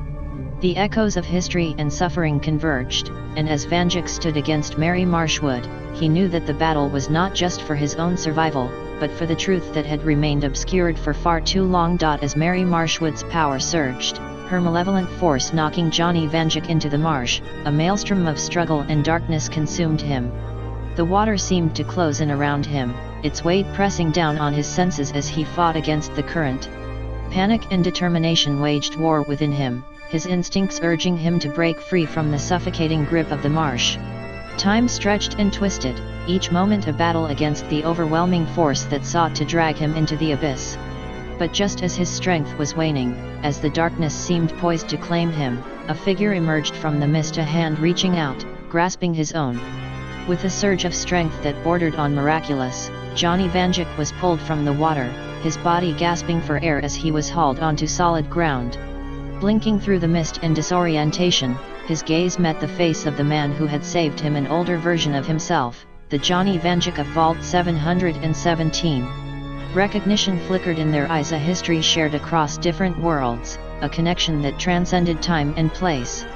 The older Johnny, his features weathered by the harsh realities of his world, extended a hand to help the drenched and disoriented Johnny to his feet. "We meet again," the older Johnny's voice held a mixture of weariness and camaraderie. "Looks like the marsh has a way of bringing us together, across dimensions." Vanjik's breath was ragged as he nodded, his gaze still taking in his surroundings, the mist-shrouded landscape that had ensnared him, the echoes of legends and darkness that had drawn him here. He could feel the resonance of their shared experiences, the battles they had fought, the horrors they had confronted. The older Johnny's .44 Magnum glinted in the mist, a symbol of experience and survival. His night-seeing eyes, a testament to his resilience in a world of chaos, seemed to pierce through the fog. Their meeting was a convergence of past and future, a collision of worlds that defied explanation. "I couldn't just stand by when I saw someone struggling." The older Johnny's gaze was steady, his voice carrying the weight of a lifetime of challenges. "Especially not when that someone is me." As the mist swirled around them, Vanjik's mind raced with questions and possibilities. The legends of Mary Marshwood, the mysteries of the marsh, and now the presence of his older self. It was a tapestry of complexity that he was only beginning to unravel. The older Johnny's gaze met his, a silent understanding passing between them. "We're in this together, across dimensions and time," he said, his voice carrying a note of determination. "It's time to face the darkness and uncover the truth that's been hidden for too long." Their shared resolve hung in the air, a testament to the strength of human spirit, the resilience that had carried them through battles and horrors. As they stood together, the mist curling around them like a shroud, the mysteries of the marsh and the enigma of legends converged. The echoes of their past encounters, the battles they had fought and the darkness they had confronted, seemed to set the stage for a confrontation that would transcend time and reality. As the mist continued to shroud the landscape, the presence of Mary Marshwood lingered like a specter, a reminder that the heart of the marsh's darkness had not yet been extinguished. The older Johnny Vanjik's presence added a layer of determination, a shared resolve to confront the malevolent force that had ensnared the marsh for centuries. Mary Marshwood's form shifted in the mist, her eyes fixed on the two Johnny Vanjikis who stood before her. Her laughter echoed through the air, a chilling sound that seemed to reverberate with the weight of time. "Two of you now? How intriguing. But you can't escape the grip of the marsh, no matter how many versions of yourselves you bring." The older Johnny's grip on his .44 Magnum tightened, his night-seeing eyes locked onto Mary Marshwood with a mixture of wariness and readiness. His voice held a note of steel as he addressed the creature that had plagued the marsh for so long. "We're not here to play your games, Mary. We're here to uncover the truth and put an end to the suffering you've caused." Vanjik's own resolve mirrored that of his older counterpart. The confrontation was inevitable, the clash between light and darkness, between the echoes of legends and the power of human determination. The marsh's enigma seemed to thicken, the mist curling around Mary Marshwood like a cloak of malevolence. With a sudden movement, Mary Marshwood's form shifted, her features contorting into an expression of rage. The mist itself seemed to surge, a wave of darkness that lashed out with an otherworldly force. Yet, the two Johnny Vanjikis stood their ground, their shared determination acting as a shield against the onslaught. "Your tricks won't work on us." Vanjik's voice was a resolute declaration, his flashlight beam cutting through the mist like a beacon of defiance. The older Johnny's .44 Magnum erupted in a burst of gunfire, the shots punctuating the mist with sparks of light. Mary Marshwood's form recoiled, the force of the bullets sending shockwaves through her manifestation. It was a battle of wills, of determination against malevolence, a clash that reverberated through the mist-shrouded marsh. As the mist swirled and the echoes of time seemed to collide, the confrontation intensified. The two Johnny Vanjikis fought side by side, their experiences, their determination, and their shared history serving as a formidable arsenal against the darkness that had ensnared the marsh for so long. In the heart of the mist, legends and reality converged, a battleground of light and darkness, of past and present, of determination and malevolence. The echoes of battles fought and horrors confronted reverberated through the air, creating a tapestry of complexity that defied explanation. And as the confrontation reached its crescendo, as the mist seemed to pulse with a malevolent energy, the two Johnny Vanjikis stood as a beacon of resilience, united in their purpose to uncover the truth and put an end to the suffering that had plagued the marsh for centuries. The battle against Mary Marshwood raged on, a collision of worlds that transcended time and reality, a testament to the strength of human spirit in the face of the unknown. The mist seemed to tremble with the intensity of the battle, the clash of forces that transcended time and place. Mary Marshwood's malevolent presence intensified, her power surging as she launched a ferocious attack against the two Johnny Vanjikis. The older Johnny's .44 Magnum and Vanjik's own weapon were knocked aside, their weapons clattering to the ground as the force of her assault sent shockwaves through the mist. Before they could react, the vines snaked out, ensnaring them and pinning them to a tree. Struggling against their restraints, their determination burned even brighter as Mary Marshwood's form loomed before them, her intent clear. She sought to end their existence once and for all. But just as her malevolent grip seemed poised to tighten, gunshots rang out, the sound echoing through the mist with a resounding force. The vines that had restrained them loosened their grip, and as the mist began to fade, a new figure emerged from the shadows, an older Johnny Vanjik, a version from an undead version of Lancaster City. The mist seemed to part in his presence, revealing his weathered features and a grim determination that matched his counterparts. He approached the two Vanjikis, his voice carrying a mixture of weariness and wry humor. "Damn, as if zombies aren't enough to deal with, now I've got other versions of me bringing monsters over." The two Vanjikis exchanged a glance, a silent acknowledgement of the complexity of their situation, the convergence of realities that had led them to this moment. Mary Marshwood's enraged scream pierced the air, a reminder that their presence had disrupted her malevolent plans. As she charged forward, her intentions clear, the older Johnny Vanjik moved with a swiftness that belied his years. His fist struck with incredible force, the impact sending Mary Marshwood sprawling to the ground. The mist seemed to retreat in the face of his power, the atmosphere shifting as his presence asserted its dominance. The three Johnny Vanjikis stood together, a trio of resolve and determination. As Mary Marshwood attempted to rise, they raised their .44 Magnums in unison, the weight of their shared experiences and history fueling their defiance. "Guess there are three now," their words were a declaration, a testament to their unity in the face of darkness. The mist that had shrouded the marsh was thinning, dissipating like a shroud that had been torn asunder. The echoes of legends and battles reverberated through the air, creating a tapestry of complexity that defied explanation. Three versions of the same man, drawn together by circumstance, stood as a force against the malevolent presence that had plagued the marsh for centuries. The mist was fading, the confrontation reaching its climax. The battleground had shifted, the power dynamic altered by the arrival of the third Johnny Vanjik. As Mary Marshwood struggled to regain her footing, the three Vanjikis stood united, their shared resolve ready to confront the darkness that had hidden in the shadows for far too long. The mist had retreated, revealing a landscape that bore witness to centuries of suffering and darkness. Mary Marshwood, her malevolent form rising from the ground, fixed her gaze on the trio of Johnny Vanjikis. Her fury was palpable, a force that seemed to charge the very air around her. With a guttural roar, Mary Marshwood lunged forward, her form a blur of malevolence and rage. The three Vanjikis stood their ground, their .44 Magnums raised in unison. As she closed the distance, a cacophony of gunfire erupted, bullets tearing through the mist with sparks of light. Mary Marshwood's form contorted and twisted, her body seemingly unaffected by the hail of bullets. Her laughter echoed through the air, a chilling sound that seemed to defy the laws of reality. With a sweep of her arm, she conjured tendrils of darkness that lashed out like whips, threatening to engulf the Vanjikis. The older Johnny Vanjik moved with an almost preternatural grace, his movements calculated and precise. His .44 Magnum was an extension of his will, the shots ringing out with a rhythmic precision. Yet, Mary Marshwood's power seemed to bend the very fabric of reality, her form shifting and warping to evade the onslaught. Vanjik and the older Johnny worked in tandem, their shots strategically placed to keep Mary Marshwood off balance. Their determination was unwavering, their shared history and experience fueling their resolve.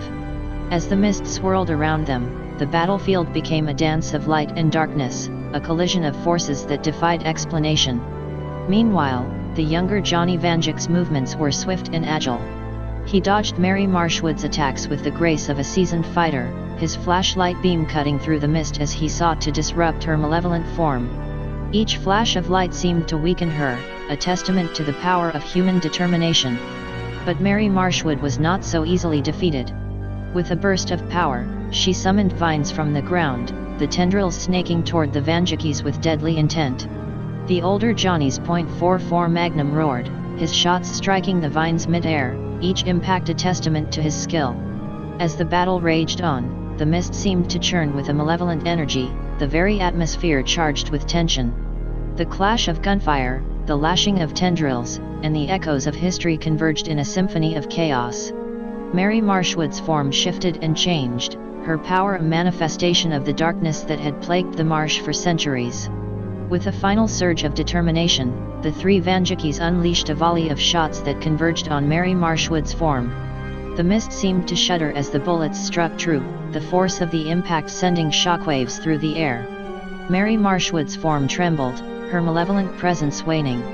And then, as the mist began to clear, her form dissolved into tendrils of darkness that dispersed into the air. The battleground fell silent, the echoes of gunfire fading into the mist-shrouded landscape. The three Johnny Vanjikis stood amid the aftermath of the battle, their breathing heavy and their gazes fixed on the spot where Mary Marshwood had once stood. The mist began to thin, revealing a landscape that was forever changed by the clash of light and darkness.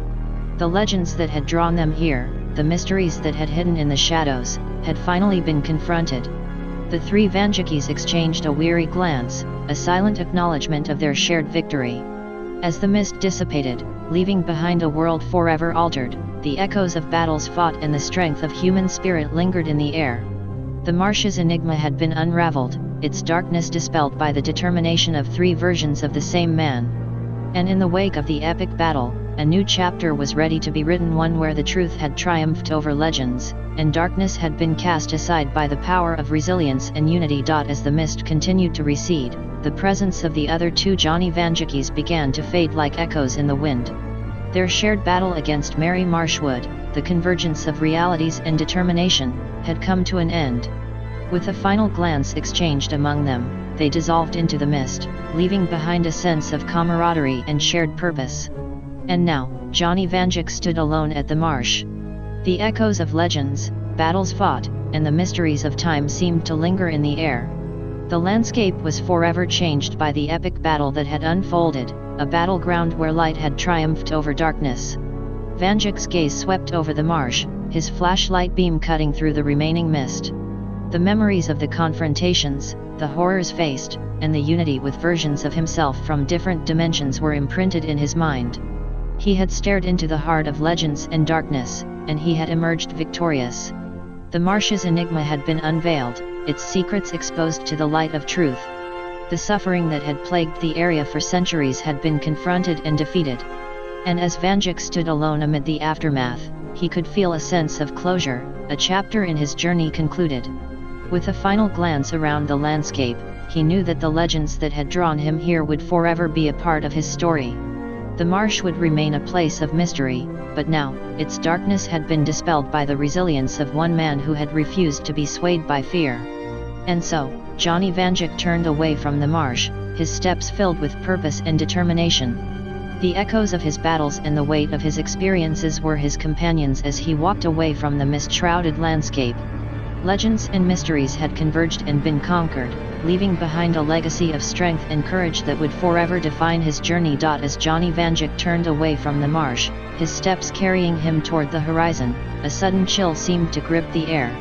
The echoes of his victory still reverberated, but something was amiss. A sensation tugged at the edges of his awareness, drawing his attention back to the place where Mary Marshwood had once stood. And then, from the depths of the marsh, a form emerged. Mary Marshwood, her figure crawling out of the water with an eerie determination. As if driven by an unseen force, her body began to transform before Vanjik's eyes.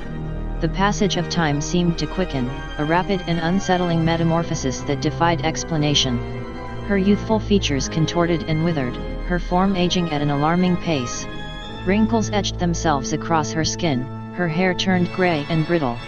In mere moments, the teenage facade had given way to the visage of an old woman, a transformation that carried with it the weight of centuries. But the unsettling metamorphosis did not stop there. As Vanjik watched in a mixture of fascination and horror, Mary Marshwood's body began to decay at an alarming rate. Her flesh withered, her bones became brittle, and her form crumbled like ancient parchment. The passage of time seemed to accelerate in a grotesque dance of decay, leaving behind nothing but the remnants of a once powerful presence. Vanjik's breath caught in his throat as he bore witness to the spectacle before him. The echoes of legends and darkness seemed to echo through the air, as if the marsh itself was purging its malevolent history. Mary Marshwood's demise was a spectacle of time's cruelty, a reminder that even the most powerful of forces were subject to the inexorable march of age and decay. And then, as quickly as it had begun, the transformation ceased. The marsh was once again silent, the remnants of Mary Marshwood scattered across the ground like fragments of a shattered past. The mist began to recede further, leaving behind a landscape forever altered by the epic battles that had unfolded. Vanjik stood at the edge of the marsh, his heart heavy with a mixture of emotions. The enigma that had drawn him here had finally been laid to rest, its darkness extinguished by the passage of time itself. The marsh's secrets, once hidden in the mist, were now exposed to the light of day. With a final glance at the scene before him, Vanjik turned away once more. The echoes of legends and battles would forever be etched in his memory, a testament to his resilience and determination. As he walked away from the marsh, he knew that he carried with him a legacy of confronting darkness, uncovering truth, and standing firm in the face of the unknown. Johnny Vanjik's gaze settled on the shattered remnants of Mary Marshwood's decayed form, her skull now a haunting relic of the malevolent force that had plagued the marsh for centuries. With a mixture of determination and finality, he raised his .44 Magnum once more, the weight of his experiences and battles fueling his resolve. A single gunshot rang out, the sound cutting through the air like a proclamation of victory. The bullet struck true, shattering the skull into fragments that scattered across the ground. The mist seemed to part as if acknowledging the end of a chapter, and then a heavy silence settled over the marsh, a silence that held the weight of closure. Johnny Vanjik lowered his weapon, his breath steady as he surveyed the scene before him. The echoes of legends and battles seemed to linger in the air, but the darkness that had haunted the marsh for so long had been vanquished. The enigma that had drawn him here had been resolved, and the mysteries hidden in the mist had been unveiled. With a final, lingering glance at the shattered skull, Vanjik turned away from the marsh. The echoes of his journey, the resilience he had displayed, and the unity with versions of himself from different dimensions would forever shape his story.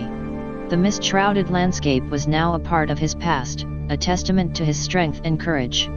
And so, Johnny Vanjik walked away from the marsh, the echoes of his battles and the weight of his experiences a constant companion. The legends that had entwined with his own story were now part of his legacy, a legacy that spoke of confronting darkness, uncovering truth, and triumphing over malevolent forces. As he walked, the mist continued to recede, leaving behind a landscape forever altered by the clash of light and darkness, and the determination of one man who had refused to be swayed by fear. The marsh's enigma had been unraveled, its darkness dispelled by the resilience of a single individual who had dared to face the unknown. And in the wake of it all, a new chapter awaited, an unwritten future shaped by the echoes of legends, battles fought, and the enduring strength of human spirit.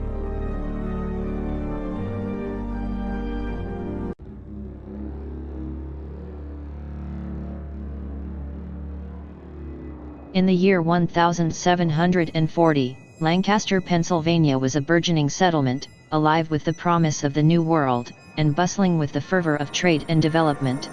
But amid the ordinary lives of its citizens, a shadow was cast, a harbinger of doom, a creature neither bound by space nor time, that would stalk the city's history with terrifying frequency. The Mothman, as it would come to be known, first made its appearance on a cold, wind-swept night in November. A farmer, Isaac Whitmer, was returning from his fields when he stumbled upon the creature.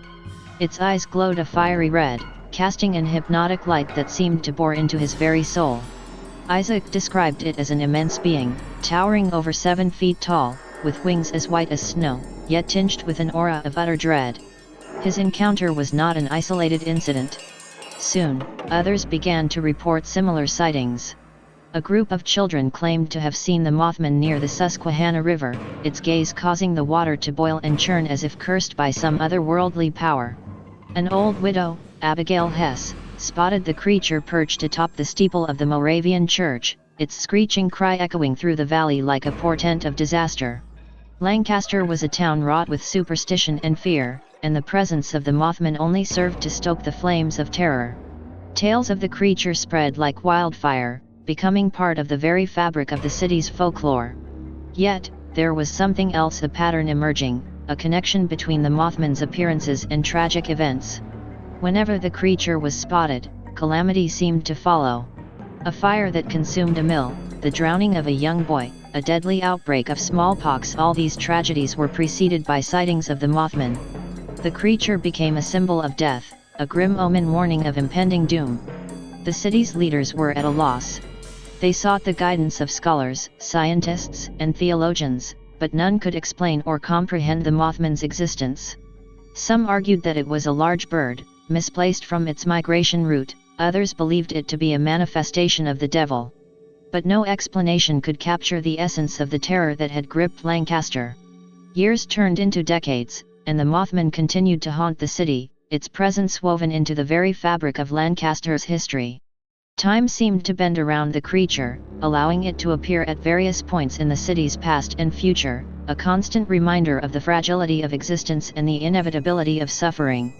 In 1793, as the city faced the horrors of a yellow fever epidemic, the Mothman was seen again, this time by a group of doctors who were struggling to contain the disease. They described the creature as a twisted, monstrous being, its wings dripping with a substance that resembled blood, its eyes filled with a malice that seemed to mock their efforts. The sightings continued, each one more harrowing than the last, each one followed by a new disaster. The Mothman became a legend, a curse, and a mystery that would never be solved. Lancaster grew and changed, its streets filled with the echoes of history, its buildings bearing the scars of time. Yet the Mothman remained, a constant and unkillable presence, a creature that defied understanding, a bringer of doom whose very gaze was a death sentence to all who beheld it. The story of the Mothman is a dark and winding tale that spans the ages. It is a story of a city and a monster, intertwined by fate and fear, a reminder that there are things in this world that cannot be killed or comprehended, things that lurk in the shadows, waiting to strike, timeless and eternal in their horror. As the centuries turned, Lancaster's growth and evolution could not escape the ominous shadow of the Mothman. Its intermittent appearances continued to confound and terrify the populace, the creature's existence becoming a dark undercurrent to the city's life. Its inexplicable connection to time itself allowed the Mothman to shift between eras, weaving a continuous thread of dread through Lancaster's history. In the 19th century, during the era of industrialization, the Mothman's presence seemed to intensify. Factories sprang up, and the city's population swelled, but so too did the tragedies. A catastrophic train derailment in 1832 was followed by sightings of the creature's glowing eyes near the tracks. In 1877, as labor strikes shook the city, the Mothman was seen soaring over the angry crowds, its piercing screech resonating with the cries of the discontented workers. The city's leaders, from mayors to police chiefs, grappled with the presence of the Mothman, as they struggled to maintain order amid the chaos. They consulted with scholars and experts, delving into ancient texts and obscure scientific theories, desperate to understand the creature's purpose and origin. One theory proposed that the Mothman was not a singular entity but a manifestation of the collective fears and anxieties of Lancaster's inhabitants. Another suggested that it was a creature from another dimension, able to slip through the fabric of reality at will. Yet, no explanation could satisfy, no rational thought could tame the fear that the Mothman instilled. Its reality was as hard and cold as the tombstones in the old cemetery, where some claimed to see the creature perched, watching, and waiting. As Lancaster entered the 20th century, its transformation into a modern city did little to diminish the terror of the Mothman.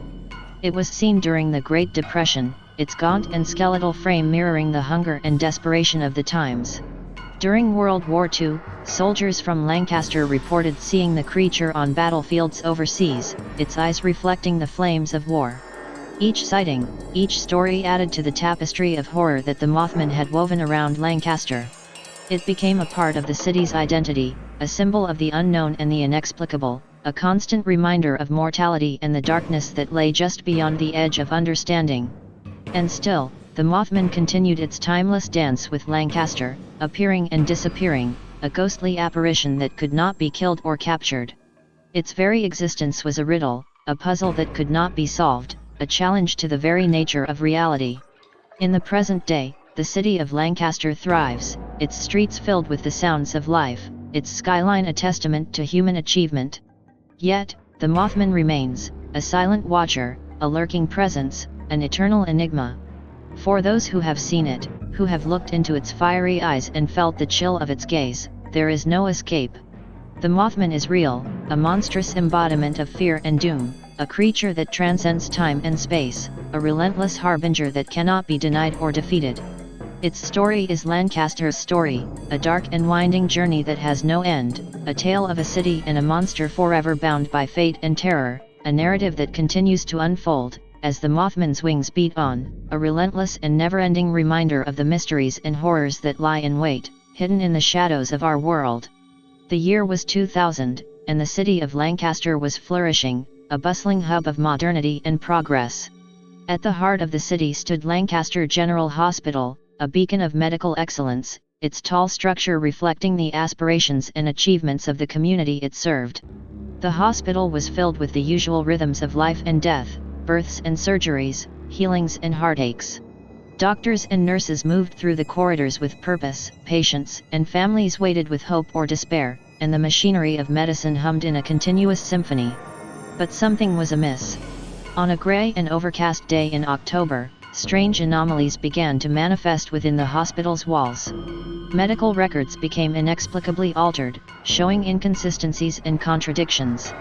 Old newspapers and documents, archived in the hospital's library, seemed to change on their own, the ink morphing into words and dates that made no sense. The building itself began to show signs of decay. Walls that had been solid and well-maintained suddenly appeared cracked and weathered. Floors that had been polished to a shine seemed worn and scratched, as if aged by decades in a matter of hours. The scent of mildew filled the air, and the electricity flickered with a restless energy. At first, the staff dismissed these oddities as mere glitches, the product of stress or imagination. But as the day wore on, the phenomena grew more pronounced, more disturbing. Then, late in the evening, it happened. With a thunderous roar that shook the very foundations of the city, Lancaster General Hospital began to crumble. It started with the top floors, the concrete and steel giving way as if consumed by an invisible force. Windows shattered, walls collapsed, and the structure seemed to fold in upon itself. Those inside were consumed by panic as the building disintegrated around them. The sound of the destruction was deafening, a cacophony of crashing and grinding that resonated through the very soul. The collapse continued, floor by floor, the building imploding with a relentless and merciless force. Dust and debris filled the air, and the screams of those trapped within mingled with the horrifying sound of the building's demise. In a matter of minutes, it was over. Lancaster General Hospital lay in ruins, a pile of rubble and twisted metal where once there had been hope and healing. The city was in shock, the devastation incomprehensible, the loss unbearable. Rescue teams worked through the night, searching for survivors, their efforts hampered by the unnatural decay that seemed to have infested the wreckage. But amid the grief and confusion, something else was at play. An inexplicable sense of déjà vu, a feeling that something was not quite right. The records and newspapers that had changed earlier now told a different story, a story of a hospital that had collapsed on its grand opening, decades ago. Yet no one remembered that event. No one could recall the tragedy that the documents described. The memories of the city's inhabitants remained untouched, as if the past had been rewritten, leaving only traces of evidence behind. And in the shadows, unseen but felt, the Mothman's presence lingered. Its timeless dance with Lancaster continued, its wings beating to a rhythm that transcended the ordinary boundaries of reality. The hospital's collapse was a testament to the creature's power, a manifestation of its ability to alter history itself. The Mothman had struck again, its motives as inscrutable as ever, its methods beyond comprehension. It had woven a new thread in Lancaster's tapestry, a thread that was odd, ambiguous, and strange, a thread that defied understanding and challenged the very nature of time and existence. The story of the Mothman and Lancaster was far from over, a dark and winding tale that continued to unfold, leaving behind questions and mysteries that would never be answered, a tale of a city and a monster forever bound by terror and intrigue. In that strange year of 2000, when Lancaster had already witnessed inexplicable events, another ripple in the fabric of reality was about to occur.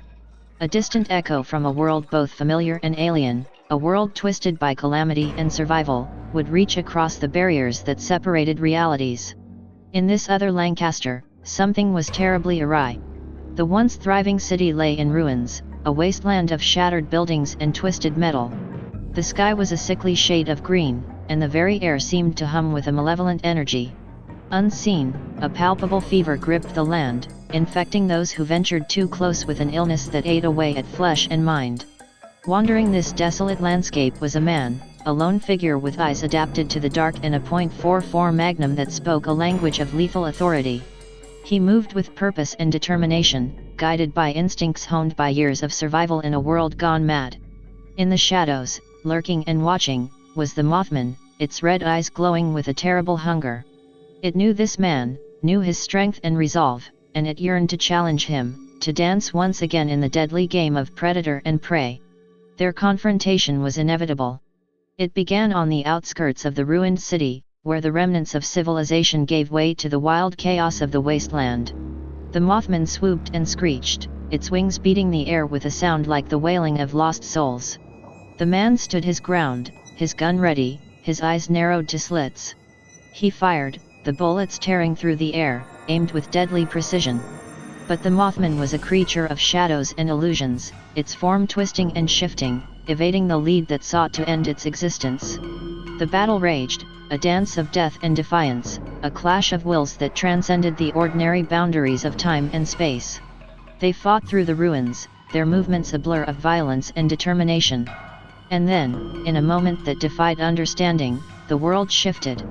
The man found himself in another Lancaster, a Lancaster untouched by the horrors of his home.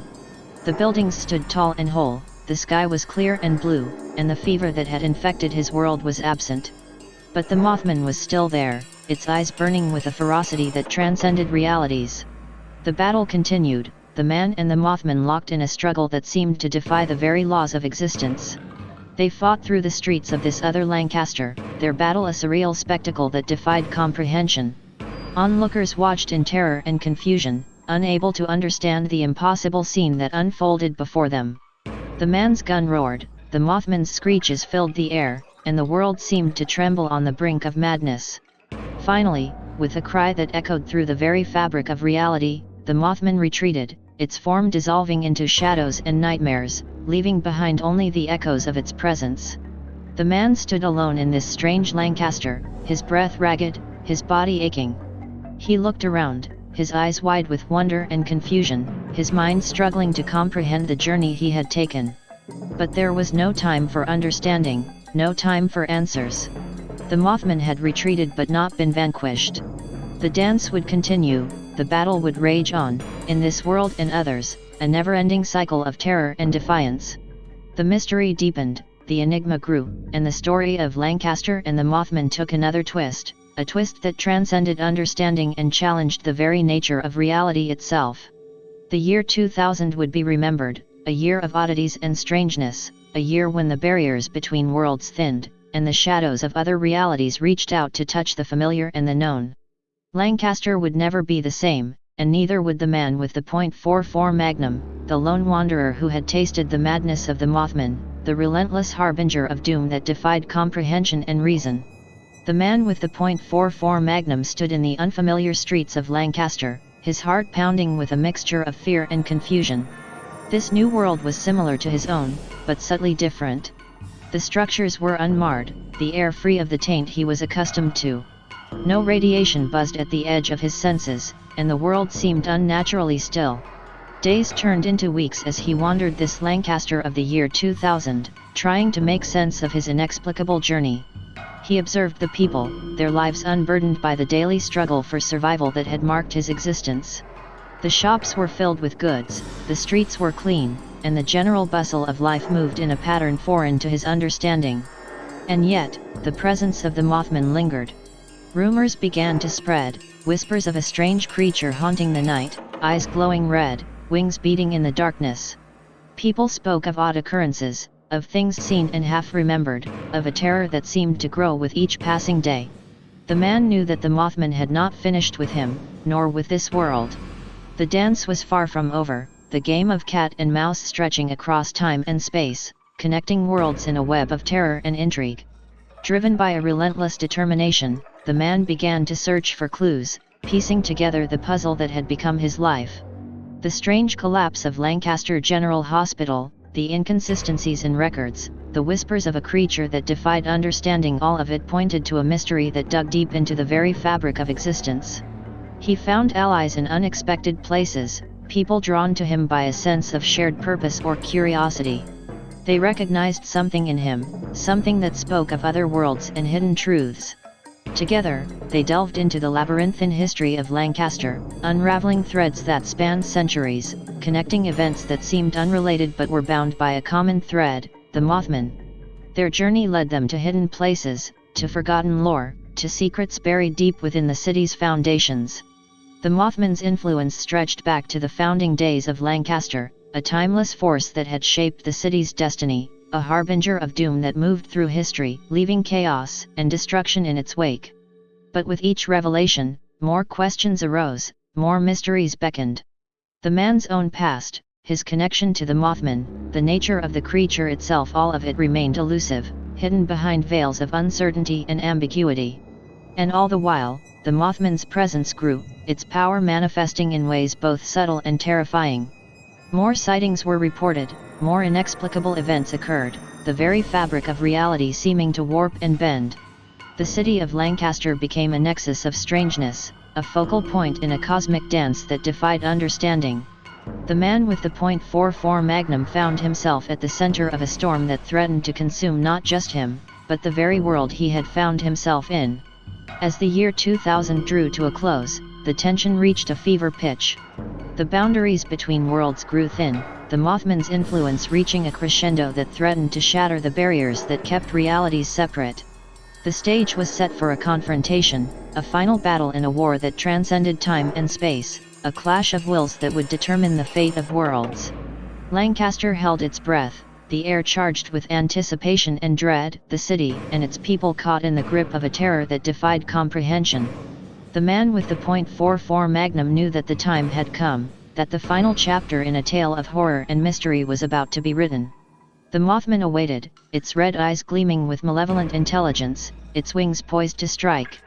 The dance was about to reach its climax, the game of cat and mouse about to end. The story of Lancaster and the Mothman was about to reach its horrifying conclusion. As the calendar pages turned and the years passed, the specter of the Mothman continued to cast its ominous shadow over Lancaster. From 2000 to 2016, the city experienced a series of inexplicable disasters, each marked by the haunting presence of the creature. Its red eyes were seen flickering in the dark, its wings heard beating in the stillness of the night, a harbinger of doom that defied understanding. The man with the .44 Magnum, a stranger in a strange land, had grown accustomed to this world's peculiarities. Yet he remained an outsider, his connection to the Mothman and the mysteries of Lancaster a constant, gnawing enigma. But he had not been idle. Driven by an unshakable conviction, he had searched for his counterpart, his other self, a teenager living on the fringes of society, hidden away in an abandoned loom factory. This world's version of himself, a kid turned street-smart survivor, still carried the .44 Magnum, but without the dark adapted vision. The search had been long and fraught with difficulties. The streets of Lancaster held many secrets, and the labyrinthine passages of the city's underworld were filled with danger and deception. But the man knew that he and the teenager were connected, bound by a shared destiny that transcended the boundaries of their respective worlds. And in the year 2016, their paths finally crossed. It happened in a forgotten alley, where the shadows of the past mingled with the uncertainties of the present. The teenager, wise beyond his years yet burdened by the weight of existence, had sensed something, a pull, a connection that drew him to this place. The man stood there, his eyes reflecting the wisdom of hard-fought battles and the weariness of relentless pursuit. They looked at each other, and in that moment, the barriers between worlds seemed to crumble.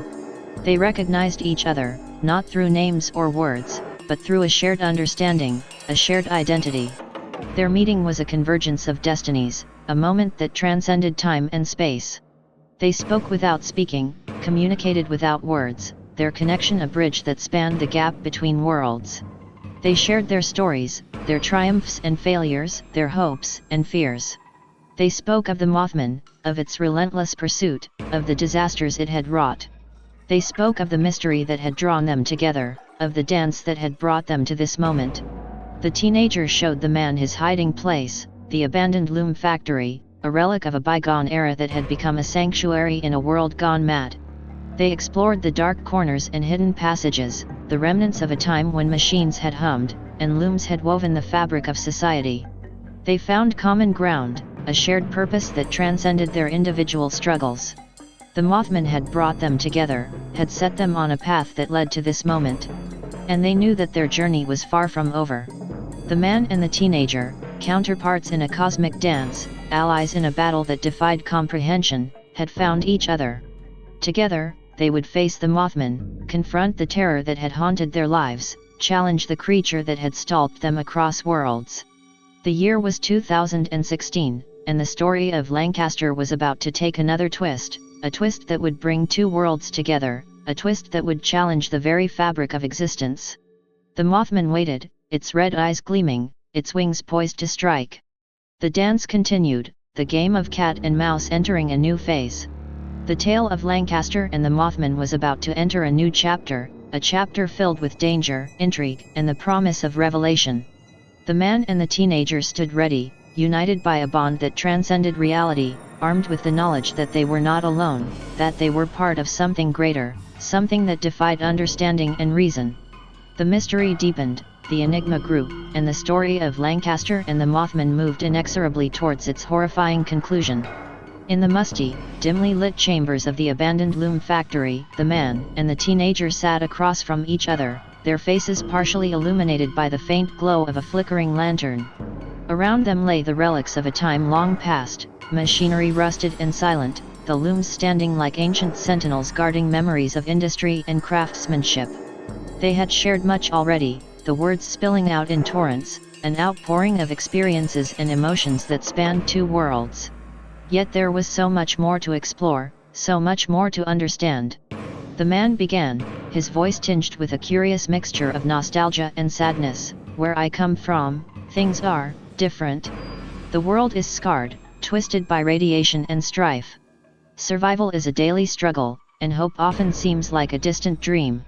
The teenager listened, his eyes wide with a mixture of horror and fascination, the images conjured by the man's words painting a stark picture of a reality both terrifying and captivating. People fight over scraps, the man continued, his gaze distant, battles are waged over water, food, shelter. The remnants of the old world are buried beneath layers of destruction, and the new world is a harsh, unforgiving place. The teenager leaned forward, his curiosity piqued. But you survived, he said, his voice filled with a mixture of admiration and disbelief. You found a way to live, to make something of yourself. The man nodded, a grim smile tugging at the corners of his mouth. Survival is a skill, a mindset. You adapt, you learn, you fight. But it takes a toll. You lose parts of yourself along the way. They sat in silence for a moment, the weight of the man's words settling like a heavy blanket, the echoes of a world lost to time and circumstance resonating in the stillness of the room. Then the teenager spoke, his voice filled with a quiet determination. Here, things are different, but not without their struggles. The Mothman has haunted this place, a terror that defies reason, a mystery that defies understanding. It has shaped the city, twisted its fate, brought disaster and chaos in its wake. The man listened, his interest piqued, the teenager's description of the Mothman a chilling reminder of the creature's timeless reach, its influence spanning worlds. People live in fear, the teenager continued, they sense something, a presence, a danger that lurks in the shadows. The Mothman is a legend, a myth, but its power is real. It has touched lives, changed destinies, brought suffering and death. They talked long into the night, their conversation a weaving tapestry of experiences and insights, a dance of words that spanned realities, connected worlds. They spoke of fear and courage, of hope and despair, of the human condition and the mysteries of existence. They found common ground in their struggles, their battles against forces that defied comprehension. They recognized in each other a shared purpose, a shared understanding of the complexities of life, the challenges of survival, the enigma of the Mothman. The hours slipped away, and as the first light of dawn began to filter through the grimy windows of the abandoned loom factory, they knew that their journey was far from over, that the path ahead was fraught with danger and uncertainty. But they also knew that they were not alone, that they had found in each other a kindred spirit, a fellow traveler in a cosmic dance that transcended the boundaries of space and time. Together, they would face the Mothman, confront the terror that haunted their worlds, challenge the creature that had become a symbol of fear and chaos. The story of Lancaster, the tale of two worlds, the mystery of the Mothman, all of it was about to take a new turn, a turn filled with promise and peril, a turn that would shape the destiny of two men bound by fate and circumstance.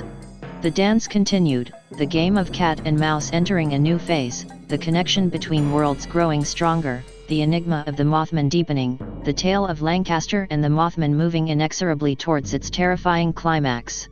The conversation had shifted and ebbed, a river of words flowing between the two counterparts, when suddenly, a revelation struck them both like a lightning bolt.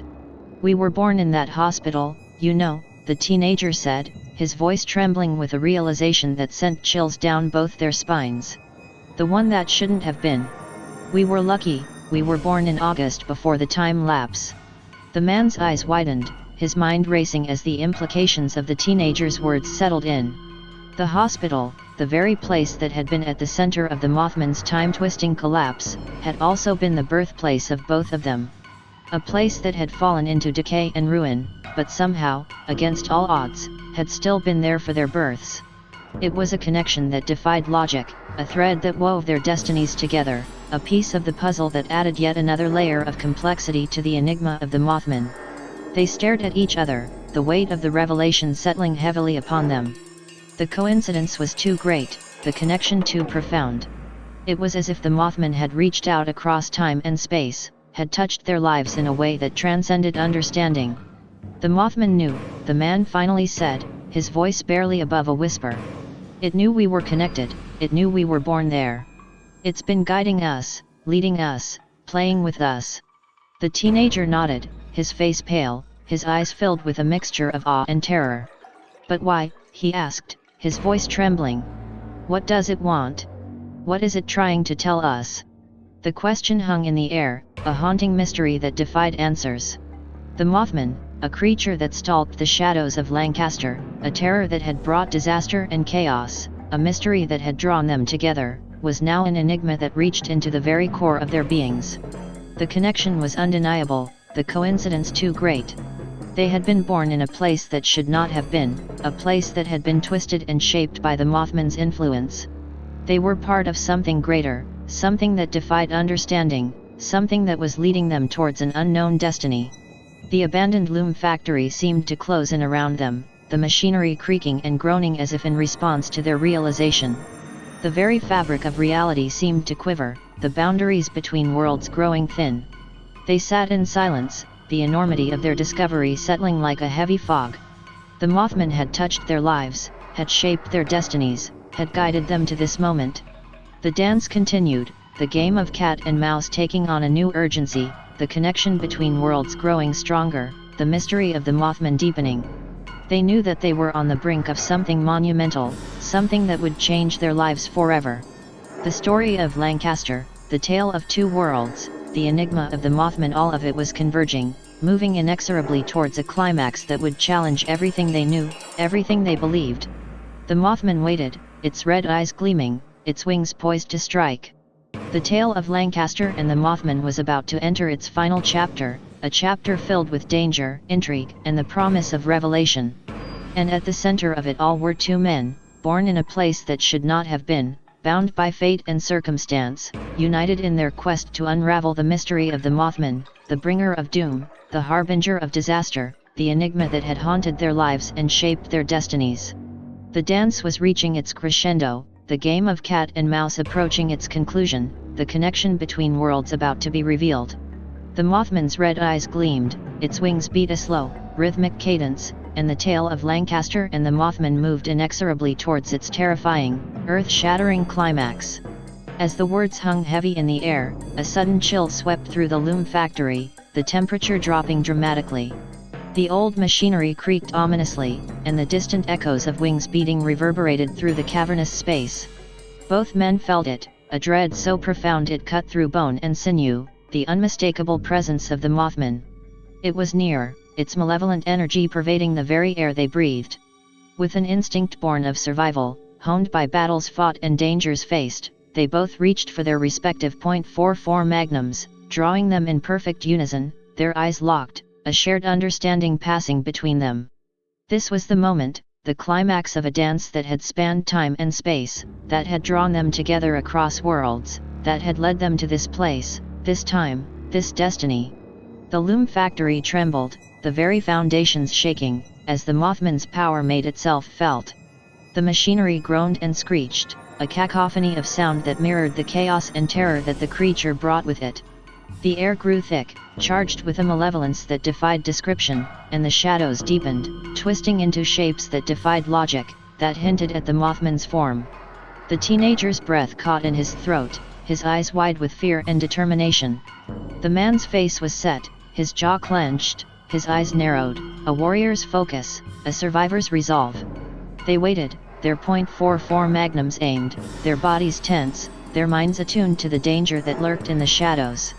Then it came, a screeching sound that tore through the air, a sound that transcended worlds, that resonated with terror and doom.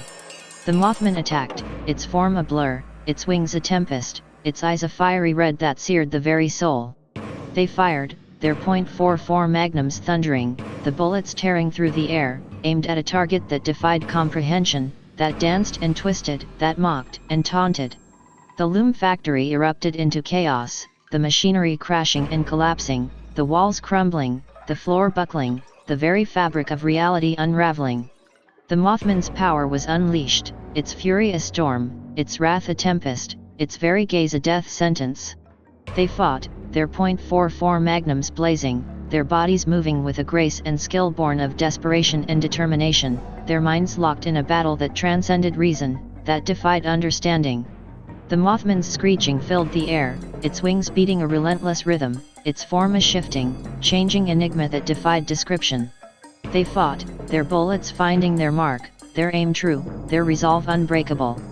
But the Mothman was a creature that defied death, that transcended time and space, that mocked the very laws of nature. It danced and twisted, it taunted and stalked, its red eyes glowing, its wings beating, its power growing.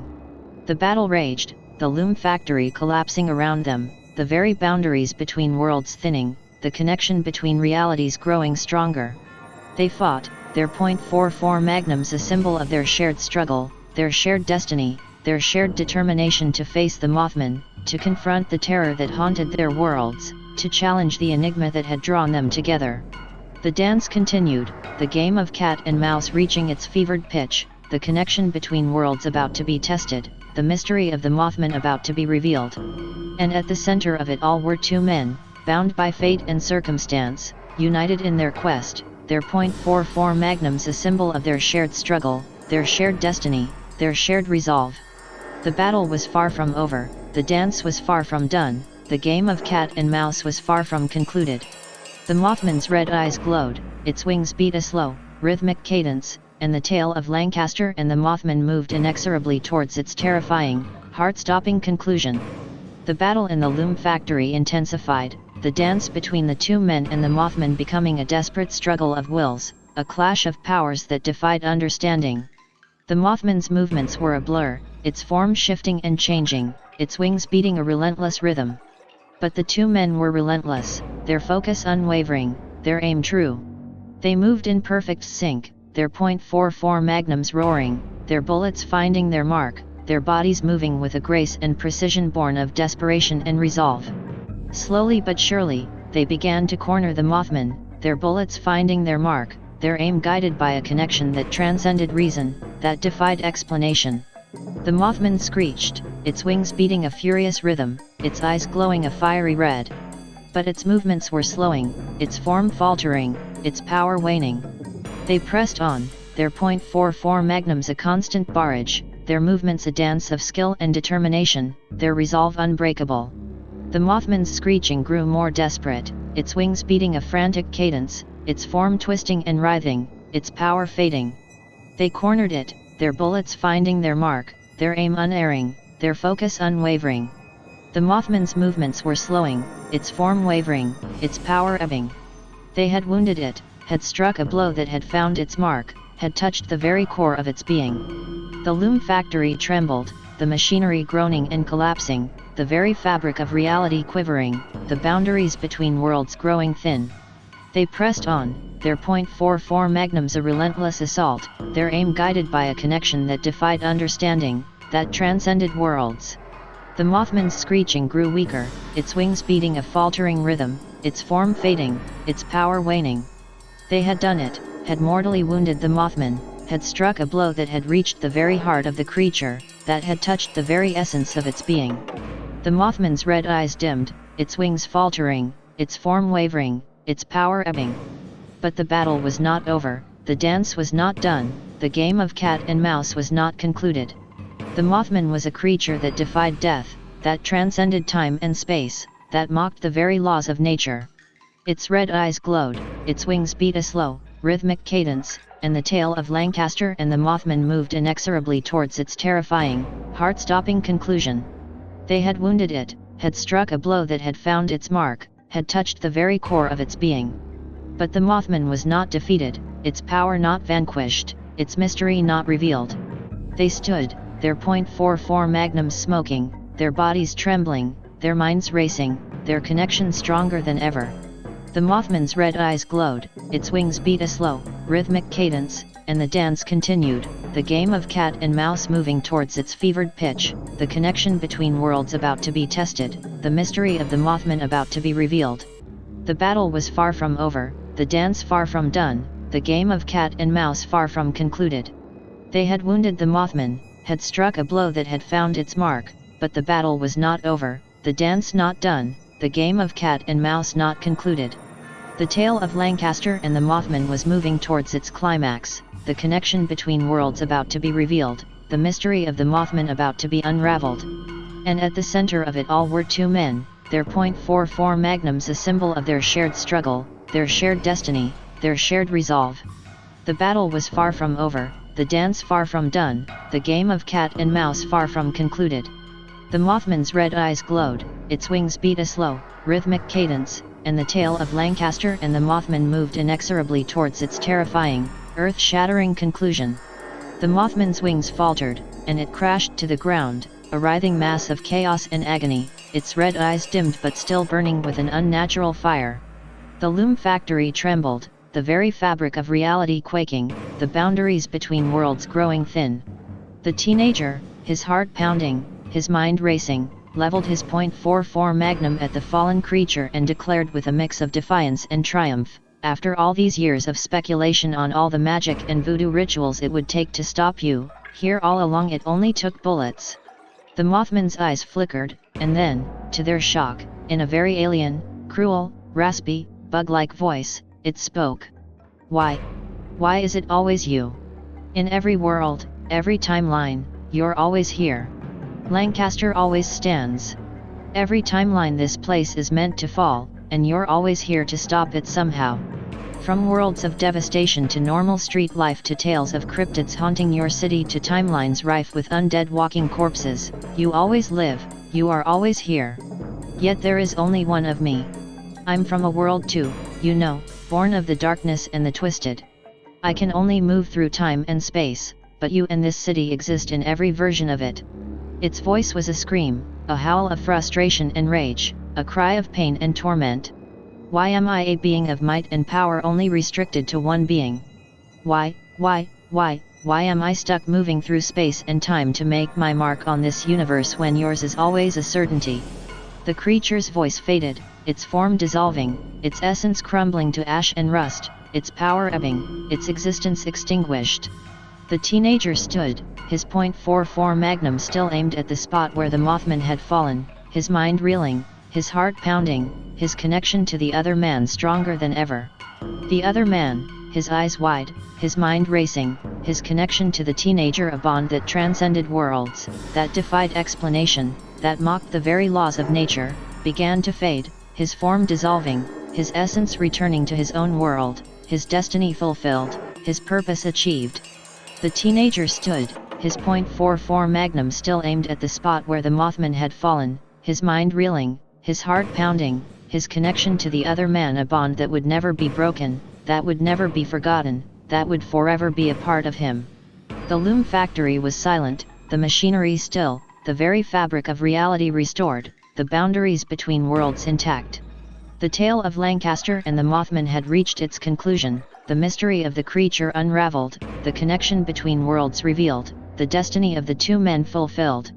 The teenager stood, his .44 Magnum still aimed at the spot where the Mothman had fallen, his mind reeling, his heart pounding, his connection to the other man a bond that would forever be a part of him, that would forever shape his destiny, that would forever define his existence. The tale of Lancaster and the Mothman was over, the mystery of the creature solved, the connection between worlds understood, the destiny of the two men achieved. But the story of the teenager and the other man was just beginning, their connection a bond that would transcend worlds, that would defy understanding, that would mock the very laws of nature. Their story was a tale of destiny and resolve, of courage and determination, of a connection that transcended worlds, that defied explanation, that mocked the very laws of nature. Their story was a tale of Lancaster and the Mothman, of bullets and magic, of timelines and realities, of worlds and mysteries, of a connection that transcended worlds, that defied understanding, that mocked the very laws of nature. Their story was a tale that would forever be a part of them, that would forever shape their destiny, that would forever define their existence. Their story was a tale of Lancaster and the Mothman, and it was a tale that would never be forgotten, that would never be lost, that would forever be a part of them. And as the teenager stood in the silence of the loom factory, his .44 Magnum still aimed at the spot where the Mothman had fallen, his mind reeling, his heart pounding, his connection to the other man a bond that would forever be a part of him, he knew that their story was just beginning, that their destiny was yet to be fulfilled, that their connection was a bond that would never be broken. For the tale of Lancaster and the Mothman was a tale that had reached its conclusion, but the story of the teenager and the other man was a tale that was just beginning. And in the silence of the loom factory, in the stillness of that moment, in the quiet of that reality, the teenager knew that their story was a tale that would never be forgotten, that would never be lost, that would forever be a part of them. For their story was a tale of Lancaster and the Mothman, and it was a tale that would forever be a part of them, that would forever shape their destiny, that would forever define their existence. And as he stood in the silence of the loom factory, his .44 Magnum still aimed at the spot where the Mothman had fallen, his mind reeling, his heart pounding, his connection to the other man a bond that would never be broken, he knew that their story was just beginning, that their destiny was yet to be fulfilled, that their connection was a bond that would never be broken. For their story was a tale of Lancaster and the Mothman, and it was a tale that would never be forgotten, that would never be lost, that would forever be a part of them. The end came not with a sudden revelation but with a slow acceptance. The people of Lancaster moved on, the tale of the Mothman becoming a legend, a mystery, a part of their history that would never be forgotten but would forever remain unexplained. The teenager, forever changed by his encounter with the creature, found himself altered in ways he could never have anticipated. The ashes and rust of the Mothman, the exposure to its essence, had worked a transformation in him, a connection to his other half, a bond that transcended worlds. Slowly, almost imperceptibly, he began to notice a change in himself, a shift in his perception, a new way of seeing the world. His vision, once normal, now saw in the dark, his eyes adjusting to the shadows, his senses attuned to the hidden, his mind opened to the unseen. He knew that he was different, that he was changed, that he was connected to the other man, that he was a part of something greater, something more profound, something that transcended worlds, that defied understanding, that mocked the very laws of nature. He knew that he was altered, that he was transformed, that he was a part of the mystery of Lancaster and the Mothman, that he was a part of the legend, the history, the story that would never be forgotten, that would never be lost, that would forever be a part of him. He knew that he was connected to the other man, that he was bonded to him, that he was a part of him, that he was a part of the mystery, the legend, the story that would never be forgotten, that would never be lost, that would forever be a part of them. And as he stood in the silence of his world, his mind reeling, his heart pounding, his connection to the other man a bond that would never be broken, he knew that their story was a tale that would never be forgotten, that would never be lost, that would forever be a part of them. For their story was a tale of Lancaster and the Mothman, and it was a tale that would never be forgotten, that would never be lost, that would forever be a part of them.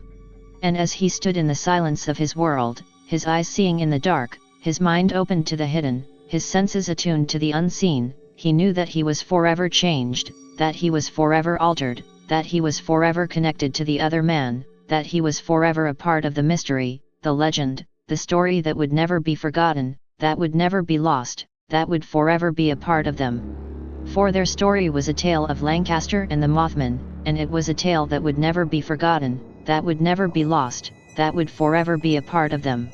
And in the silence of his world, in the stillness of that moment, in the quiet of that reality, he knew that their story was a tale that would never be forgotten, that would never be lost, that would forever be a part of them. For their story was a tale of Lancaster and the Mothman, and it was a tale that would forever be a part of them, that would forever shape their destiny, that would forever define their existence. And as he stood in the silence of his world, his eyes seeing in the dark, his mind opened to the hidden, his senses attuned to the unseen, he knew that he was forever changed, that he was forever connected, that he was forever a part of the mystery, the legend, the story that would never be forgotten, that would never be lost, that would forever be a part of them. For their story was a tale of Lancaster and the Mothman, and it was a tale that would never be forgotten, that would never be lost, that would forever be a part of them. Through the narrow, graffiti-painted streets of Lancaster, the teen wandered, his eyes absorbing the tales of a city bathed in lore and mystery. Murals adorned the city's hidden corners, vividly recounting legends and folklore, myths that had survived the test of time. A cityscape, both real and imagined, unfurled before him. His steps led him past scenes rich with the stories of the Headless Horsemen of Ironville, their spectral presence forever captured in the lines and shades of artwork. A journey through Lancaster County unfolded before him, as he traversed towns and villages, landscapes filled with history and imagination, tales woven into the very fabric of existence. Days melted into one another as he walked, each footfall a connection to the stories of the place. The echoes of legends resonated in his ears, whispering the secrets of a time long past, yet ever present. Finally, he found himself on a local bus, the weary passengers forming a mosaic of life in Lancaster. The vehicle's wheels rumbled over the roads, passing landmarks imbued with meaning. The Millersville dump appeared in the distance, its statue standing as a testament to the once famous dogman. A disturbance brought his attention back to the bus. A man was being displaced from his seat, a woman's bratty attitude forcing him to look for another place to sit. The man's eyes landed on the teen, noticing the available space beside him. "Mind if I sit here?" the man asked, his voice carrying a note of curiosity. The teen's eyes, now glowing faintly, met the stranger's, and he gestured to the empty seat. "Go right ahead," he replied, his voice calm and measured. The stranger settled into the seat, his eyes drawn to the glint of the .44 Magnum on the teen's hip. "So, what's your name?" he asked, a hint of recognition flickering in his eyes. The teen's lips curved into a slow smile, his eyes fixed on the passing landscape. "Johnny Vanjuk," he finally said, his voice filled with a quiet confidence. The stranger's eyebrows shot up, a smile spreading across his face. "Well, got any stories, Johnny?" A soft chuckle escaped Johnny's lips as he turned to face the man, his eyes glowing with a strange intensity. "Well, actually, yeah. If you're familiar with a certain moth."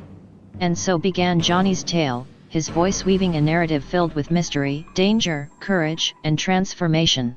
He recounted the story of the Mothman, the loom factory, the battles, the connection with his other self, the city's unbreakable bond with its myths and legends. He spoke of the transformation, the visions in the dark, the connection that transcended time and space. He told of a city that stood tall, a city that defied destiny, a city that was alive with stories, legends, myths, and mysteries. The stranger listened, his eyes wide, his mind captivated, his soul touched by the tale of Lancaster and Johnny Vanjuk.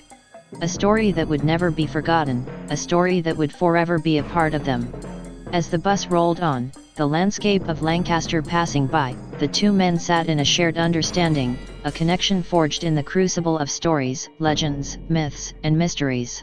And in that moment, on that bus, in the heart of Lancaster, they knew that their story was a tale that would never be forgotten, that would never be lost, that would forever be a part of them. For their story was a tale of Lancaster and the Mothman, and it was a tale that would forever be a part of them.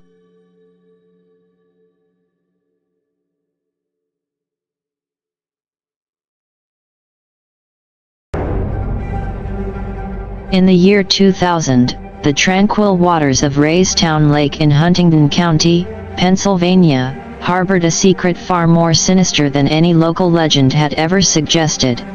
For generations, the story of Raystown Ray, a mysterious creature said to inhabit the depths of the lake, had been passed down as little more than a quaint piece of folklore. But as the new millennium dawned, a series of chilling events began to unfold, events that would forever change the lives of the lake's visitors and residents. It began subtly at first.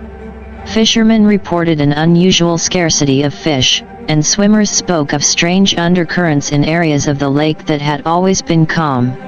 Then, more alarming incidents started occurring. Boats were found adrift, their occupants missing, with no explanation as to their fate. Divers exploring the lake's deeper regions surfaced with tales of shadowy figures and sudden, inexplicable feelings of dread. Amidst this growing unease, a local named Emily, an avid swimmer and nature enthusiast, decided to investigate these strange occurrences. Emily was a lifelong resident of the area, known for her fearless spirit and deep love for the lake. She could not have known that her curiosity would lead her into the heart of a mystery far darker than anything she could have imagined. One crisp morning in late April, Emily set out in her kayak, armed with nothing but her determination and a waterproof camera. She paddled towards the center of the lake, where the water was deepest and the reports of strange occurrences were most frequent. The lake was eerily calm, the silence broken only by the soft lapping of water against her kayak. As she reached the middle of the lake, Emily felt a sudden chill, despite the warmth of the spring sun. She peered into the water, her eyes scanning the depths for any sign of the unknown. At first, she saw nothing but her own reflection. Then, without warning, a massive, shadowy form surged upwards from the deep. Frozen in terror, Emily could only watch as the creature emerged. It was unlike anything she had ever seen, a leviathan of the deep with scales that glistened like polished obsidian. Its eyes, dark and unblinking, seemed to peer into her very soul. The creature circled her kayak, each movement causing the water to churn and froth. Emily, her fear mingled with a sense of awe, raised her camera and began to take pictures, desperate to capture proof of this unbelievable encounter. As quickly as it had appeared, the creature dove back into the depths, leaving Emily alone on the surface, her heart pounding in her chest. She paddled back to shore as fast as she could, her mind racing with what she had just witnessed. When Emily shared her photographs, they caused a sensation. Skeptics dismissed them as a hoax, but many in the community believed they finally had proof of Raystown Ray's existence. However, Emily knew the truth was far more terrifying than any legend. This was no benign, elusive cryptid. This was a predator, a creature that had hunted the depths of Raystown Lake for centuries, unseen and unknown. The sightings and disappearances continued, each adding to the growing legend of Raystown Ray. But Emily, forever changed by her encounter, knew the truth. The creature was real, a living relic from a bygone era, a reminder of the mysteries that still lurk in the unexplored corners of our world. As years passed, the legend of Raystown Ray grew, blending fact with fiction, fear with fascination. But for those who had felt the creature's gaze, who had witnessed its power and majesty, Raystown Lake would never again be just a scenic spot in rural Pennsylvania. It was a realm where the unknown dwelt, a reminder of the ancient, hidden terrors that can emerge from the depths when least expected. In the years following Emily's harrowing encounter, the legend of Raystown Ray transformed from whispered folklore into a grim reality that cast a shadow over the entire community of Huntingdon County. The once peaceful lake, a hub for fishermen and families, began to exude an aura of unease. Visitors dwindled, and those who dared venture onto the lake did so with a palpable sense of trepidation. As the sightings increased, a group of locals, including Emily, formed an unofficial coalition to understand and perhaps uncover the truth behind the creature. Among them was Jacob, a marine biologist who had once scoffed at the tales of Raystown Ray but had since become a believer after analyzing Emily's photographs. There was also Sarah, a historian and folklore expert, intrigued by the legend's roots and its sudden violent turn. Together, they embarked on a series of expeditions to study the lake and its mysterious inhabitant. They equipped themselves with advanced sonar equipment, underwater cameras, and a myriad of scientific tools. Their efforts, however, were met with frustration. The creature was elusive, appearing to possess an uncanny awareness of their presence and evading all attempts at close study. The turning point came one fateful night in late October. The group had decided to conduct a nighttime survey, believing the cover of darkness might bring the creature out of hiding. The lake, shrouded in fog and moonlight, was hauntingly still. As they navigated the quiet waters, an overwhelming sense of dread settled over them. Suddenly, the sonar emitted a rapid series of beeps, indicating something large moving swiftly beneath them. Before they could react, the creature emerged with a force that capsized their boat, plunging them into the icy waters. In the chaos, Emily was separated from the others. Struggling to the surface, she gasped for air, her eyes scanning the dark water for any sign of the creature or her friends. She could see Jacob and Sarah clinging to the overturned boat, but there was no sign of the creature. Then, without warning, it resurfaced, its massive body creating waves that rocked the boat. The creature's eyes locked with Emily's, and for a moment, time seemed to stand still. There was an intelligence in its gaze, a sentient understanding that sent a chill down her spine. In a split second, the creature dove again, disappearing into the depths. The group was left adrift, shivering and in shock, until rescue arrived at dawn. The encounter marked a turning point for Emily and her companions. They realized that Raystown Ray was more than just a creature, it was a guardian of the lake's mysteries, a symbol of nature's untamed and unpredictable power. As word of their experience spread, it reignited interest in Raystown Ray, drawing researchers, thrill seekers, and media from across the country. The lake became a focal point for cryptid enthusiasts, transforming the once quiet community into a bustling center of speculation and study. But for Emily and the others who had looked into the creature's eyes, Raystown Lake held a deeper meaning. It was a reminder that there are mysteries in this world that defy explanation, secrets that lie just beneath the surface of our understanding.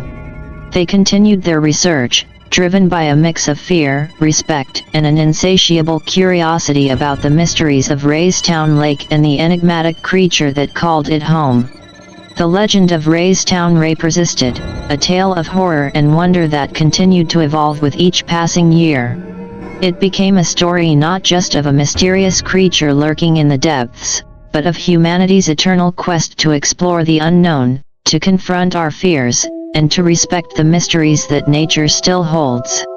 And in the heart of Huntingdon County, the dark waters of Raystown Lake remained, a silent witness to the unknown that lurked within, waiting for the next curious soul to seek out its secrets. The tranquility of Raystown Lake was shattered one fateful night when a group of trophy hunters, drawn by the growing legend of Raystown Ray, descended upon its shores. Armed with sophisticated equipment and driven by a reckless desire for fame, they set out to capture the ultimate prize. Unbeknownst to them, their actions would forever alter the delicate balance between the lake's mysterious guardian and the human world. As darkness enveloped the lake, the hunters used powerful underwater lights and sonar equipment to track the creature. They were not scientists or researchers. Their goal was not understanding but conquest. In their minds, Raystown Ray was a trophy to be displayed, a testament to their prowess. The creature, which had for centuries coexisted with humans without direct conflict, sensed the intrusion and the malicious intent. For the first time, its sanctuary was under direct attack. The serene guardian of the lake's depths was about to become something else entirely. When the hunters finally encountered Ray, the scene turned chaotic. The creature's immense size and power were unlike anything they had anticipated. It thrashed violently, overturning boats and sending equipment to the depths of the lake. In the frenzy, one of the hunters managed to harpoon the creature, causing it to roar in agony and rage. The wound was not fatal, but it marked a profound change in Raystown Ray. The pain and betrayal ignited a deep-seated hostility towards humans. The creature, which had once merely observed humans with a passive curiosity, now associated them with threat and pain.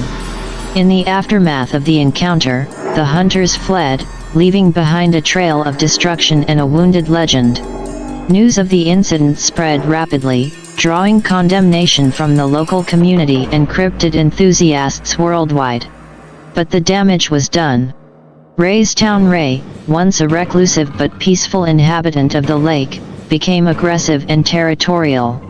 Sightings increased, but they were no longer marred by a sense of wonder. Swimmers and boaters reported aggressive encounters, and the once thriving tourism around the lake dwindled as fear took hold. Emily and her group, who had dedicated themselves to understanding the creature, were heartbroken. The hunters had not only harmed Ray but had shattered the fragile coexistence that had lasted for generations. They intensified their efforts to study and protect the creature, advocating for strict regulations to prevent further harm. But the relationship between Raystown Ray and humanity had irrevocably changed.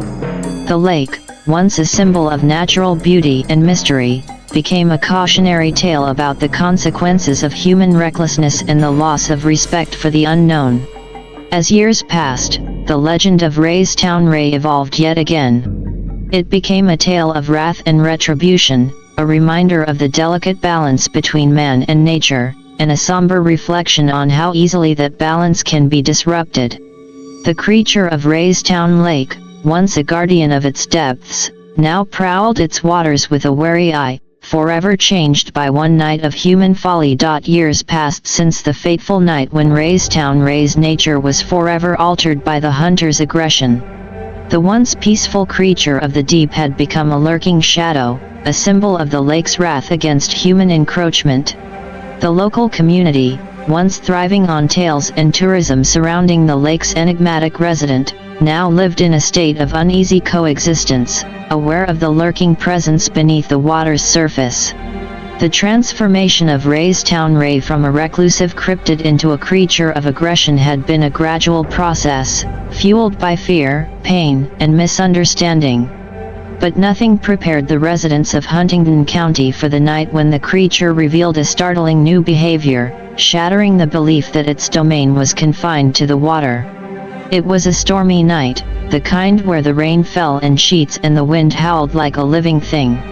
Lightning illuminated the sky, casting eerie shadows across the landscape. The roads around Raystown Lake were slick with rain, with only a few cars daring to traverse the treacherous conditions.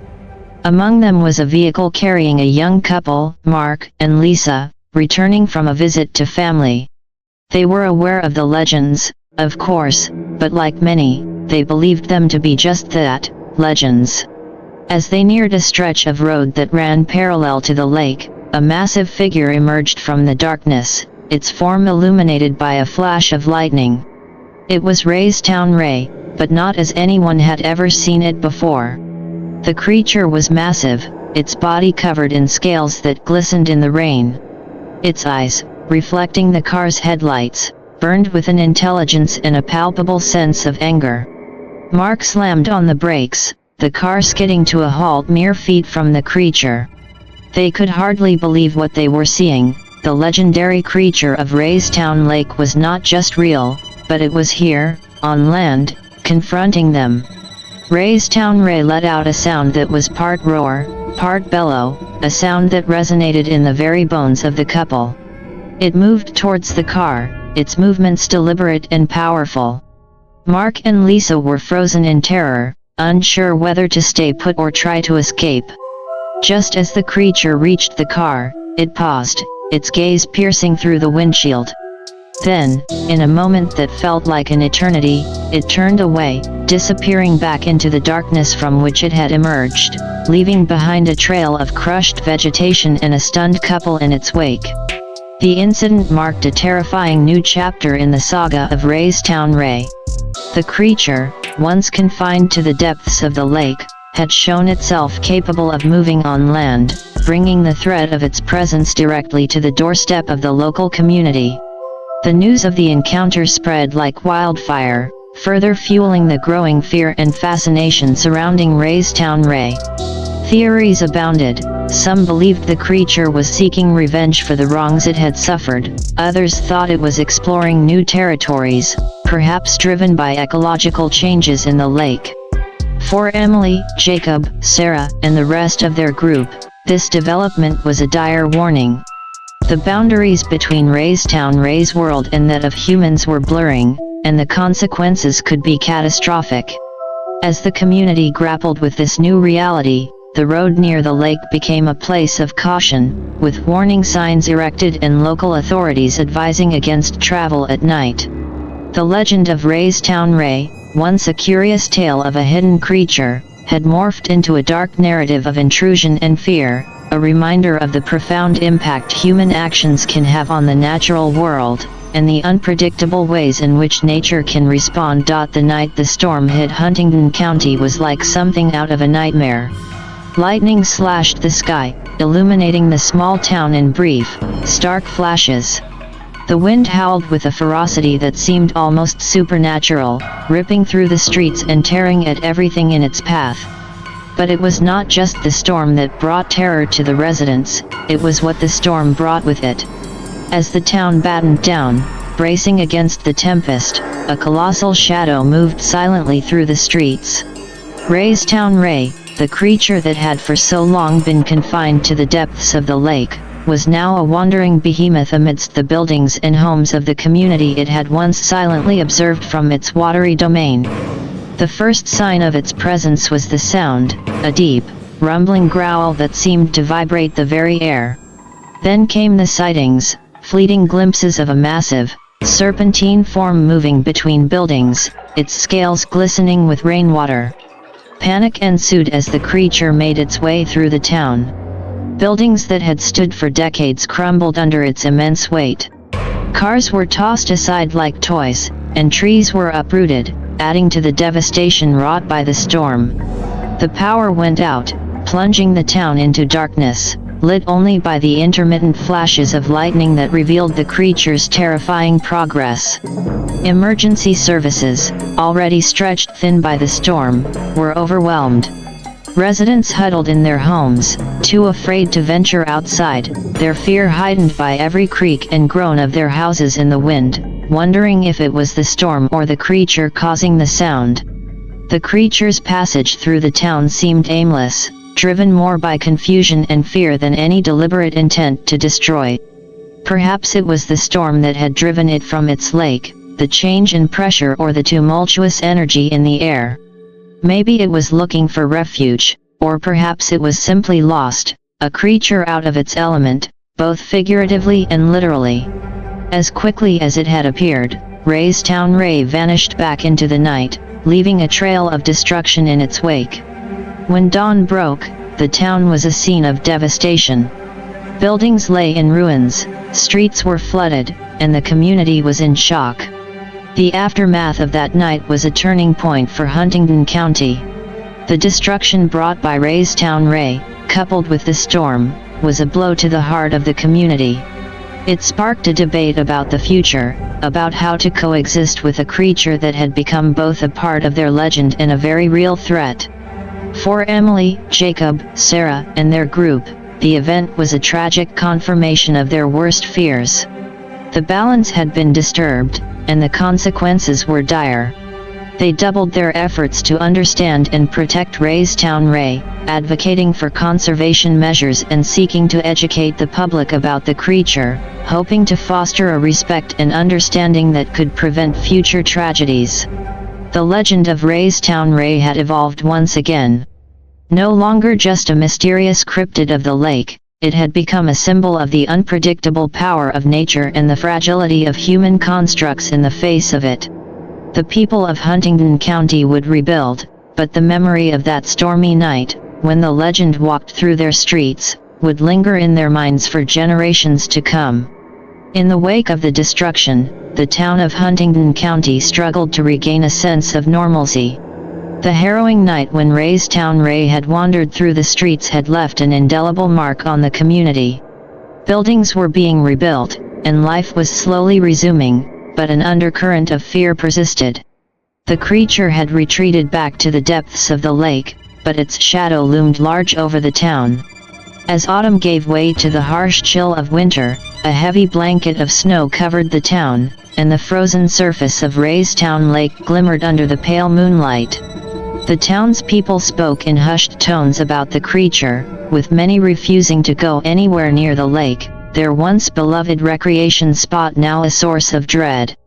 Despite the cold, Emily, Jacob, and Sarah continued their research, their resolve undeterred by the weather or the town's growing apprehension. They knew that understanding the creature was more crucial than ever. But as they delved deeper, they couldn't shake the feeling that something had fundamentally changed in Ray's Town Ray.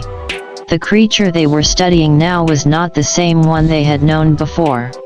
One night, as the full moon hung low in the sky, a series of chilling incidents began to occur. Residents reported hearing strange, haunting sounds emanating from the lake, a mix of guttural growls and sorrowful wails that echoed through the still night air. The sounds were unlike anything they had heard before, filling those who heard them with an inexplicable sense of dread. Then, animals started to disappear. Pets, livestock, wildlife, all vanishing without a trace. Tracks led to the lake, only to end abruptly at the water's edge. Fear turned to panic as the townspeople realized that Ray's Town Ray was no longer confining its activities to the water. The creature they had once believed to be a passive inhabitant of the lake was now a predator, and they were its prey. As the reports of missing animals and strange sounds continued, a group of locals, fueled by fear and desperation, decided to take matters into their own hands. They formed a vigilante group, arming themselves with guns and makeshift weapons, determined to hunt down and kill Ray's Town Ray. Emily, Jacob, and Sarah pleaded with them to reconsider, warning that provoking the creature could lead to more destruction. But their pleas fell on deaf ears. The group set out one evening, heading towards the lake, their torches casting an eerie glow on the snow-covered ground. Hours later, the town was awakened by a series of horrifying screams. The vigilante group had found Ray's Town Ray, but the encounter was nothing like they had anticipated. The creature was massive, its eyes reflecting the torchlight with a malevolent gleam. It moved with a speed and agility that belied its size, its roars echoing off the surrounding hills. In the chaos that ensued, several members of the group were injured, and one was dragged into the lake, never to be seen again. The rest fled back to town, terror-stricken and defeated. The incident was a turning point for Huntingdon County. The realization that they were living alongside a creature capable of such violence and fury was a bitter pill to swallow. The town was divided, some called for the creature to be hunted and killed, while others, including Emily, Jacob, and Sarah, argued for a more cautious approach, advocating for research and understanding. As winter gave way to spring, the tension in the town remained high. Raystown Ray had become more than just a cryptid or a legend, it was a living, breathing presence that had irrevocably altered the fabric of their community. The creature of the lake, once a subject of fascination and wonder, had become a harbinger of fear, a reminder of the dark, hidden depths that lay just beyond the realm of human understanding. And as the waters of Raystown Lake thawed and the town braced itself for what the new season might bring, one thing was clear, the story of Raystown Ray was far from over. The spring brought a deceptive calm to Huntingdon County. The surface of Raystown Lake, once again liquid and flowing, hid the lurking terror beneath. The townspeople, still reeling from the winter's horrific events, eyed the lake with a mixture of fear and fascination. The creature, Raystown Ray, had retreated into the murky depths, but its presence was felt everywhere. Whispers of the creature's savagery spread beyond the town, attracting a new kind of visitor. Monster hunters, cryptid enthusiasts, and thrill-seekers descended upon Huntingdon County, each driven by their own motives, fame, curiosity, or a morbid desire to witness the beast. This influx of outsiders only served to heighten the tension among the locals, who saw their once peaceful town turning into a macabre tourist attraction. Emily, Jacob, and Sarah continued their research, but with a new sense of urgency. They knew that understanding Raystown Ray was key to preventing further bloodshed. Their investigations led them to ancient lore and undocumented sightings, suggesting that the creature had been dormant for centuries before recent events awakened it. They hypothesized that environmental changes, coupled with human encroachment, had disturbed its natural habitat, triggering its aggressive behavior.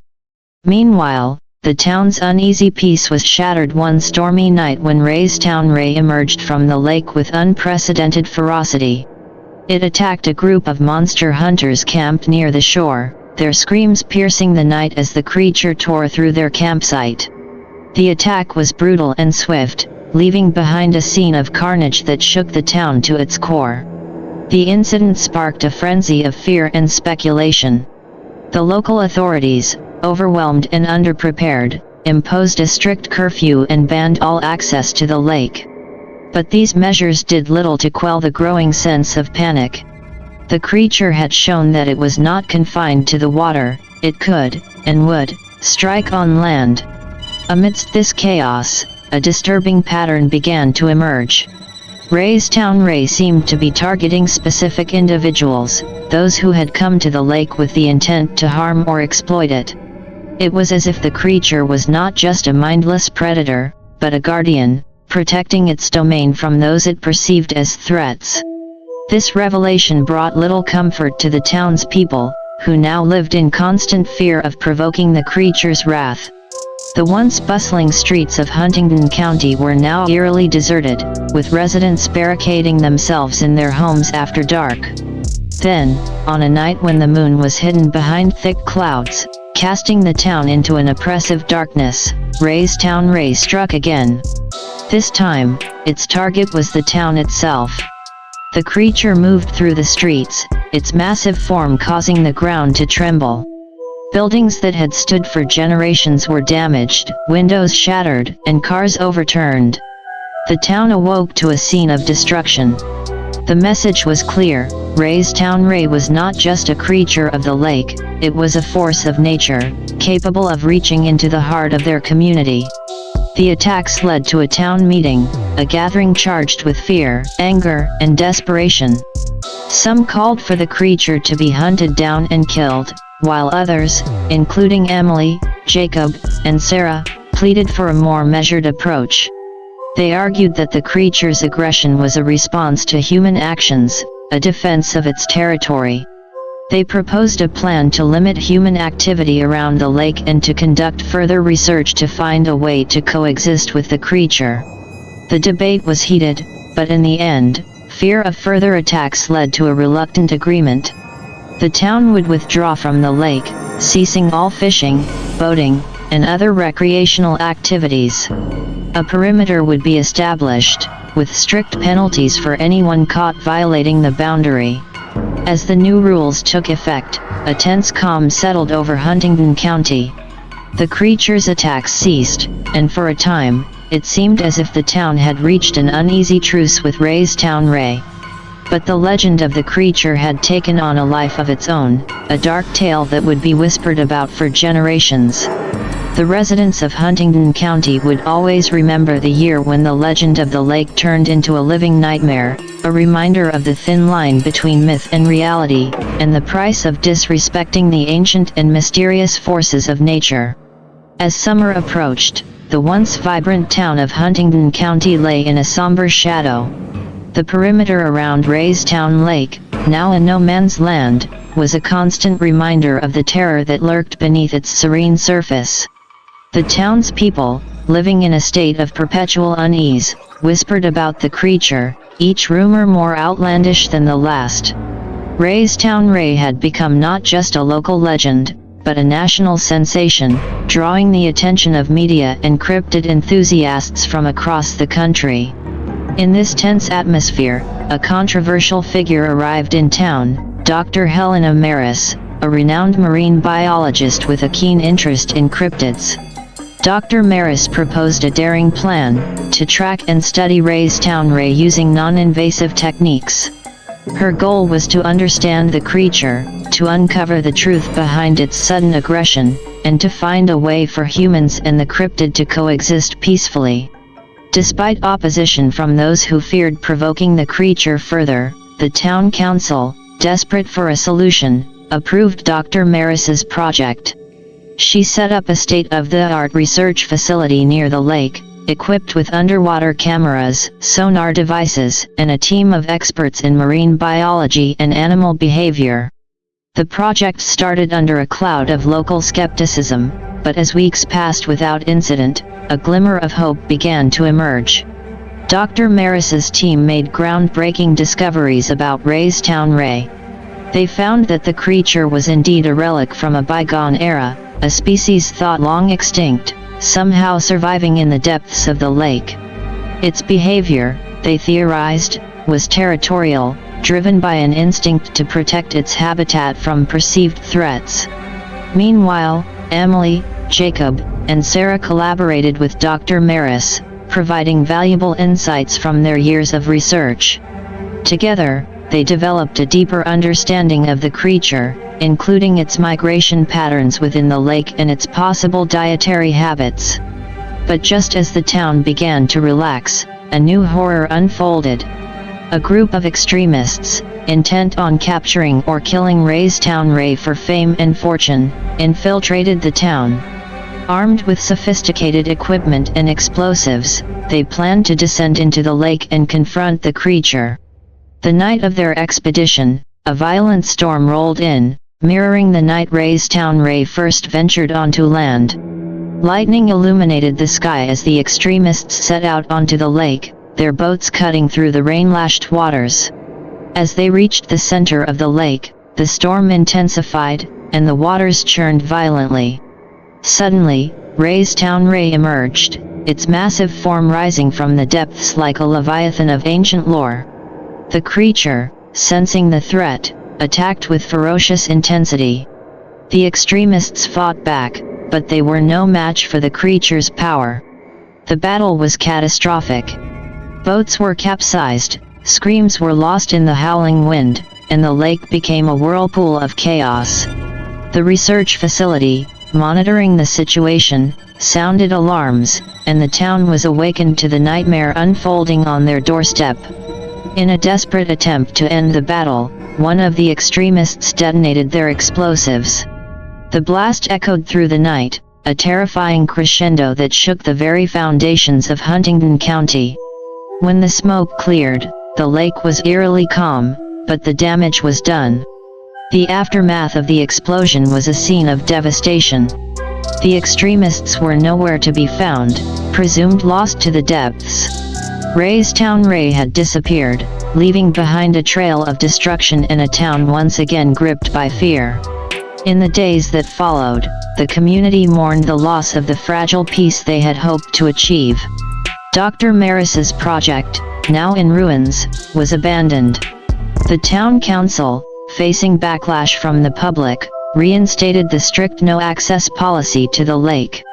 Raystown Ray, the creature that had once silently inhabited the lake, had become a symbol of the untamed and unpredictable forces of nature. The town of Huntingdon County, forever marked by the events of that fateful summer, would pass down the tale of Raystown Ray to future generations, a tale of wonder, terror, and the profound consequences of human actions upon the natural world. The creature's fate remained a mystery, a lingering question in the hearts of those who had witnessed its wrath and its majesty. The waters of Raystown Lake held their secrets close, a reminder that some mysteries are best left unexplored. The fragile calm that had settled over Huntingdon County in the aftermath of the disastrous attempt to capture Raystown Ray was short-lived. The explosion in the lake had not only failed to eliminate the creature but seemed to have ignited a deeper, more ferocious rage within it. In the weeks that followed, the town was besieged by a series of violent incidents that were unmistakably the work of Raystown Ray. The creature, once elusive and rarely seen, now emerged from the lake with alarming frequency, its attacks more aggressive and targeted than ever before. The first incident occurred on a humid night, thick with the scent of summer rain. A group of teenagers, daring each other to venture close to the lake, found themselves face to face with the creature. In a terrifying display of power, Raystown Ray lunged from the water, its massive jaws snapping. Two of the teenagers were caught in its grasp, disappearing into the depths of the lake, leaving behind nothing but ripples on the water's surface and the echoes of their screams. Panic swept through the town. The lake, once the heart of the community, was now a place of unspeakable horror. The local authorities, overwhelmed and outmatched by the creature, were helpless to stop its attacks. Curfews were enacted, and the area around the lake was evacuated, but these measures did little to assuage the growing fear. Raystown Ray's attacks became more brazen. It ventured into the town, crushing cars, tearing through buildings, and leaving a trail of destruction in its wake. The creature seemed to be seeking out human presence, driven by an insatiable rage. The town's descent into chaos drew national attention. News crews and cryptid hunters descended upon Huntingdon County, eager to capture footage of the creature. But their presence only seemed to exacerbate the situation, inciting further aggression from Raystown Ray. In a desperate bid to stop the creature, the town council approved a plan to bring in a team of experts specializing in large predators. Led by Dr. Maris, who had returned to offer her expertise, the team implemented a strategy to lure Raystown Ray away from populated areas, using a combination of sound frequencies and bait to draw it back to the deeper parts of the lake. The plan was risky, and as the team set out on the lake, the town held its breath. The night was eerily quiet, the tension palpable. As the bait was deployed and the sound frequencies emitted, a ripple of anticipation passed through the onlookers. Suddenly, the water erupted as Raystown Ray surfaced, its eyes burning with fury. The creature attacked the boats with relentless force, but the team was prepared. They managed to hold it off, the sound frequencies seemingly disorienting it. Slowly, they guided the creature away from the shore, leading it towards the center of the lake. The plan worked. Raystown Ray retreated into the depths, its roars fading into the darkness. The team returned to shore, hailed as heroes, but the victory was bittersweet. The town had been saved, but the cost was high. The loss of life and the destruction of property were a heavy burden on the community's conscience. In the aftermath, Huntingdon County was forever changed. The once thriving town was now a shadow of its former self, its residents haunted by the memories of that horrific summer. Raystown Ray, the creature of the lake, had become a symbol of nature's wrath, a reminder of the dangers of provoking forces beyond human control. The legend of Raystown Ray lived on, a tale of horror and awe passed down through generations. The creature's existence was a constant reminder of the mysteries that lurk in the depths of the unknown, and the delicate balance between humanity and the natural world. The waters of Raystown Lake were quiet once again, but the town knew that beneath the tranquil surface, the creature waited, its rage simmering in the dark, unseen depths. The relentless attacks by Raystown Ray left the town of Huntingdon County in a state of desperation.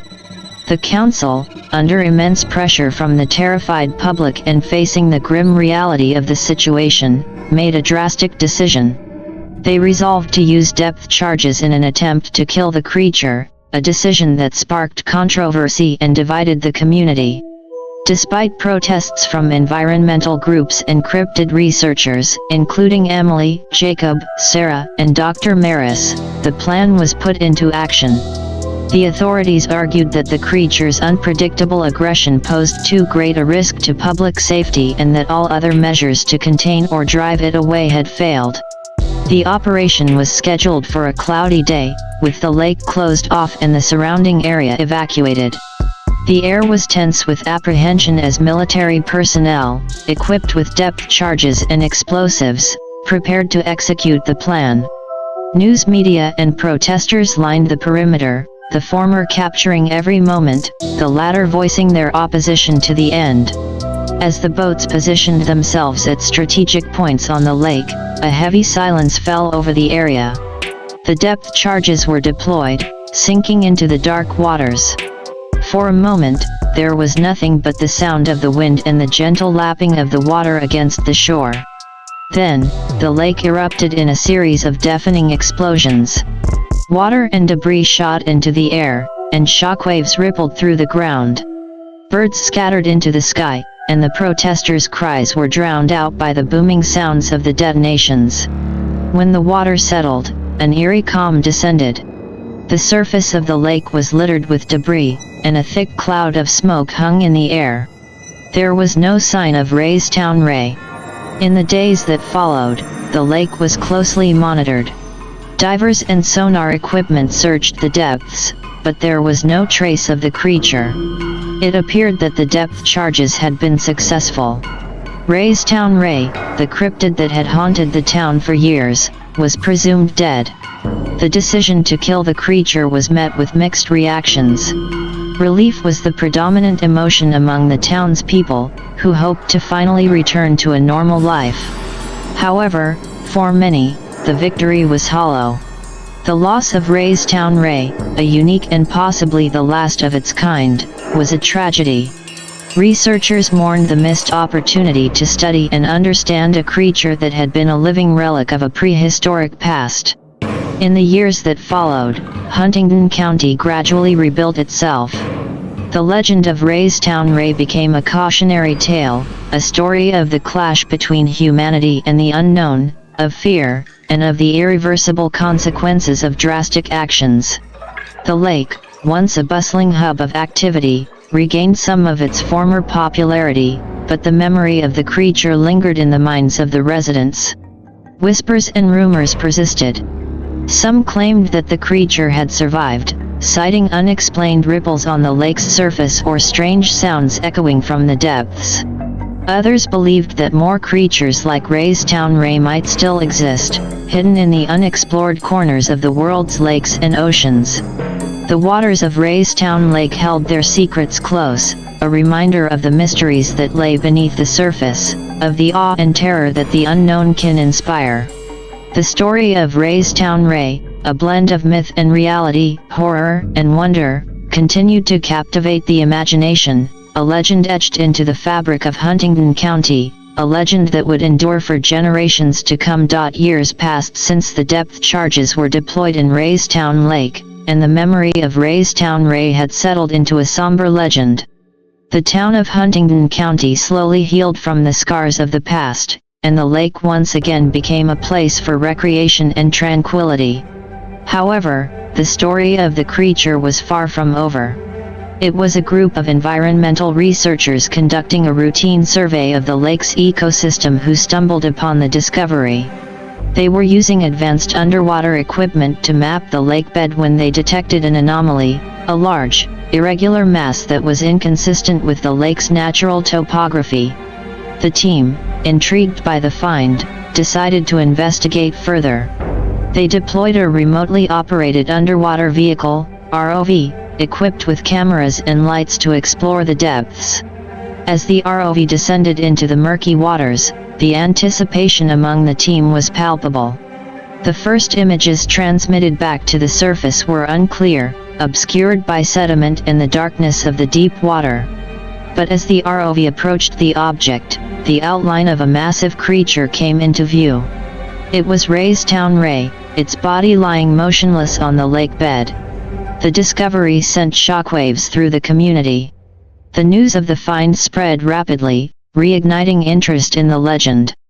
Scientists, including Dr. Maris, and former members of the research team, Emily, Jacob, and Sarah, converged on the site to examine the find. The creature's body was remarkably well preserved, offering a unique opportunity for scientific study. Researchers from various fields, marine biology, cryptozoology, and paleontology, worked together to conduct a thorough examination. They confirmed that Raystown Ray was indeed a relic of a prehistoric era, a species thought to have been extinct for millions of years. The discovery sparked a renewed debate about the creature and its legacy. For some, it was a vindication of their belief in the creature's existence and a reminder of the town's dark past. For others, it was a tragic symbol of what had been lost in the pursuit of fear and retribution. The town of Huntingdon County held a memorial for Raystown Ray, a gesture of reconciliation and respect for the creature that had once been both a terror and a wonder. The event was attended by residents, scientists, and even those who had once hunted the creature. It was a moment of collective mourning and reflection on the complex relationship between humanity and the natural world. Raystown Ray's remains were carefully preserved and became the centerpiece of a new exhibit in a local museum, dedicated to the history and ecology of Raystown Lake. The exhibit served as an educational resource, teaching visitors about the importance of preserving and respecting wildlife and the mysteries that still lie undiscovered in the natural world. The legend of Raystown Ray, once a source of fear and mystery, had evolved into a story of discovery and understanding. The creature had become a part of the town's identity, a symbol of the awe-inspiring and sometimes frightening mysteries that exist in the natural world. Its discovery beneath the waters of Raystown Lake was a reminder that even in the modern world, there are still wonders waiting to be uncovered, and that these wonders deserve our respect and protection. The story of Raystown Ray, now grounded in both myth and reality, continued to captivate the imagination of all who heard it, a legend immortalized in the history of Huntingdon County.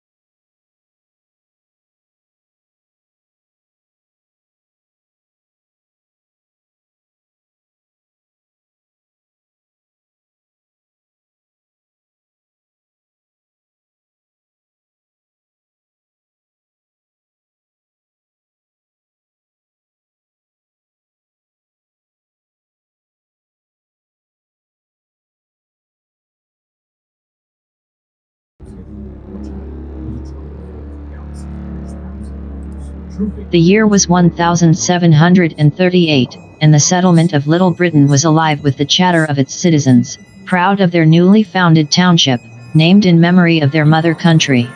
The township was a small but growing community, populated by families trying to build lives for themselves in this new land.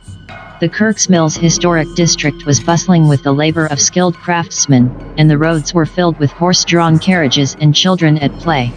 Among the townsfolk, a family of prominence had settled in a quaint home near the pine grove-covered bridge, a sight soon to be revered. The family consisted of Jonathan Campbell, his wife Mary, and their two children, Robert and Emily. Jonathan was a carpenter who had contributed to the construction of many buildings in the town, while Mary was known for her skill in herbal remedies. They were a well-respected family, living a peaceful life in a community they loved. However, even in those early days of settlement, there were whispers of something more lurking in the woods surrounding Little Britain. Strange noises were often heard at night, and some claimed to see shadows moving among the trees. These rumors were often dismissed as mere superstitions or the product of overactive imaginations. Yet, a lingering sense of unease hung in the air, a hint of something that defied rational explanation. The children in Little Britain would often share tales of ominous creatures, legends passed down by the native people of the land. Among these stories, the tale of the skinwalkers was the most chilling. The Navajo described them as witches, corrupt beings capable of taking on the form of animals and even possessing the living.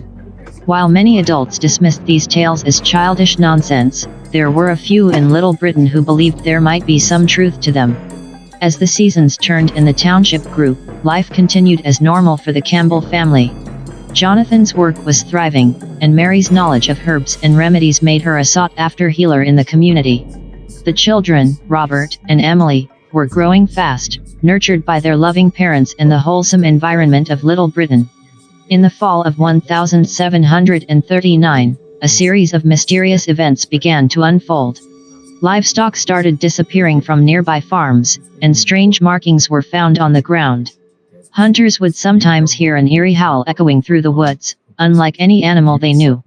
Even the most skeptical began to feel a chill down their spine as they considered the possibility that something unnatural was at play. A sense of dread began to permeate the town. People started to lock their doors at night and avoided venturing into the woods after dark. The legends of the skinwalkers, once dismissed as mere folklore, were now spoken of in hushed tones. Fear was taking root in Little Britain. Jonathan Campbell, ever the rational man, sought to calm his community, urging them not to give in to fear and superstition. Yet, even he could not deny that something was amiss. The night seemed darker, the woods more foreboding, and a shadow seemed to hang over Little Britain. Winter settled in, and the mystery of the strange occurrences deepened. The disappearances continued, and now, even people were claiming to have seen figures lurking in the shadows. The whispers of skinwalkers grew louder, and fear turned into terror. It was then that the Campbell family, too, found themselves touched by the inexplicable. Late one night, as the family was gathered around the fireplace, a noise from outside caught their attention. A low, mournful howl echoed through the winter air, unlike anything they had ever heard. They glanced at each other, fear in their eyes, knowing that something was out there, watching, waiting. Days turned into weeks, and the terror in Little Britain grew. The once bustling community became a place of fear and suspicion.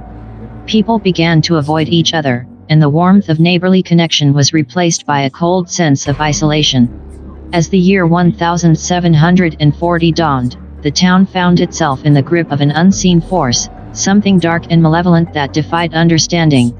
The legends of the skinwalkers were no longer just stories, they were a living nightmare.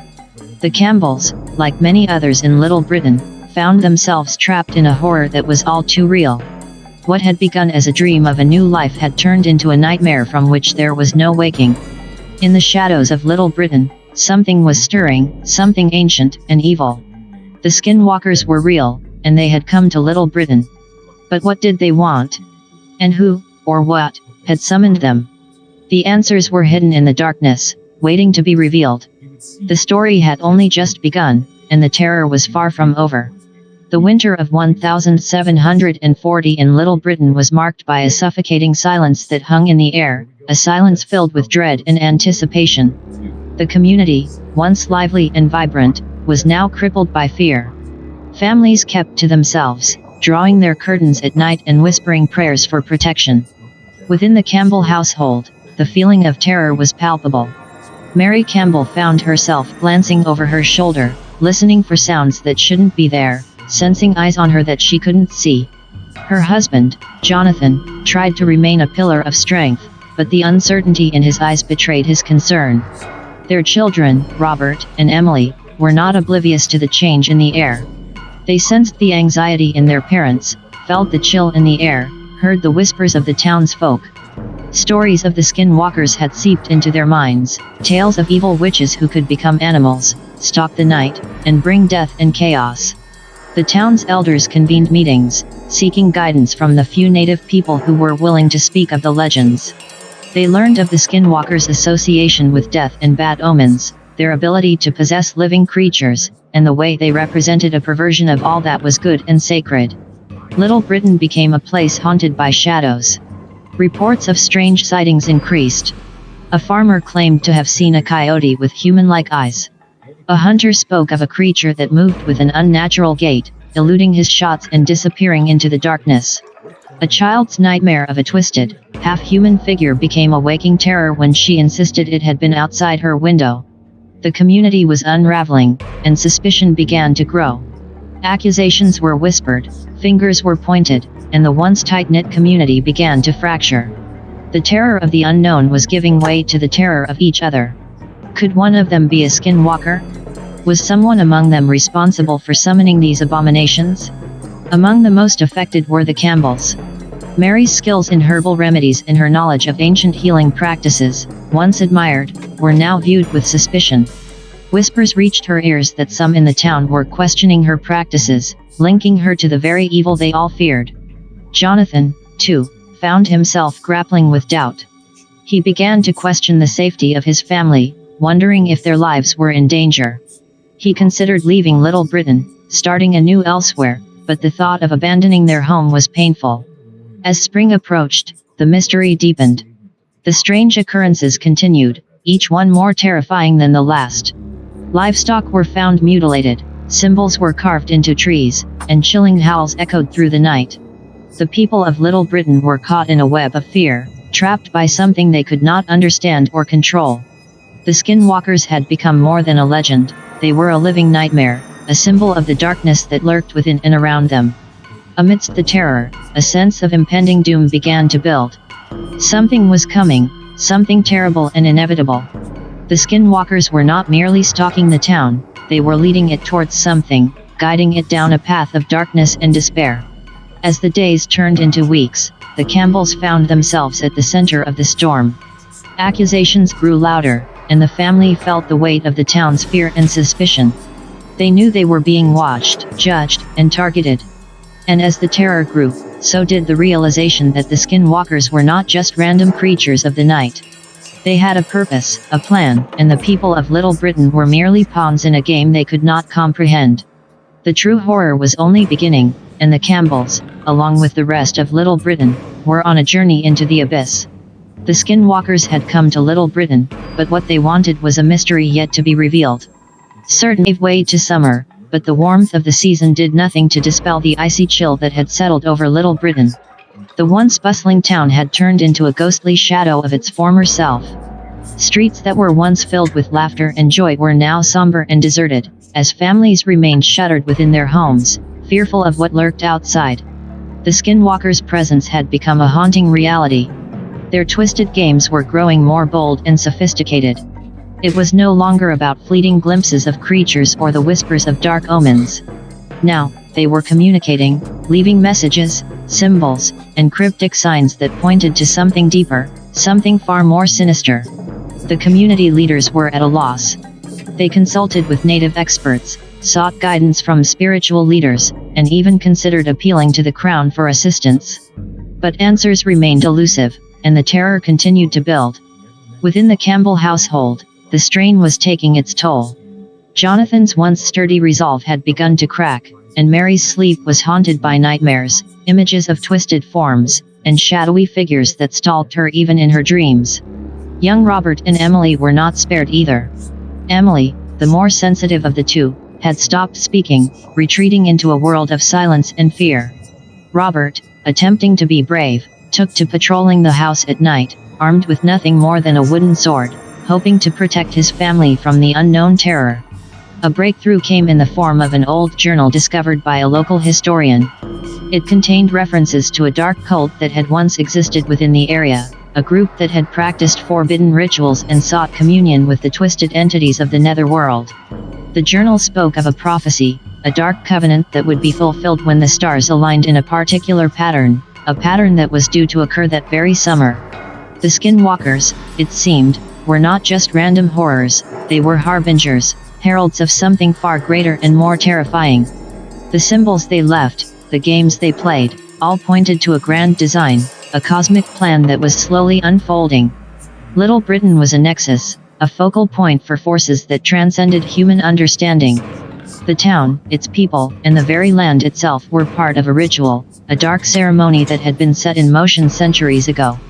The Campbell family found themselves at the center of this dreadful web. Mary's ancestral connection to the ancient practices, her knowledge of herbs and healing, had somehow drawn the attention of the Skinwalkers. They were using her, manipulating her, guiding her actions in ways she could not comprehend. As the summer progressed, the terror escalated. The howls grew louder, the sightings more frequent, and the symbols more intricate.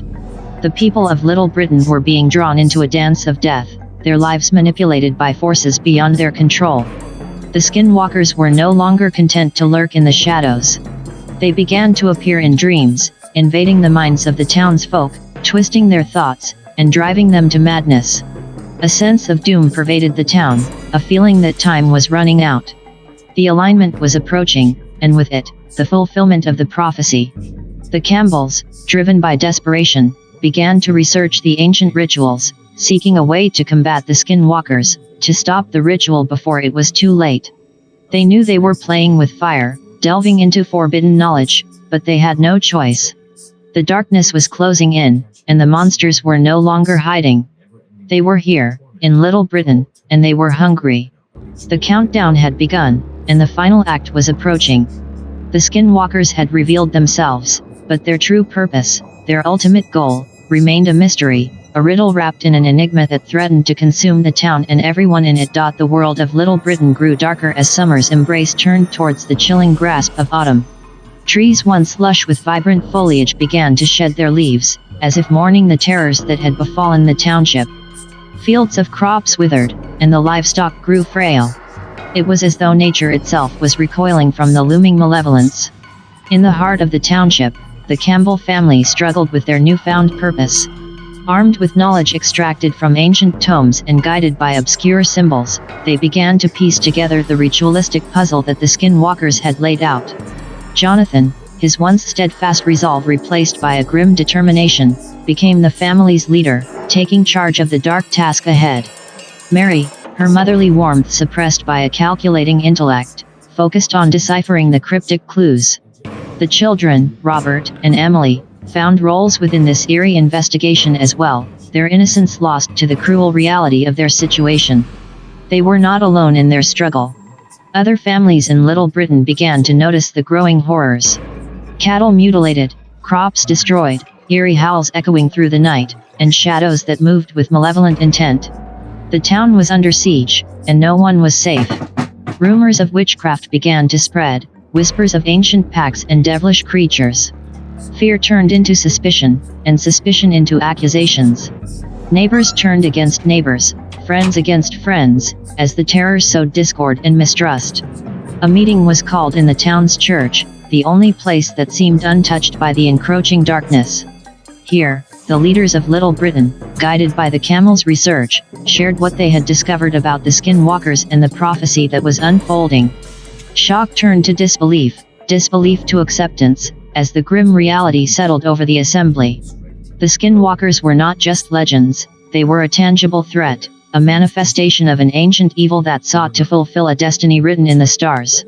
The townsfolk, once proud and independent, now found themselves united by fear and a common purpose. A plan was formulated, a desperate attempt to stop the ritual, to disrupt the cosmic alignment, and to banish the skinwalkers once and for all. An alliance was formed between the most knowledgeable and brave citizens, including the local native tribes who understood the dark lore of the skinwalkers. Together, they began to prepare, forging weapons imbued with ancient magic, crafting talismans and amulets, and studying the forbidden rituals that had unleashed the horror upon Little Britain. As the days turned to weeks, the tension grew. The skinwalkers became more brazen, their attacks more vicious, and their message more clear. They were watching, waiting, and taunting, a game of cat and mouse that had no rules and no mercy. The night of the prophecy was approaching, a night that would determine the fate of Little Britain and perhaps the world beyond. The stars were aligning, and the ritual was nearing completion. The stage was set for a final confrontation, a battle between light and shadow, good and evil, life and death. Little Britain, once a quiet and peaceful place, had become a battleground, a nexus for forces that defied understanding. The skinwalkers had brought chaos, fear, and madness, but they had also united a community, forged bonds that transcended prejudice and hatred. In the face of unimaginable horror, the people of Little Britain found strength, courage, and hope. They were ready to face the monsters, to fight for their lives, their families, and their future. The time had come. The night of destiny was upon them, and the skinwalkers were ready to reveal their final hand. The townsfolk gathered, weapons in hand, eyes filled with determination, hearts pounding with anticipation. The skinwalkers were no longer shadows, they were real, and they were coming. The final night arrived, a night darkened by fear and uncertainty. The people of Little Britain had prepared as best they could, forsaking the use of magic, relying on their wit, courage, and determination. Yet, they were facing a terror that defied reason, a supernatural entity that seemed invincible. The skinwalkers had played their game well, carefully weaving a web of chaos and despair. The townsfolk knew that they were facing a force beyond comprehension, yet they had no choice but to fight, to stand up for their land, their families, and their very souls. Jonathan Campbell led the makeshift militia, his face etched with grim resolve. Mary, Robert, and Emily were by his side, each one fully aware of the risk they were taking and the slim chance of victory. The night was eerily silent, the usual sounds of nature replaced by a stifling quiet that sent chills down spines. The wind howled through the barren trees, whispering warnings of doom. As the clock struck midnight, a howl tore through the silence, a signal that the time had come. Shadows danced on the edges of perception, shapes moved in the darkness, and the air grew heavy with the scent of dread. The skinwalkers had arrived. A battle unlike any other unfolded. The skinwalkers, cunning and relentless, attacked with ferocity and guile. They were not just monsters, they were intelligent, strategic, and utterly merciless. The townsfolk fought bravely, their weapons drawn, their bodies fueled by adrenaline. But they were outmatched, facing a terror that could not be defeated by mere force. The skinwalkers struck from all sides, their movements unpredictable, their forms ever-changing. Coyotes, owls, wolves, they took on shapes that struck terror into the hearts of their victims, playing with their minds and feeding on their fear.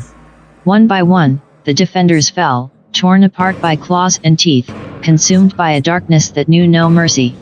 Screams echoed through the night, cries of agony and despair that would haunt Little Britain forever. Jonathan and his family fought to the end, a desperate struggle against an implacable foe. But even their courage and determination were not enough.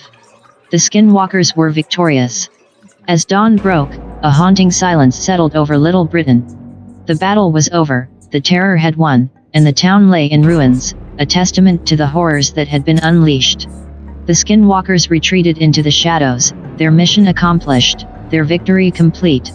They had proven their dominance, their power, and their invincibility. Little Britain would never be the same. The legend of the skinwalkers had become a reality, a dark chapter in the history of humanity, a warning of the evil that lurks in the unseen corners of the world. The townsfolk who survived were forever changed, their innocence shattered, their trust broken. They knew that the skinwalkers were real, that they were watching, waiting, and that they could strike again. The legacy of that dreadful night would live on, a tale of horror and defeat that would be passed down through generations. The skinwalkers had won, and in their victory, they had shown the world the true nature of fear, chaos, and darkness. The mystery of Little Britain remained, a story that would never be fully understood, a wound that would never heal. The skinwalkers had marked their territory, and their reign of terror had only just begun. As the years rolled on, something strange began to happen in the ruins of Little Britain. The town that had been devastated by the horrors of the skinwalkers began to stir back to life. Buildings were repaired, roads were cleared, and fields were tilled once again. People returned to Little Britain, but these were not ordinary people. These were the very souls who had perished in that dreadful battle, the victims of the skinwalkers' wrath. They walked with an odd gait, their skin loose and sagging, their eyes glowing with a sinister light, and their smiles twisted and wrong. The town became a living nightmare, a place where the dead walked and the living feared to tread. It was a trap, a lure for the unsuspecting traveler, a haven for the monsters that now called it home. Those who ventured too close to Little Britain were never seen again. The town became a place of legend, a ghost town in the truest sense, a place where the dead ruled, and the living dared not go. Stories spread far and wide, tales of horror and disbelief, whispers of a town lost to evil, a place where the monsters had won. Those who heard the stories shuddered and crossed themselves, thankful that they were safe from such terror. But the truth was far worse. Little Britain was no longer a town, it was a lair. The skinwalkers had taken control, inhabiting the bodies of their victims, walking in their skin, living their lives. They had turned the town into a hunting ground, a place where they could feed and grow, where they could revel in their dark triumph. The town became a twisted reflection of what it once was, a place of death and deception, a maze of streets and alleys where the predators stalked their prey. The skinwalkers played their roles well, mimicking the mannerisms of the people they had killed, pretending to be human, pretending to be alive. But their true nature was never far from the surface, and those who looked too closely saw the truth in their eyes, in their smiles, in the way they moved. Little Britain was lost, consumed by darkness, a place where the line between the living and the dead was blurred, where the monsters had taken over, and where the nightmare was only just beginning. Travelers were warned to stay away, to avoid the cursed town, to keep their distance from the place where evil had taken root. But still, some were drawn to Little Britain, curious, adventurous, or simply unaware of the horror that awaited them. And the skinwalkers were always waiting, always watching, always hungry. The town became a symbol of terror, a place where the worst of humanity had been unleashed, where the monsters had won, and where fear reigned supreme. And still, the legend grew, a tale of horror and despair that would never be forgotten, a story that would become a part of the very fabric of the land, a warning of the darkness that lurked in the hearts of men, and the evil that could be unleashed when the monsters were allowed to win. Little Britain was no more. In its place stood a dark and twisted monument to chaos, fear, and the power of the skinwalkers. A place where the dead walked, where the monsters ruled, and where the horror was never ending. The nightmare of Little Britain had become reality, a grim reminder of the terror that could be unleashed, and a warning to all who dared to venture too close to the darkness. In the shadow of the monstrous transformation of Little Britain, tales began to circulate amongst nearby towns and settlements. Though the whispers of the horror that had befallen the once thriving community reached many ears, there were still those who disregarded the warnings. Unwary travelers, desperate fugitives, curious thrill-seekers, and even entire families seeking a new life would fall victim to the insidious trap that Little Britain had become. The victims varied, but the outcome was always the same. Below are some of the unfortunate souls who crossed the threshold of Little Britain, never to return. 1. The wandering merchant. A well-traveled merchant, known for his exotic wares, heard rumors of a thriving market in Little Britain. His curiosity piqued. He set off towards the town, ignoring the cautionary tales of fellow traders. As he entered Little Britain, he was greeted by seemingly friendly townsfolk, their smiles just a bit too wide, their eyes just a touch too eager. He was invited to a grand feast, his goods praised and his presence celebrated. As the night wore on, the merchant began to feel a growing unease. The laughter was too shrill, the toasts too fervent. When he tried to leave, he found the doors locked, and the once friendly faces turned malevolent. His screams were lost amidst the cheers of the monsters as they tore him apart. 2. The desperate family. A family fleeing poverty and seeking a fresh start stumbled upon the fateful road leading to Little Britain. They were welcomed with open arms, offered shelter, food, and work. The children played in the streets, laughter filling the air, the parents grateful for their newfound fortune. But slowly, the facade began to crack. The children's games turned violent, the neighbors' glances grew predatory, and the nights were filled with unsettling noises. The family's attempts to leave were thwarted, their every move watched, their every plea ignored. One by one, they were hunted down, captured, and consumed, their humanity replaced by the monstrous forms of the skinwalkers. 3. The thrill-seeking adventurers.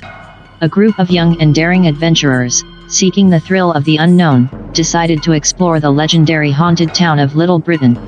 Armed with swords, torches, and a misguided sense of invincibility, they embarked on what they thought would be an exciting expedition. They found the town eerily quiet, the buildings standing like silent sentinels, the streets empty and foreboding. As they delved deeper, they began to notice signs of life, shadows moving in the darkness, whispers in the wind. One by one, they were separated, drawn into hidden traps, lured by deceitful visions. Their screams echoed through the night as they were ambushed, overpowered, and slaughtered. Their courage and bravado were no match for the cunning and cruelty of the skinwalkers. These stories and many others like them served as grim reminders of the evil that lurked within Little Britain. The town had become a place of death and despair, a hunting ground for the monsters, a tomb for the unwary.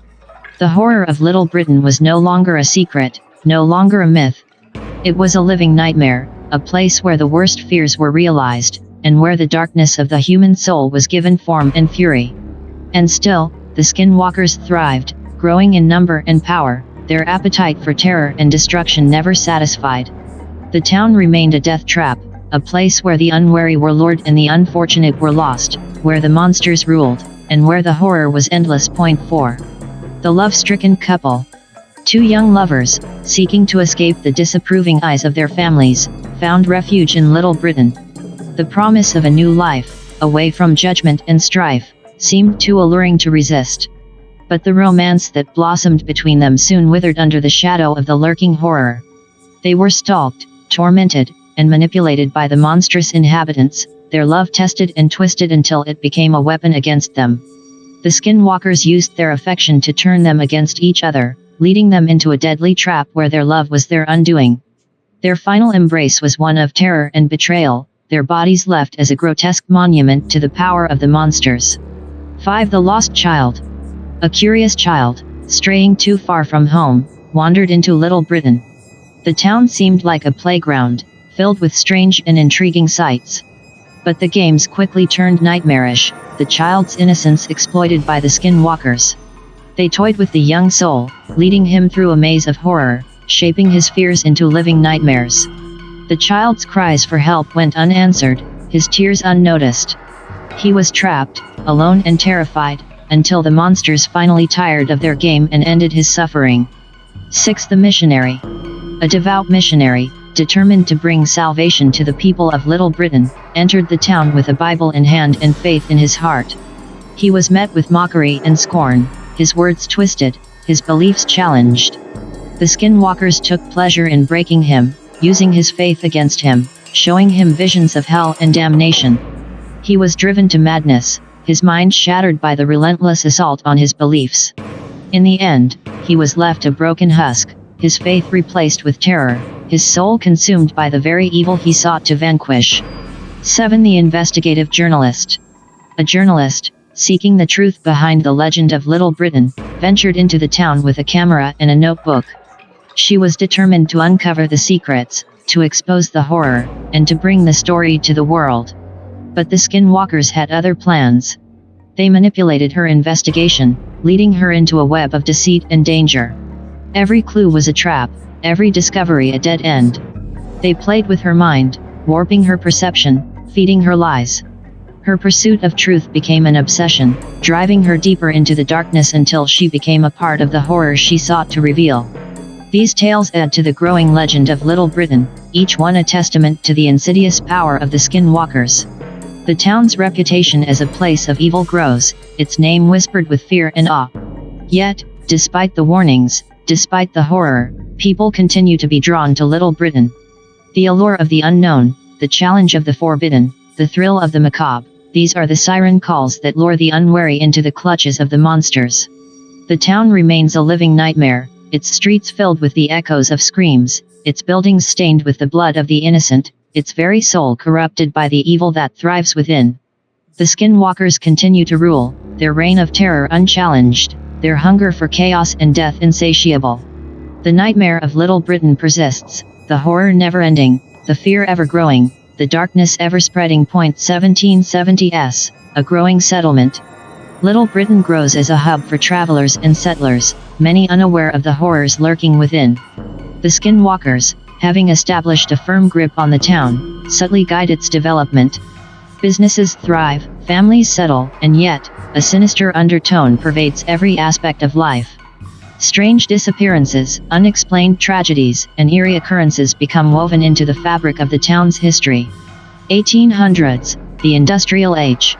The turn of the century brings industrialization to Little Britain. Factories spring up, attracting workers and their families, all blissfully ignorant of the dark secret that fuels the town's prosperity.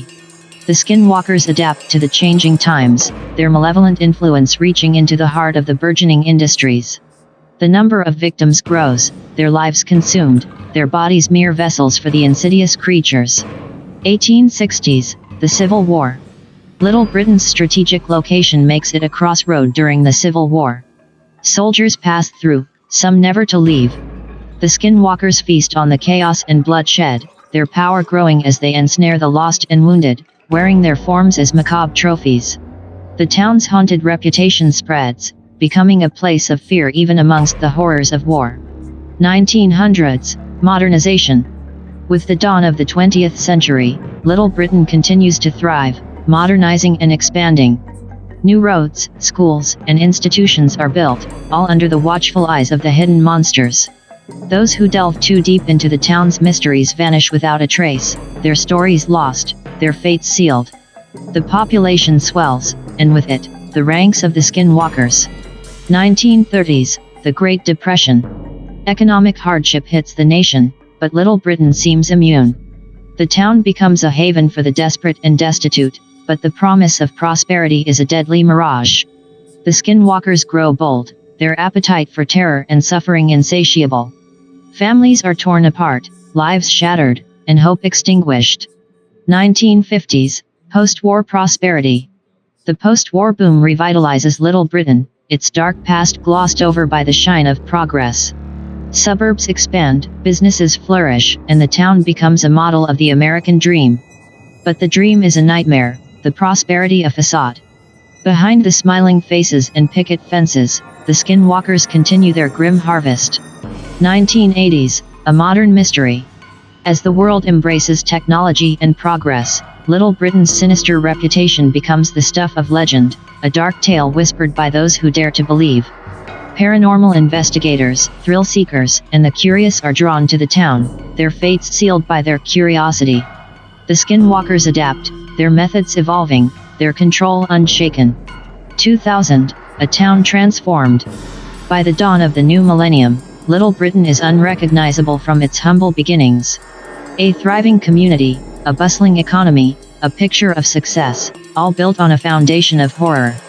The town is a living embodiment of the skinwalkers, a place where evil wears the face of normality, where terror is hidden behind the mundane. The legacy of Little Britain is a testament to the relentless power of the skinwalkers, their influence shaping the town's destiny across centuries. Their reign of terror is a hidden plague, a cancer that grows unchecked, a darkness that knows no bounds. And yet, as the years pass and the world changes, the truth of Little Britain remains buried, a secret known only to the damned. The skinwalkers continue to thrive, their existence a mystery, their power unchallenged, their hunger never satisfied. The tale of Little Britain is a warning, a horror story that transcends time, a nightmare that lingers long after the final word. It is a tale of humanity's darkest fears, of evil's enduring strength, of a town forever cursed, forever lost. In the shadows of history, the monsters of Little Britain wait, their time endless, their reach infinite, their hunger eternal. The town remains a death trap, a place where the unwary are ensnared, where the curious are consumed, where the monsters walk among us, hidden in plain sight. The 2010s heralded an unexpected change in the dark tapestry of Little Britain. A ripple in the otherwise calm sea of malevolence disturbed the town's twisted balance. The reign of the Skinwalkers, unchallenged for centuries, was about to be questioned by the emergence of another cryptid, the enigmatic Mothman. 2010, an ominous warning. It was a night like any other in Little Britain. The town was asleep, its secrets buried deep beneath the veil of normalcy. But on the outskirts of town, near the shadowy woods that had witnessed centuries of horror, something stirred. A shape took form in the night sky, a silhouette that defied reason and understanding. Wings unfolded, eyes gleamed, and a presence settled over Little Britain. The Mothman had arrived. The Skinwalkers, for the first time in memory, felt a shiver of unease. Their connection to the town, their dominance over its people, was challenged by this new entity. The Mothman's presence was a harbinger, an omen of something they could not fathom. 2012, the first signs. In the months that followed, strange phenomena began to occur. Unexplained lights in the sky, ghostly apparitions, eerie sounds that echoed in the night. The townspeople, blissfully ignorant of the true nature of their home, were plagued by nightmares, anxiety, and a growing sense of dread. The Skinwalkers sensed a shift, a change in the very fabric of Little Britain. Their control wavered, their influence weakened. The Mothman, though unseen by most, was making its presence felt. 2015, a growing threat. As the years passed, the signs grew more pronounced. Accidents and tragedies, once the hidden handiwork of the Skinwalkers, now bore the mark of the Mothman. Its ominous shadow loomed over the town, a constant reminder of the impending disaster. The Skinwalkers, though still powerful, found themselves on the defensive. Their insidious hold on Little Britain was slipping, their reign of terror threatened by an unknown force. 2018, a town divided. Rumors spread, stories were whispered, and Little Britain became a town divided. Some spoke of the Mothman as a savior, a force of good sent to free them from an evil they could not comprehend. Others saw it as a new terror, a creature as dark and malevolent as the monsters they unknowingly lived amongst. The Skinwalkers, their once unbreakable control now fractured, struggled to adapt. Their victims, once so easily manipulated, began to resist. The town, once a haven for darkness, was now a battleground. 2019, the eve of disaster. As the decade drew to a close, the tension in Little Britain reached a boiling point. The Mothman's warnings grew more urgent, its presence more tangible.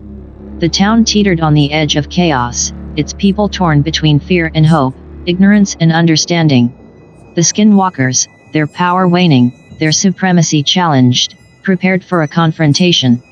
The town they had ruled for centuries was slipping from their grasp, their reign threatened by a force they could not control. The stage was set, the players poised, and Little Britain awaited its fate. The clash of cryptids was at hand, the battle for a town's soul about to be waged. A new chapter was about to begin, a chapter that would redefine the horror, chaos, darkness, fear, and dread that had shaped Little Britain's history. The Mothman's arrival was a warning, a prelude to a disaster that loomed on the horizon. The Skinwalkers' reign was being challenged, their dominance questioned. In the shadows of the unknown, Little Britain stood on the brink of a new era, an era that promised to be as terrifying, as gripping, and as gut-wrenching as the centuries that had come before. The town was about to be reborn, its destiny reshaped, its horrors reimagined. The monsters of Little Britain were about to face their reckoning, and the world would never be the same. In the dark, forsaken heart of Little Britain, the Skinwalkers gathered. Their power weakened and their supremacy challenged. They sought answers in the ancient and forbidden arts they had mastered over centuries. A fire was kindled, not of ordinary flame but a blaze of dark magic and hidden knowledge, its glow imbued with an otherworldly hue. They circled the fire, their inhuman eyes reflecting the unnatural glow, their twisted forms concealed by shadows. One by one, they began to chant, a melody that was not of this world, a harmony that resonated with the evil that had long festered in Little Britain. The fire flickered and danced, its flames morphing and taking shape, a window into the unknown, a gateway to their fate. And there, in the heart of the fire, a vision emerged. The Duke of Lancaster County. A man, tall and enigmatic, his eyes glowing in the dark like twin orbs of night itself. He held a .44 Magnum, a weapon that emanated purpose and intent. His face was stern, his demeanor unyielding, a figure of relentless determination. The skinwalkers watched, their breaths held, as the vision unfolded. They saw this man, the Duke of Lancaster County, facing the Mothman, the very creature that had threatened their reign. They saw him killing the cryptid, his gun echoing a promise of destruction and redemption. And then, the vision shifted, a glimpse into other worlds, other realities. They saw the Duke wandering a desolate wasteland, the numbers 717 etched on his back, a symbol of identity and destiny. His journey was one of solitude and survival, a path forged in devastation and despair. They saw him again, this time navigating through an undead apocalypse, his resolve unbroken, his mission unending. He was a beacon of hope in a world consumed by darkness, a warrior unafraid to face the horrors that lurked in the shadows. The fire waned, the visions faded, and the skinwalkers were left with a sense of foreboding, a realization that their downfall might indeed be at hand. The Duke of Lancaster County was coming, a force that transcended time and space, a challenge they could not ignore, a destiny they could not escape. The night was filled with a heavy silence, the air thick with anticipation. Little Britain, once a playground for the monstrous skinwalkers, was now a stage for a battle that would shape its future. The Duke was on his way, his path illuminated by the fire's warning, his destiny intertwined with the monsters he was meant to face. The town awaited his arrival, the skinwalkers feared his approach, and the tale of Little Britain was about to enter a new and terrifying chapter. The Duke was coming, and the world of Little Britain would never be the same. The bus rattled along the winding roads leading to Little Britain, its passengers lost in thought or conversation. The hum of the engine and the steady rhythm of the wheels created a trance-like ambience, a world momentarily disconnected from the horrors that lay ahead. In a window seat, the Duke of Lancaster County sat, his tall frame relaxed, yet his eyes alert, a subtle intensity hidden beneath his calm exterior.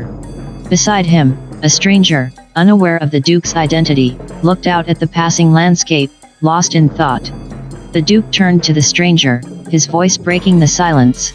"You ever heard of the Mothman?" he asked, his tone casual, yet probing. The stranger blinked, turning to face the Duke. "The Mothman? You mean the creature from the legends? The harbinger of doom?" He chuckled nervously, intrigued but also a little unsettled. "Yeah, I've heard of it. Why do you ask?" The Duke's eyes flickered, a spark of interest ignited. "I've seen it," he said simply, his voice steady, his gaze unwavering. The stranger's laughter died abruptly, replaced by a look of incredulity. "You've seen it? Really? That's something." He shifted in his seat, a newfound curiosity in his eyes. "What was it like?" The Duke leaned back, his expression thoughtful. "It's a creature unlike any other. A warning, a sign. It's a part of something much bigger." He paused, letting his words sink in. "It's connected to this place, to Little Britain." The stranger's eyes widened. "Little Britain? I've heard stories about that place. Strange things happening, people disappearing." He looked out the window, a shadow of unease crossing his face. "What's going on there?" The Duke turned to look out the window as well, his eyes fixed on the approaching town, its outline just beginning to take shape in the distance. "There are things in this world that defy explanation, forces that are beyond our understanding." He looked back at the stranger, his eyes dark and serious. "Little Britain is a place where those forces are at play.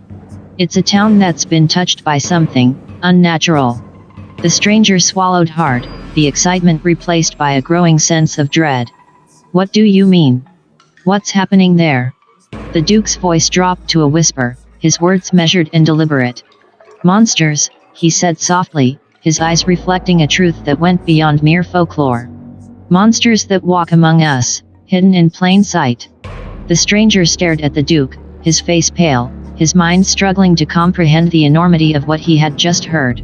The bus continued on its journey, drawing ever closer to Little Britain, a town that had become a nexus of horror and mystery.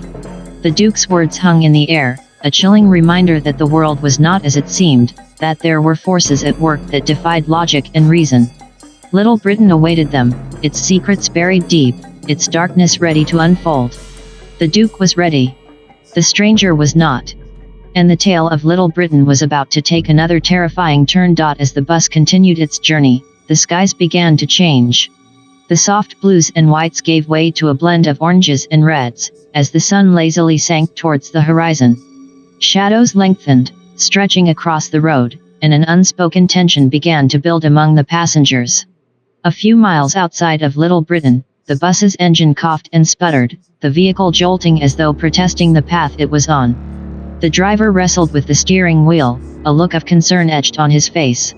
"What's going on?" a passenger called out, the nervous energy in the bus growing palpable. "We're having some engine trouble," the driver replied, his voice strained.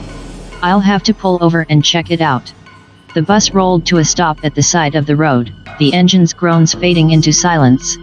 The passengers looked at each other, unease in their eyes. The landscape around them was barren, and the town of Little Britain was still out of sight, a distant promise that suddenly felt much further away. The Duke remained calm, his eyes focused on the darkening horizon. He sensed something in the air, a foreboding that went beyond a simple mechanical failure. The driver stepped off the bus, toolbox in hand, and bent to examine the engine. Minutes turned into an hour, the sun dipping lower, casting an eerie glow across the land. "We might be here a while," the driver finally announced, wiping his brow. "I can't seem to find the problem. I'll need to call for a tow truck." Murmurs of discontent spread through the bus, the passengers restless and anxious. The stranger who had spoken to the Duke earlier looked particularly worried, his eyes darting to the windows as the shadows deepened. "We're stuck here?" he asked, his voice tinged with fear. "In the middle of nowhere." The Duke placed a reassuring hand on the stranger's shoulder. "We'll be fine," he said, his voice steady. "We'll wait for help, and everything will be all right." But even as he spoke, the Duke's mind was elsewhere, his senses tuned to something beyond the ordinary. The breakdown of the bus, the timing, the location, all of it felt too coincidental, too perfectly aligned with something darker. As night began to fall, the landscape transformed, the familiar giving way to the unknown. Shapes moved in the darkness, unseen but felt, a presence lurking at the edges of perception. The Duke knew they were not alone. The passengers settled in for a long wait, some trying to sleep, others engaging in hushed conversations.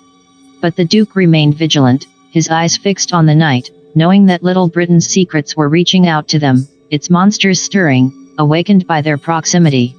The night was alive with whispers and unseen movements, the wind carrying the scent of something ancient and malevolent. The road to Little Britain had become a path into the unknown, and the journey was far from over. They were on the threshold of horror, and the door was slowly creaking open. As the minutes ticked away, the bus became a small island of artificial light in an ocean of encroaching darkness. The passengers were growing more restless, their conversations punctuated with nervous laughter and uneasy glances toward the windows. The Duke's senses were on high alert, his body tuned to every sound, every shift in the shadows.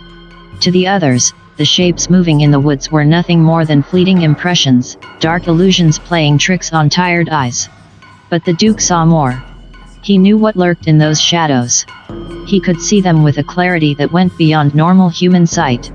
Beings that moved with stealth and purpose, their forms shifting and melding with the night. Skinwalkers.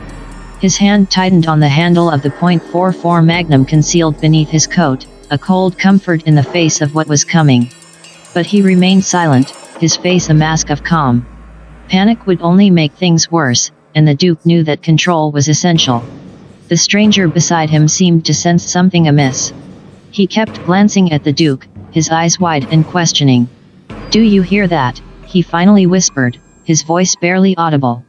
"It's like something's out there." The Duke turned to him, his gaze steady. "It's just the wind," he said quietly, though he knew it was a lie. "Don't let your imagination get the best of you." But the stranger wasn't convinced. He continued to stare out the window, his face pale, his breath coming in short, rapid gasps. The other passengers were becoming aware of the tension, their own fears rising, feeding off one another. The Duke's mind was racing, evaluating options, considering strategies. The skinwalkers were closing in, drawn by some inexplicable force, some dark connection to the place they were headed. The bus was trapped, a beacon in the night, its passengers unwitting prey.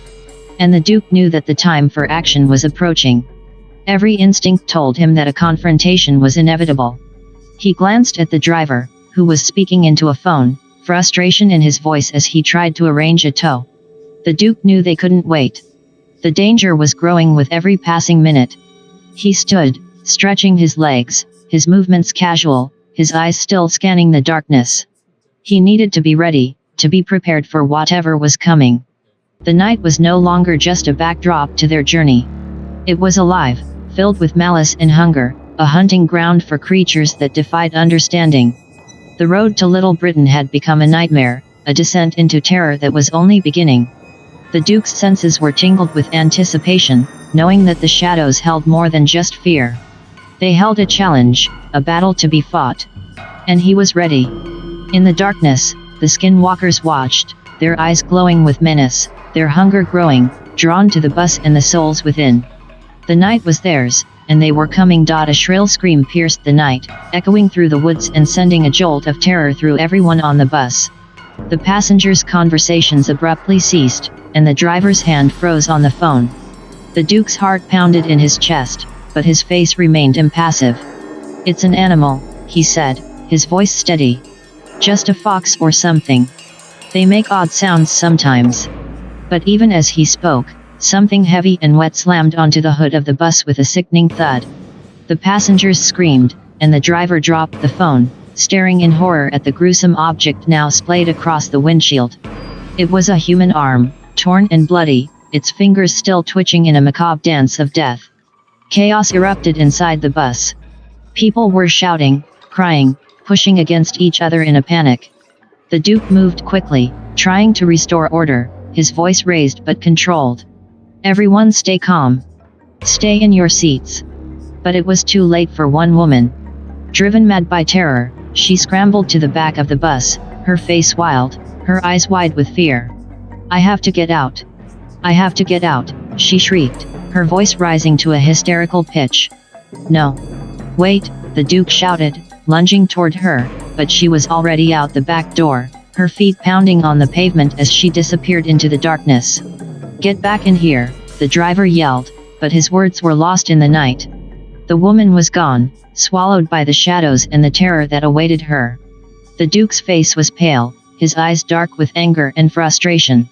He knew what had happened to her, what would happen to her, and there was nothing he could do to stop it. He turned back to the passengers, his voice firm. "Listen to me. We have to stay together. We have to stay calm. We'll be safe if we stay on the bus." But his words were met with disbelief and fear. The people were trapped, their minds paralyzed by the horror of what they had seen, the knowledge that something unimaginable lurked just beyond their sight. And the Duke knew that the skinwalkers were toying with them, reveling in their fear, drawing them closer to the edge of madness. Outside, the night was filled with the sound of rustling leaves and the distant cries of unseen creatures. The bus was no longer a refuge, it was a cage, and the passengers were prisoners, waiting for the predators to make their move. The Duke's hand went to his gun again, the cold metal a reminder that he was not helpless. He had faced the darkness before, faced the creatures that stalked the night. And he would face them again. But he knew that the battle had only just begun, that the true horror was yet to come. The night was long, and the shadows were deep. And the skinwalkers were waiting. The Duke turned his attention to the driver, his mind focused on survival, on finding a way out of this nightmare. He scanned the map that was sprawled across the dashboard, his eyes quickly finding the route they were on, and then something else. "There's an old house," he said, his voice low and calm. "Just off the road, about a mile away. We can't make it to Little Britain, not with the bus in this condition. But we can make it to that house. Can you limp the bus there?" The driver looked at the map, his eyes following the Duke's finger, and then he shook his head. "No, we can't make it to Little Britain. The extra weight from the passengers would break the rim in less than 5 miles, and we'd be stranded. We'd be sitting ducks out here on the main road." The Duke's eyes narrowed, and he looked down the road, his gaze settling on a turn that led onto a dirt trail. He traced it on the map, his finger coming to rest on the house. What about this trail? It leads to the house. Can the rim hold for a mile? The driver studied the map, his face pale, his hands trembling. He knew what was out there, what was waiting for them, and he knew that every decision they made could mean life or death. But he also knew that they had no choice. Yes, he finally said, his voice firm. The rim will hold for a mile. But that's it. We have to be careful. The Duke nodded, his face set with determination. Then that's what we'll do. We'll take the trail, and we'll make it to that house. It's our best chance. The passengers were silent, their eyes wide with fear, their faces drawn and pale. They knew that they were trapped, that their fate was in the hands of two men they barely knew. But they also knew that they had no other choice. The night was closing in, and the shadows were growing deeper. The skinwalkers were out there, watching, waiting, hungry for their prey. And the Duke knew that they had to move quickly, that they had to be smart and decisive, that they had to stay one step ahead of the creatures that hunted them. Because the night was far from over, and the true terror was yet to come. The bus rumbled to life, its engine coughing and sputtering as it made its way onto the dirt trail. The passengers huddled together, their eyes darting from window to window, their breaths coming in ragged gasps. The bus lurched forward, the damaged rim protesting with every jolt and bump of the dirt trail. A thick tension hung in the air, and the passengers' faces were etched with fear and anticipation. The driver's hands clung to the steering wheel, his knuckles white as he guided the wounded vehicle down the narrow path. The Duke's eyes were fixed on the trail ahead, his senses heightened, attuned to every sound and movement. The haunting silence of the night was broken only by the rumble of the bus and the distant call of unseen creatures. And then, a scream. It was a sound that sent chills down everyone's spine, a desperate, pleading cry that was unmistakably human. The Duke's head snapped to the side, and he saw her. The woman who had run from the bus earlier was stumbling out of the woods, her clothes torn, her face twisted with terror. She was screaming for help, her voice hoarse and broken, her eyes wild with fear. "Stop the bus," the Duke shouted, his voice cutting through the panic that was spreading through the passengers. The driver slammed on the brakes, and the bus skidded to a halt, its passengers thrown forward by the sudden stop. "We can't just leave her out there," someone yelled. "She could be one of them," another voice countered, filled with suspicion and dread. The Duke was already on his feet, his .44 Magnum in hand. "I'll get her," he said, his voice calm and authoritative. "Stay on the bus. Keep the doors closed." He made his way to the door, his eyes never leaving the woman, who was now sobbing uncontrollably, her body racked with sobs. "Please," she cried. "Please, help me." The Duke stepped off the bus, his gun raised, his senses alert. He knew that this could be a trap, that the skinwalkers were cunning and deceitful. But he also knew that he couldn't just leave her out there, that he had to take the chance. He approached her slowly, his eyes scanning the woods, his ears straining for any sound that might betray the presence of the creatures that hunted them. The woman was on her knees now, her body shaking, her face streaked with tears and dirt. "Please," she whispered, her voice barely audible. "Please, don't leave me." "I won't," the Duke said, his voice gentle but firm. "But you have to come with me. Now." He reached out to her, his hand steady, his eyes locked on hers. And for a moment, everything was still, the world holding its breath as they stood on the edge of darkness, the shadows closing in, the night waiting to consume them. The bus resumed its agonizing journey down the trail, the woman now safely inside, her breath ragged and her body still trembling. The passengers listened in horrified silence as she began to tell her tale, her voice a thin whisper that sent shivers down their spines. "I ran," she said, her eyes wide and unseeing, as if reliving the nightmare. "I ran as fast as I could, but they were everywhere. The shadows, the sounds, the smell. They were hunting me, following me, getting closer and closer. I fell, and they were upon me, tearing, biting, pulling at my flesh." Her voice broke, and she buried her face in her hands, sobbing uncontrollably. The Duke stood at the back of the bus, his eyes fixed on her, his mind processing every detail. There was something wrong, something off about her appearance. Her skin was loose, sagging in places, her features bony and sharp. He could see the telltale signs, the subtle hints that something was amiss. But he said nothing, keeping his suspicions to himself, knowing that to voice them would only cause panic and chaos. He watched her closely, his hand resting on the butt of his gun, ready to act if necessary. The bus continued to limp along the trail, the house now in sight, a dark and foreboding presence that loomed in the distance. The passengers were silent, the woman's story still echoing in their minds, the terror of the night closing in around them.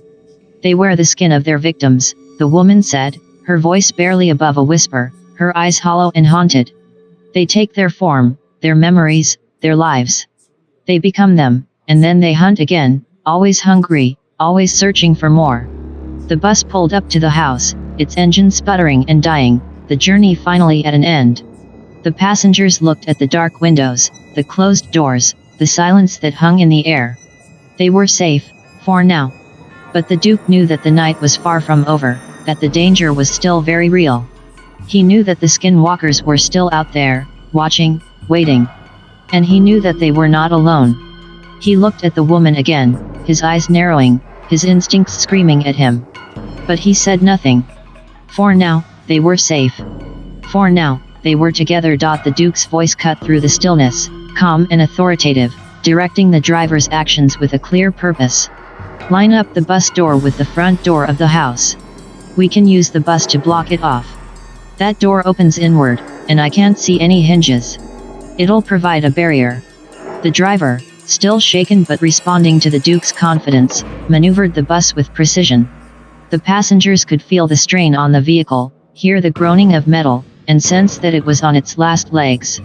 The alignment was almost perfect, the bus door facing the entrance of the ominous house, forming a makeshift barrier. They were just settling into position when there was a loud, sharp crack, followed by a metallic screech. The rim and axle broke, the bus lurching violently to one side. The passengers cried out in alarm, gripping their seats, eyes wide with fear.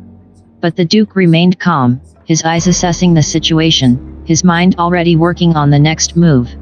It's in place, he announced, his voice steady, his gaze sweeping the interior of the bus. We did it. The bus door and the house door align perfectly. They're blocked. We've got a barrier. He looked at the driver, his eyes serious but reassuring. Well done. You got us here. The driver nodded, his shoulders sagging with relief, the tension in the air slowly beginning to dissipate. The woman, the one they'd picked up along the trail, was still sitting quietly, her eyes vacant, her skin still loose and ill-fitting. The Duke watched her, his suspicions growing, his instincts telling him that something was not right. But for now, they were safe. For now, they had a barrier, a line of defense against the horrors of the night. The house loomed before them, dark and silent, a sanctuary and a mystery, a place of refuge and perhaps of danger. The Duke knew that they had won a small victory, but the night was far from over. They were trapped, surrounded, the unknown closing in around them. But they were together, united by fear and by the need to survive. And the Duke was ready, his mind sharp, his eyes clear, his .44 Magnum at his side. The battle had only just begun, and he was prepared to fight, to face the darkness, to confront the terror that lurked in the shadows. For he knew that the skinwalkers were still out there, watching, waiting, hungry for more. And he knew that the night was filled with monsters, and that the real horror had yet to reveal itself. He looked at the house, at the bus, at the faces of the people around him. And he knew that they were not alone. He knew that the night was alive, and that the battle had only just begun. The Duke's voice rang out clear and commanding as he ordered the driver to secure the house. Make sure the back door's blocked off. Check the windows. We don't want any surprises.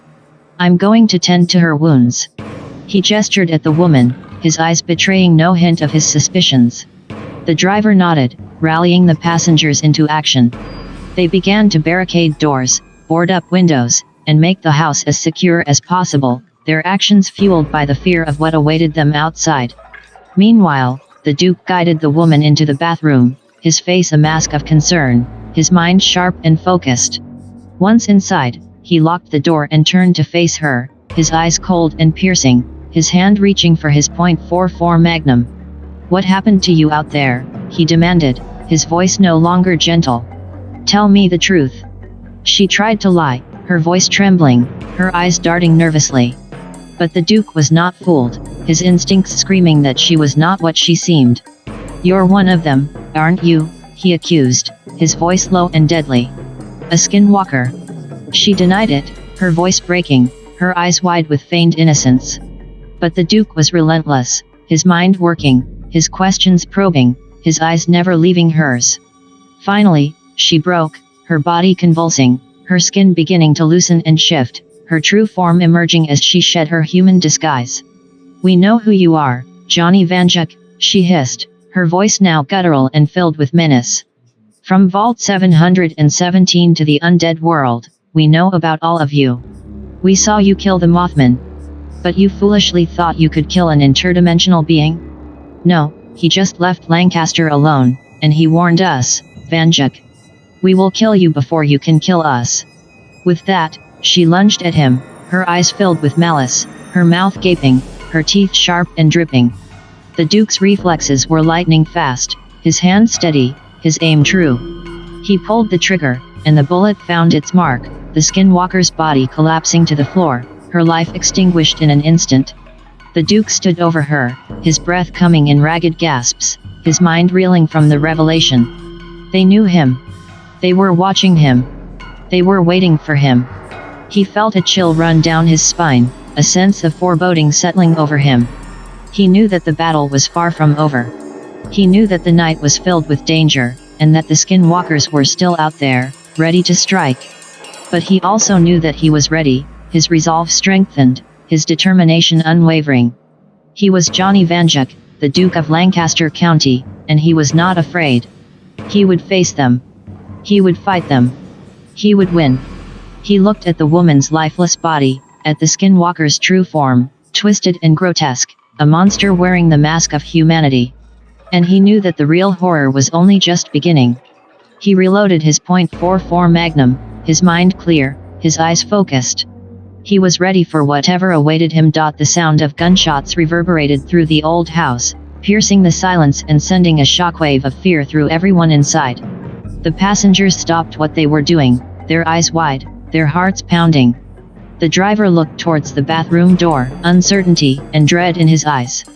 The Duke emerged, his face set, his eyes hard. He looked at the faces turned towards him, the fear and the questions in their eyes. He knew what they wanted to know, what they needed to hear. "They were right," he said, his voice steady, betraying none of the turmoil he felt inside. "We shouldn't have let her on the bus." He saw the realization dawn in their eyes, the understanding of what he meant, of what he had done. He saw the fear deepen, the horror of what they were facing becoming all too real. He said nothing of what he had learned, nothing of the skinwalker's words, nothing of the warning, nothing of the threat. He knew that they were not ready, that they could not handle the truth. He knew that he had to carry that burden alone, that he had to face the night and the monsters that awaited them with clear eyes and a steady hand. He looked at the driver, his gaze unwavering. "We need to stay alert," he said, his voice firm. "We need to be ready. They're out there, and they're coming for us." The driver nodded, his face pale, his eyes filled with determination. "We'll be ready," he said, his voice strong. "We'll fight them. We'll survive." The Duke's eyes softened for a moment, a flicker of compassion in their depths. "We'll do more than survive," he said, his voice gentle. "We'll win." He turned away, moving to the window, looking out into the darkness, knowing that the night was far from over, knowing that the battle had only just begun. The house's silence was shattered once again, this time by a scream of pure terror. The Duke's head snapped around, his eyes finding the source of the sound. One of the passengers, a young man who had been nervously peering through a crack in the barricaded window, was suddenly pulled violently against it. A large, gnarled hand had burst through the wooden planks and glass, grasping the young man's shoulder with an iron grip. Its fingers were bony, the nails long and sharp, the skin pallid and loose, a clear sign of the skinwalker that wielded it. The passenger's eyes were wide with horror, his mouth open in a silent scream as he struggled against the powerful grip, his feet slipping on the floor as he tried in vain to pull away. The Duke moved instantly, his body reacting even before his mind fully processed what was happening. He lunged forward, his .44 Magnum already in his hand, his aim steady and true. "Get back," he yelled at the others, his voice filled with urgency. The young man's face was contorted with fear and pain, his body being pulled inexorably toward the broken window, toward the monster that awaited him outside. The Duke's finger tightened on the trigger, his aim unwavering. He knew that he had to act fast, that he had to be precise, that he had to save the young man from a fate worse than death. The gunshot was loud, deafening in the confined space, but the Duke's focus never wavered. He watched as the bullet found its mark, tearing through the skinwalker's hand and forcing it to release its grip. The young man fell back, collapsing to the floor, his body trembling, his face pale and sweaty, his breath coming in ragged gasps. The hand retreated, disappearing back through the broken window, leaving behind a trail of dark blood in a room filled with shock and fear. The Duke stood over the young man, his gun still aimed at the window, his body tense, ready for whatever came next. "It's okay," he said, his voice gentle but firm. "You're safe now." The young man looked up at him, his eyes filled with gratitude and disbelief. "Thank you," he whispered, his voice shaky. The Duke nodded, his gaze never leaving the window, his senses on high alert. "We need to move," he said, his voice filled with urgency. "We need to reinforce the windows, secure the doors. They're getting bolder, more aggressive.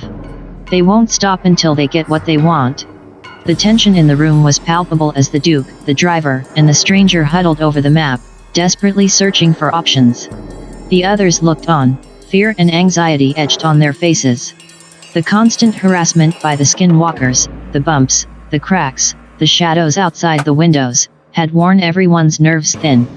"We're trapped here," the driver said, frustration evident in his voice.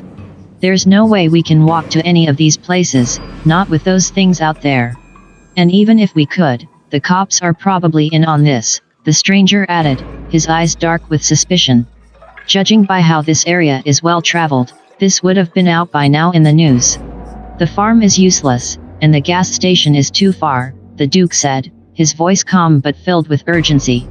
"We could signal them from the roof, but—" "Get real," another passenger interjected, his voice filled with scorn. "Nobody here knows signal lamps." An elderly passenger, his face lined with age and experience, spoke up, his voice loud and firm. "Well, I was in the Navy, and I'm a little rusty, but I'm sure I could." The room fell silent, all eyes on the old man. The Duke looked at him, his eyes assessing, considering the possibility. "We could shoot a line to the cell tower," the stranger suggested, his eyes on the Duke's gun. "I'm sure that gun of yours could carry a rope shot far enough." "We don't even have rope," another passenger yelled, his voice filled with desperation. "And don't forget the bus is useless." The room erupted into chaos, voices raised, accusations hurled, fear and frustration spilling over. "Enough," the Duke yelled, his voice cutting through the noise. "We need to stay calm. We need to think clearly. We need to work together." He looked around the room, his gaze meeting each pair of eyes, his presence commanding, his words soothing. "We have limited options, but we're not out of them yet," he continued, his voice filled with conviction. "We can make a plan. We can find a way out of this. But we need to be smart. We need to be careful. And we need to be united." The room fell silent, the tension still there but now tempered by a newfound determination. The Duke looked at the map again, his mind working, his instincts guiding him. "We'll figure this out," he said, his voice filled with resolve. "We'll find a way. We'll survive this night." And in that moment, despite the terror that lurked outside, despite the uncertainty that lay ahead, there was a spark of hope, a glimmer of belief. The conversation was once again hushed as the stranger beckoned the Navy veteran over. "Come here, quick," he said, urgency in his voice. A woman stood up, her eyes determined, her posture confident. "I'm a police officer from Millersville," she announced, her voice carrying authority. "You could say I have experience fighting these kinds of things. I took out a few dogmen in my time." She dropped her bag on the table, revealing a cache of police gear. "I was supposed to investigate people going missing around here," she continued, her eyes fixed on the Duke. "But I guess now we need this to get out of here." They all gathered around the bag, eyes widening as they found a powerful flashlight, 300 rounds of 9mm ammo, 3 Glocks, and 2 police batons. There were murmurs of relief, glances exchanged, hope building. "All right," the Duke said, taking charge. "We need a plan. We've got a way to signal for help, we've got weapons, and we've got each other." They passed out the batons to the others, arming them, giving them a sense of control, a semblance of power. "We'll get onto the roof," the policewoman said, her voice filled with determination. "We'll signal the gas station, and possibly the farm, even though we think it's useless. We'll need to guard the Navy vet while he signals," the Duke added, his eyes on the elderly man. "We'll have to be on our guard, be ready for anything." The room was filled with nods, faces set, resolve strengthened. "We'll do this," the stranger said, his voice filled with conviction. "We'll make it through this night." The next hour was filled with preparation, with planning, with anticipation. They fortified the house, checked the weapons, went over the plan again and again. And then it was time. They made their way to the roof, the Duke and the policewoman guarding the Navy vet as he began to signal, his hands skilled, his eyes focused. The flashlight flashed, the signal sent hope and fear mingling in the cold night air. But there was no response. They tried again, and again, the minutes stretching, the night deepening, the shadows growing. And still, there was no response. Frustration grew, doubt crept in, fear began to knock. But they didn't give up. They kept trying, kept hoping, kept believing. The Duke's eyes were watchful, his senses alert, his instincts guiding him. He knew they were not alone. He knew they were being watched. But he also knew they were strong, they were capable, they were united. And they would not give up. They would keep signaling, keep trying, keep fighting. They would survive this night. They had to. A sudden, sharp whooshing sound cut through the silence, followed by a loud clang as the flashlight was knocked out of the Navy vet's hands by a spear. The sudden darkness was pierced by the chilling sight of dozens of glowing eyes, all fixated on them, lurking in the shadows of the night. "It's time to retreat," the Duke yelled, his voice filled with urgency. The policewoman grabbed the Navy vet, pulling him away from the edge as the Duke provided cover fire, the sound of the .44 Magnum echoing through the night. They made a frantic dash for the entrance to the house, the haunting glow of the eyes following them, the menacing whispers of the skinwalkers growing louder. The stranger was waiting at the door, his face pale, his eyes wide. "Hurry," he yelled, his voice filled with panic. They stumbled inside, the Duke slamming the door shut, his eyes wild, his breath ragged. The sound of the skinwalkers grew louder, their presence more palpable, their intent more malevolent. "They're coming," the policewoman said, her voice filled with dread. "We have to hold them off," the Duke replied, his voice filled with determination. "We can't let them in." They barricaded the doors, fortified the windows, prepared for the onslaught. The house became a fortress, a sanctuary, a last stand. The night wore on, the tension building, the fear growing. The skinwalkers were relentless, their attacks ferocious, their determination unwavering. But so were the people inside the house. They fought back, they resisted, they endured. The Duke's eyes were hard, his resolve unbreakable. He knew what they were up against, he knew what was at stake. And he knew they could not fail. They would hold the line, they would stand their ground, they would survive the night. The battle raged on, the house a beacon of defiance, a symbol of hope, a testament to the strength of the human spirit. And as the night wore on, the Duke's mind began to wander, to think of the other versions of him, the other worlds he had seen, the other battles he had fought. He knew this was just one battle in a never-ending war, one fight in a multiverse of chaos. The howls and screeches of the skinwalkers seemed to subside, retreating back into the dark, dense woods. The night turned eerily silent, the tension still thick in the air, the fear still palpable. But inside the house, a temporary relief washed over the faces of those who had survived the onslaught. The Duke, still vigilant, his eyes narrowed, surveyed the surroundings, trying to make sense of the sudden withdrawal of the skinwalkers. "Maybe they're regrouping," the policewoman said, her voice filled with uncertainty. Or planning something else, the Duke replied, his voice grim. But they didn't see what was happening just outside their makeshift fortress. The bus that had served as their barricade was now under siege. Several skinwalkers, cunning and relentless, were tearing it apart, their claws and teeth gnashing through metal and glass. They were working silently, methodically, their intent clear, their strategy brilliant. They were not just attacking, they were infiltrating, finding a way inside, breaking down the defenses. The Duke's instincts were tingling, something in the back of his mind nagging at him. He couldn't shake the feeling that this was not over, that something more sinister was at play. He moved to the window, peering out into the darkness, his eyes straining to see through the night. But the bus was hidden from view, the skinwalkers' plan concealed, their approach undetected. "We need to stay alert," he said finally, his voice filled with a foreboding sense of dread. "This isn't over. Not by a long shot." The others nodded, their faces grim, their resolve hardened. They knew they were in for a long night, a night filled with terror and uncertainty, a night where survival was not guaranteed. They would have to be ready for anything, prepared for everything, willing to fight to the bitter end.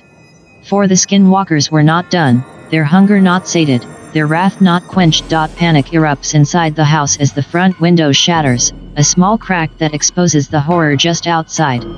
The passengers and defenders of the house strain their eyes to make sense of what they're seeing, and then it hits them.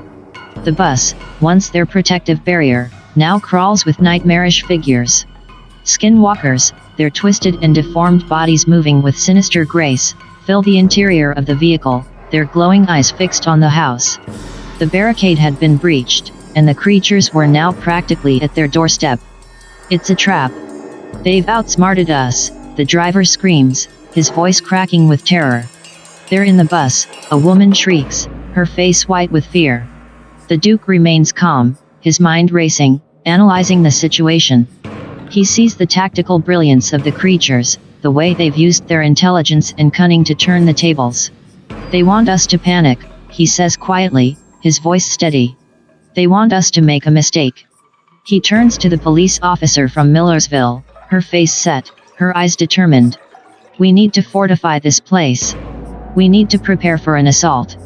The others look at him, their faces reflecting a mix of fear and resolve.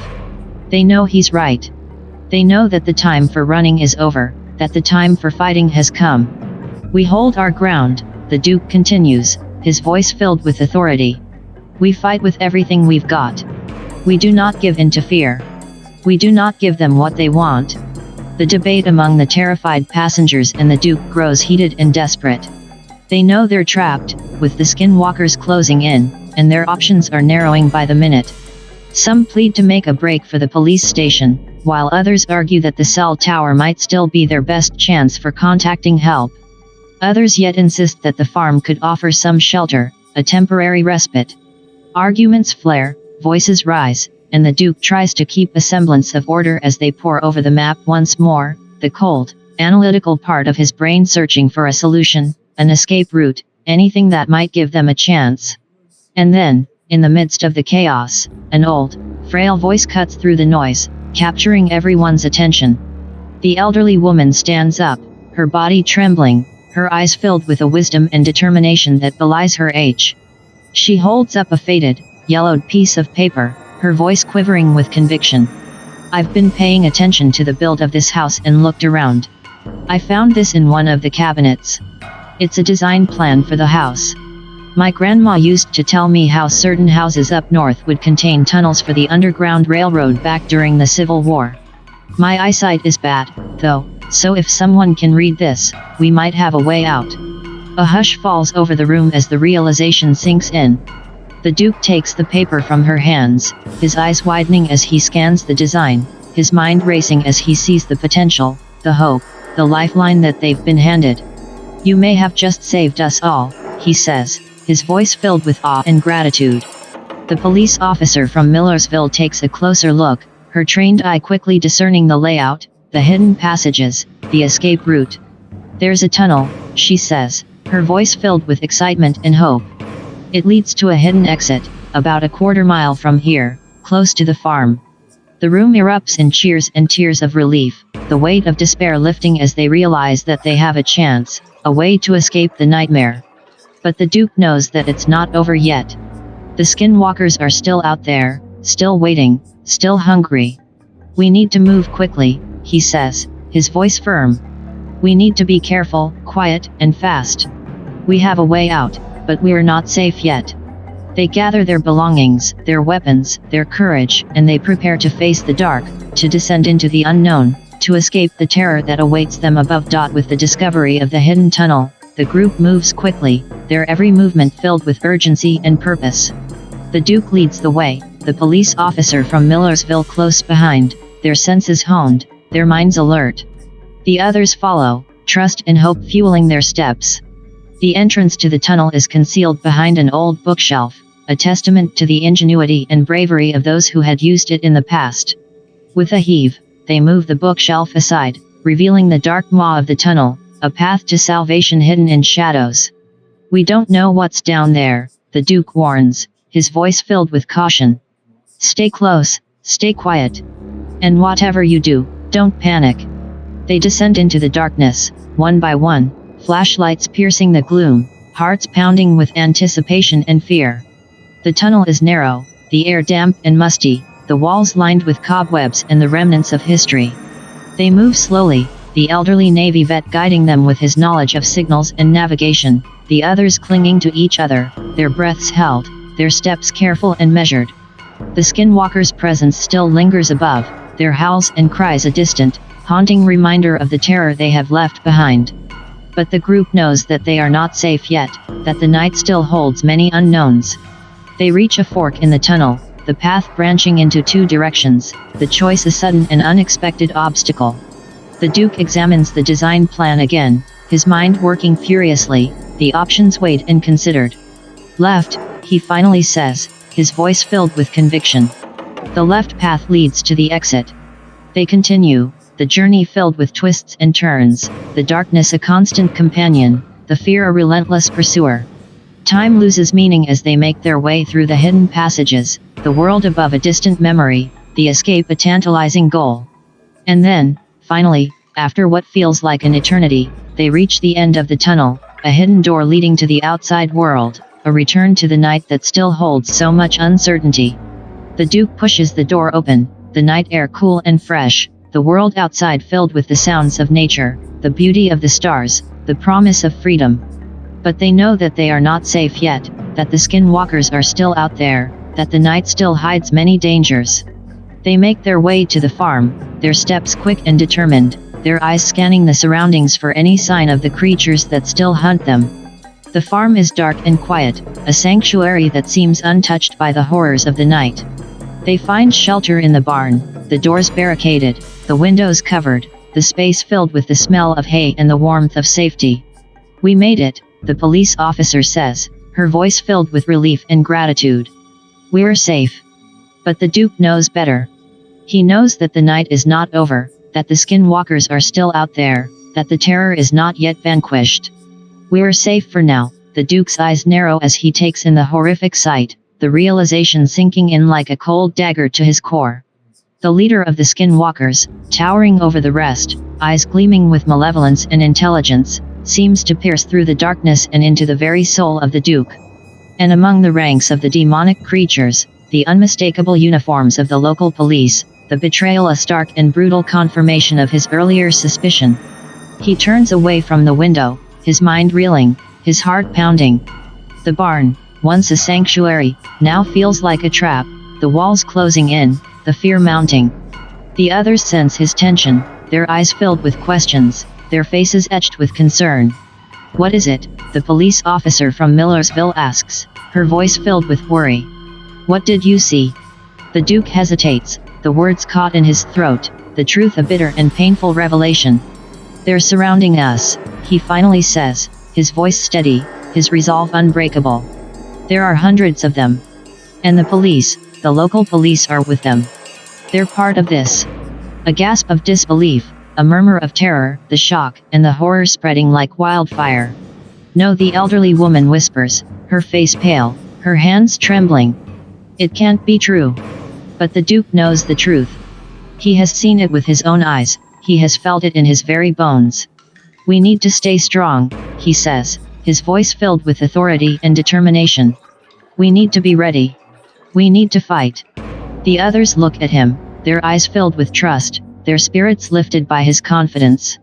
"We'll get through this." The tension in the room is palpable as the Duke gathers the driver, the Navy vet, the officer, and the stranger.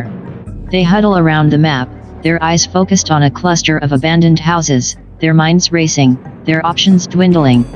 "It probably what remains of the original Little Britain," the Duke says, his voice filled with grim determination.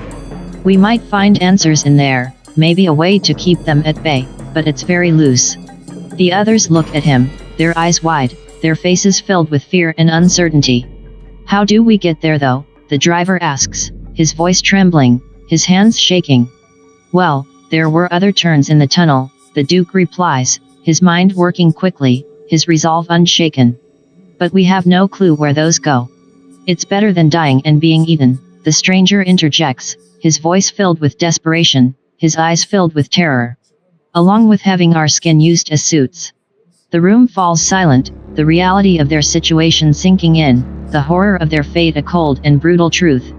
They look at each other, their eyes filled with determination, their spirits lifted by the knowledge that they must act, that they must fight, that they must survive.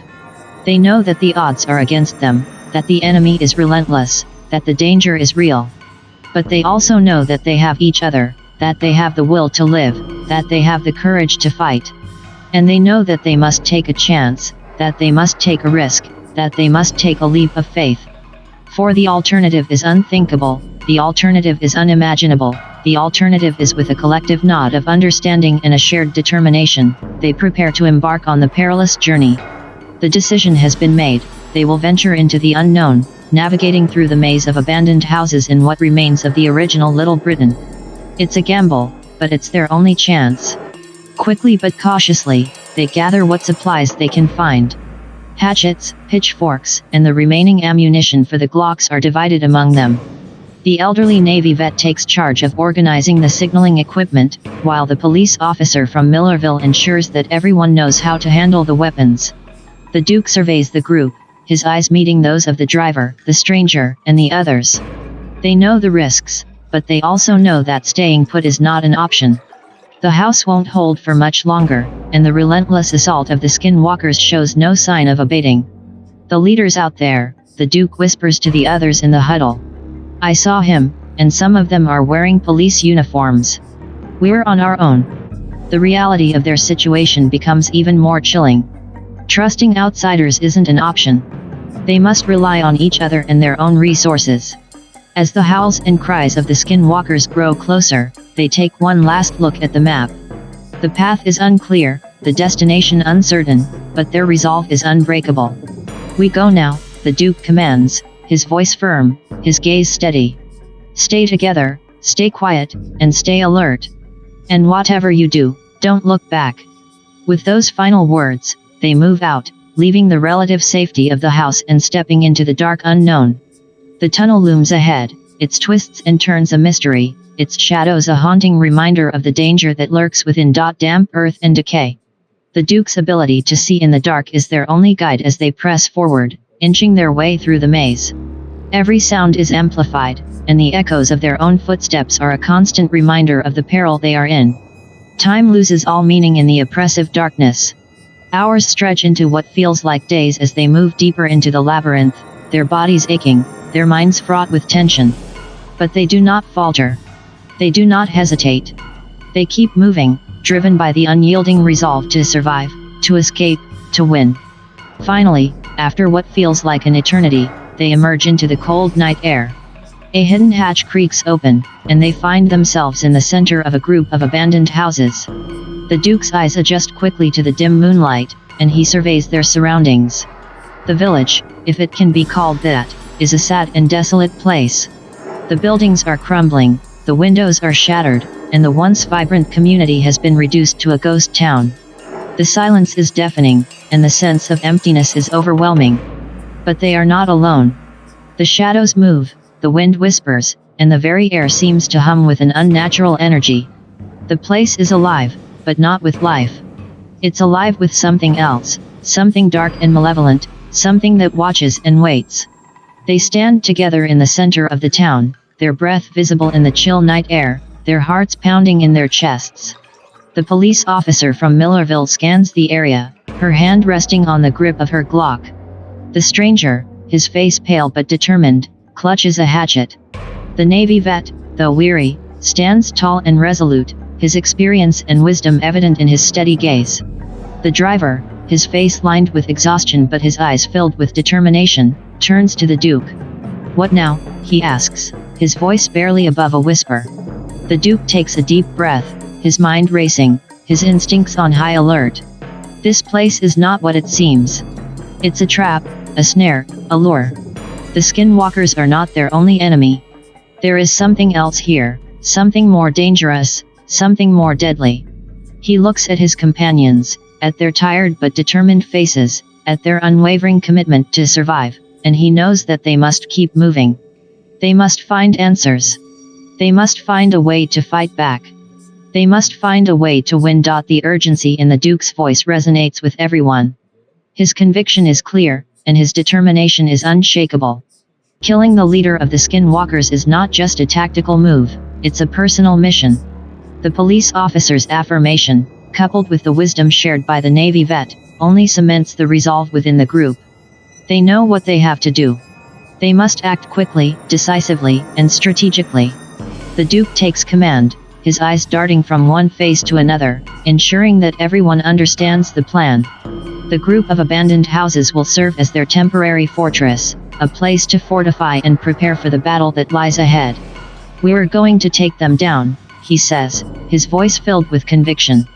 "We're going to kill their leader, and we're going to make them pay for what they've done. But we have to be smart. We have to be careful. And we have to be ready."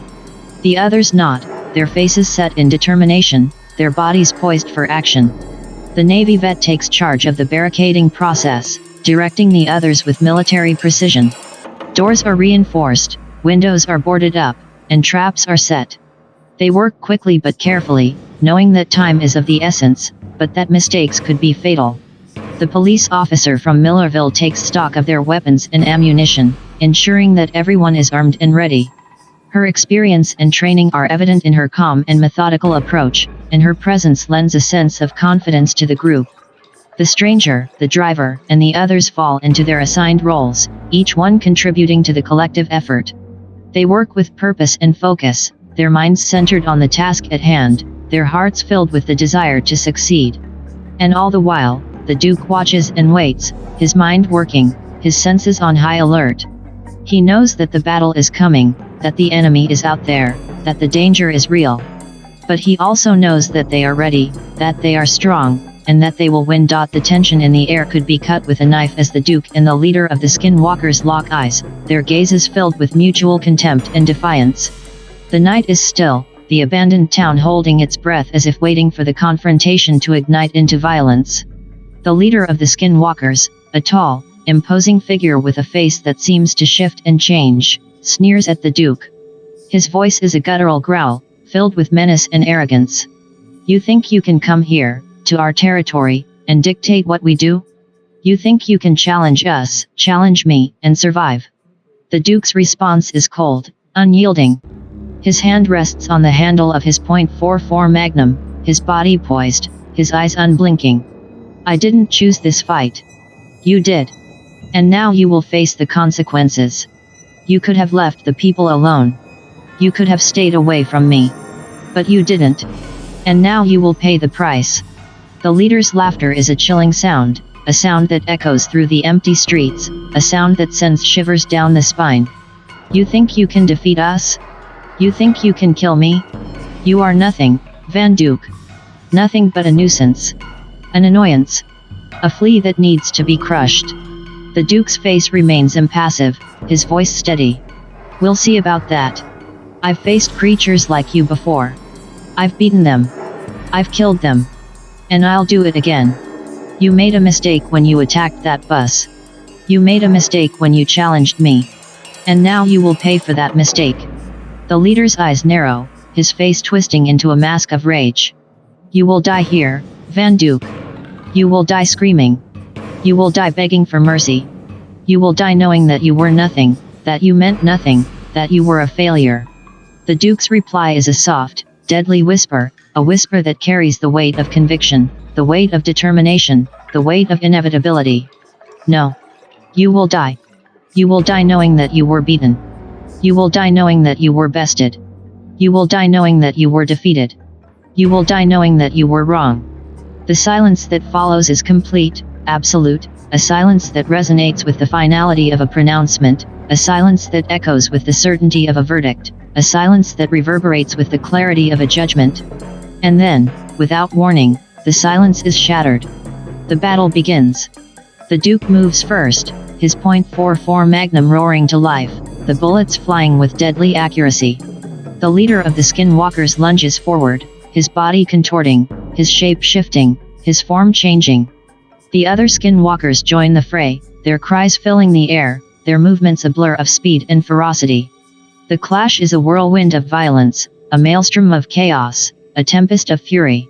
The Duke fights with a relentless intensity, his skill and experience evident in every move, every shot, every strike. The leader of the Skinwalkers fights with a savage ferocity, his power and strength evident in every attack, every assault, every onslaught.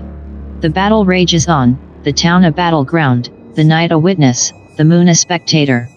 The sound of gunfire, the clash of bodies, the cries of pain, the shouts of triumph, the screams of defeat, all combine to create a symphony of destruction, a symphony of death, a symphony of horror.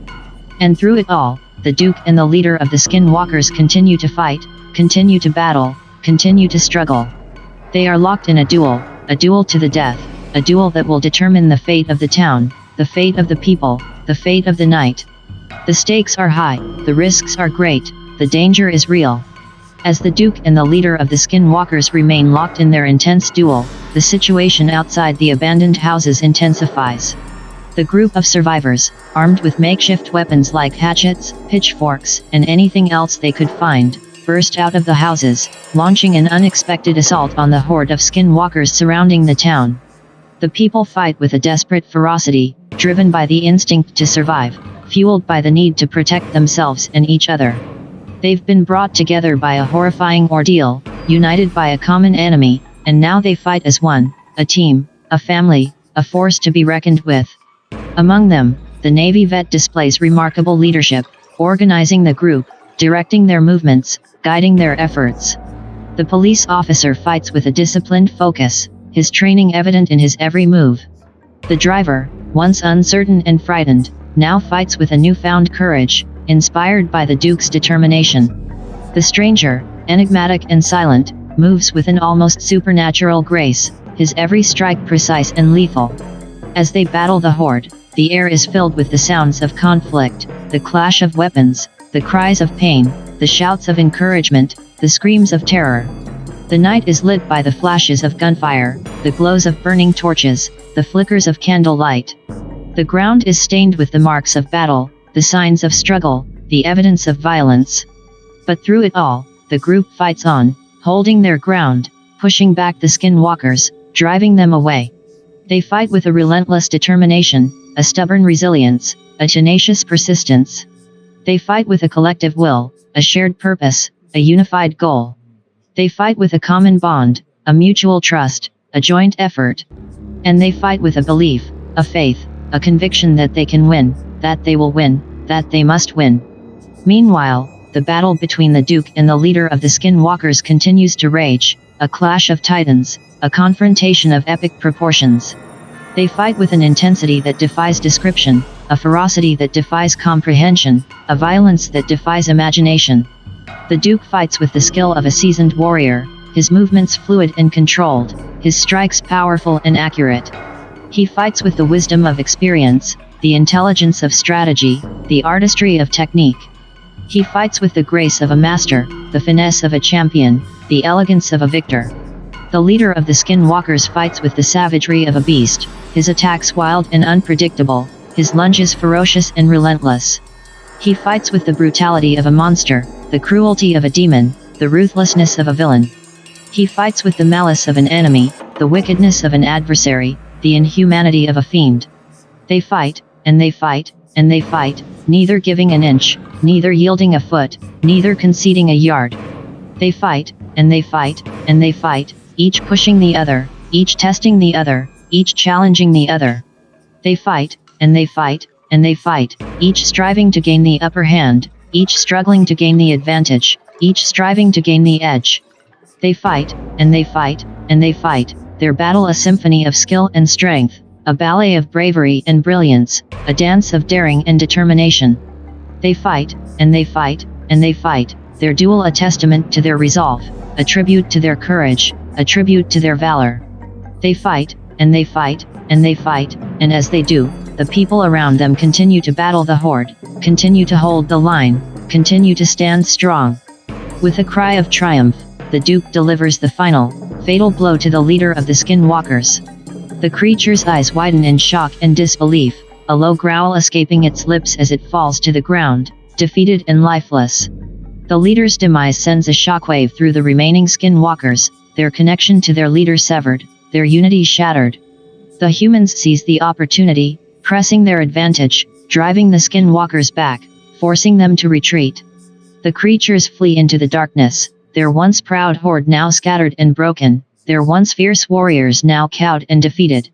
The survivors watch as their enemies disappear into the night, their faces lit with the glow of victory, their hearts filled with the joy of triumph, their souls lifted by the relief of survival. They have won. They have survived. They have lived to see another day. The Duke lowers his weapon, his eyes still fixed on the spot where the leader fell, his mind still reeling from the intensity of the battle, his body still trembling from the adrenaline of the fight. He turns to the others, his gaze meeting theirs, his expression mirroring their own, a mix of elation and exhaustion, satisfaction and sorrow, pride and pain. They have won, but at a cost. They have survived, but not without loss. They have triumphed, but not without sacrifice. They have beaten the enemy, but not without struggle. They have conquered the foe, but not without suffering. They gather together, their faces marked by the scars of battle, their bodies bearing the wounds of war, their spirits carrying the memories of conflict. They embrace each other, their hugs filled with the warmth of friendship, the comfort of camaraderie, the strength of solidarity. They have fought together, and they have won together. They have faced the darkness, and they have emerged into the light. They have stared down the horror, and they have come out the other side. They have conquered their fear, and they have reclaimed their humanity. And so the tale comes to a close, a dark and twisting journey through the depths of fear, chaos, and horror. A story of strength, resilience, and the indomitable spirit of humanity. A tale of triumph against overwhelming odds, of victory against a terrifying enemy, of survival in the face of unspeakable terror. The survivors have faced the worst that the world could throw at them, and they have come out on top. They have battled the darkness, and they have emerged into the light. They have fought the evil, and they have won. They will carry the scars of this battle with them, but they will also carry the pride of victory, the satisfaction of success, the joy of life. For they are the survivors.